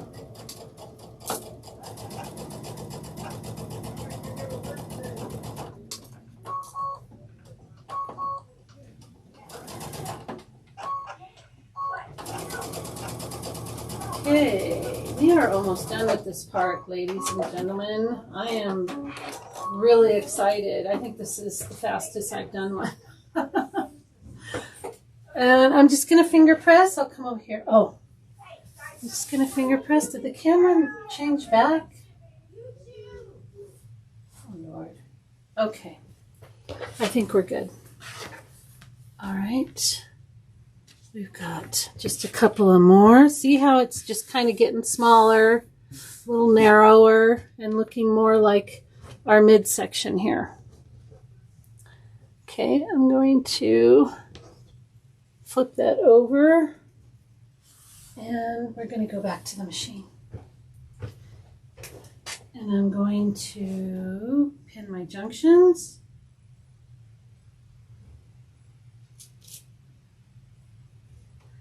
Ouch.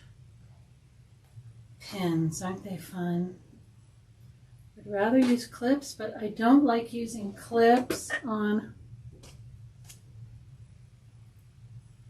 these kind of junctions, because if I want sharp points, it can't move at all.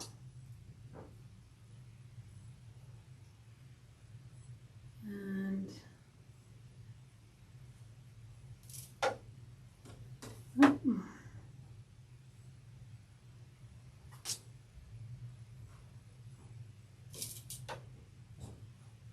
Just pinning. Pin, pin, pin. Pin for points. That's what we're doing. Okay. We're pinning for points. Okay.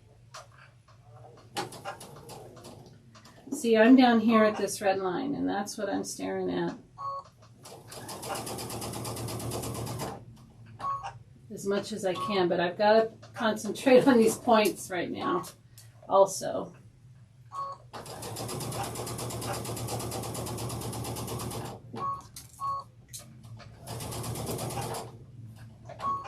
don't want to get too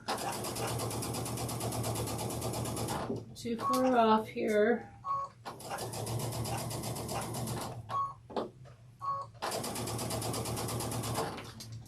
Yeah, this seems so easy. I mean, I'm not even sure it's $10. It's such a handy tool for. This one goes all the way to the end. Such a handy tool for the price. I just can't say enough about it. And I hope you pick one up. Sorry, I have so many. No, I love questions. Absolutely love it. Thank you for doing this sew along for us. I can't wait for my fabric kit. I can't either. This fabric is so beautiful. No, questions are wonderful. I appreciate questions. Okay. We're getting down to our nitty gritty here. So let's move it up. I can move it up now, I think. I can. Maybe, yeah. Okay, that's what we're looking at right now. 2 more seams. Oh, this is what we're looking at right now. That's what I was looking at.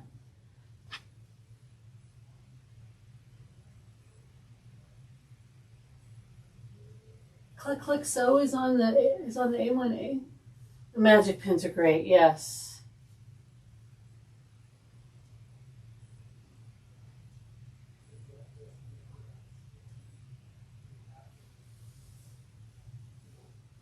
What is the cluck cluck sew?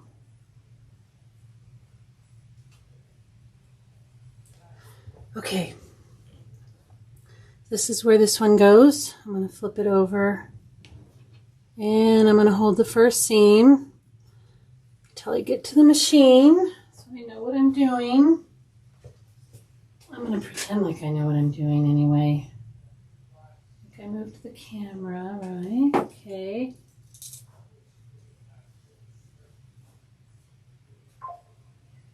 Yeah, I do have the magic pins. I like glass head or magic pins because I may or may not have ironed over a plastic head pin, and that was sad.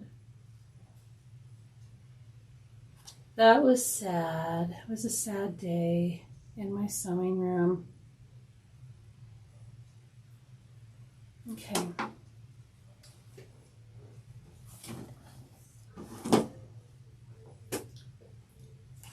So I have nothing but glass, and these have like silicone. These are like silicone, so because I can't change. My environment has to change. I'm too old to change. Too old to change. Sound like Eeyore. Okay.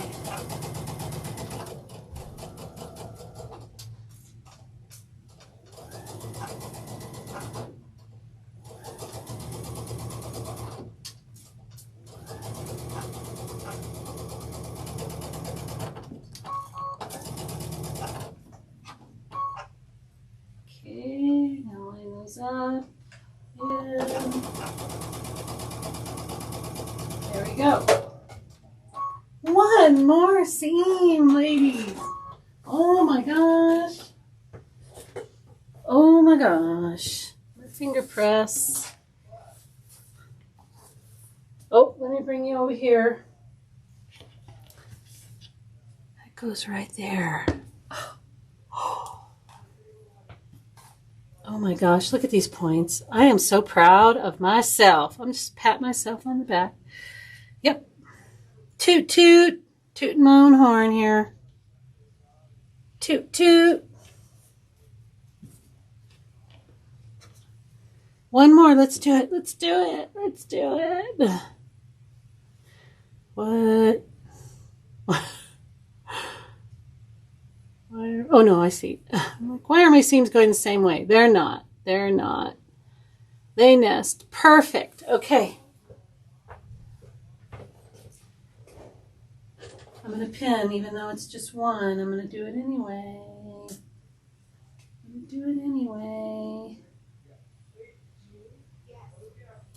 Oh my gosh. I just love this when it comes together. It's just so beautiful. The on point. I was just like, I have to do the on point, right? I mean, we could have done it the simple way. We could have just, you know, done a straight panel, maybe some fun stitching on it or something. But I'm like, no, I have to do this on point. It's too beautiful. It is too beautiful.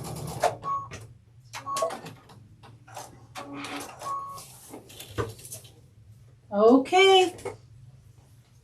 Look at us. Look at us. Look at what we did. Look at what we did. Oh my goodness.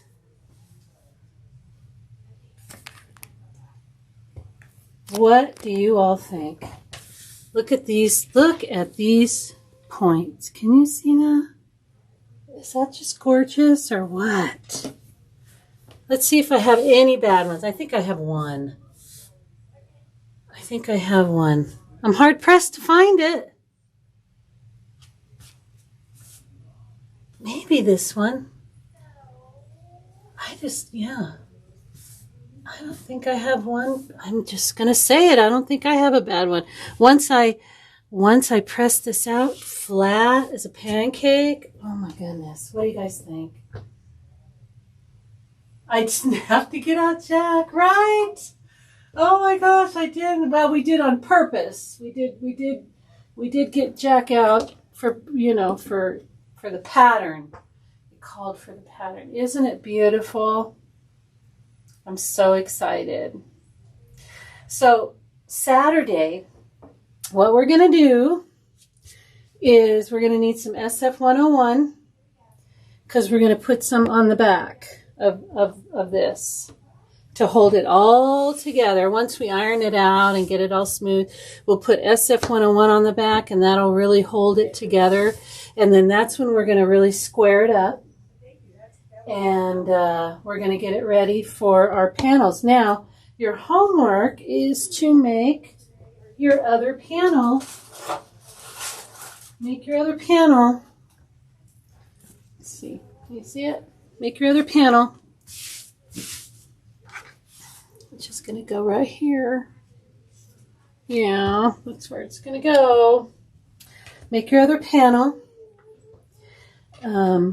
Get it all ready. You know, just remember, do not trim the sides. Just trim the top and the bottom to what it says. And, you know, the hard part's really over.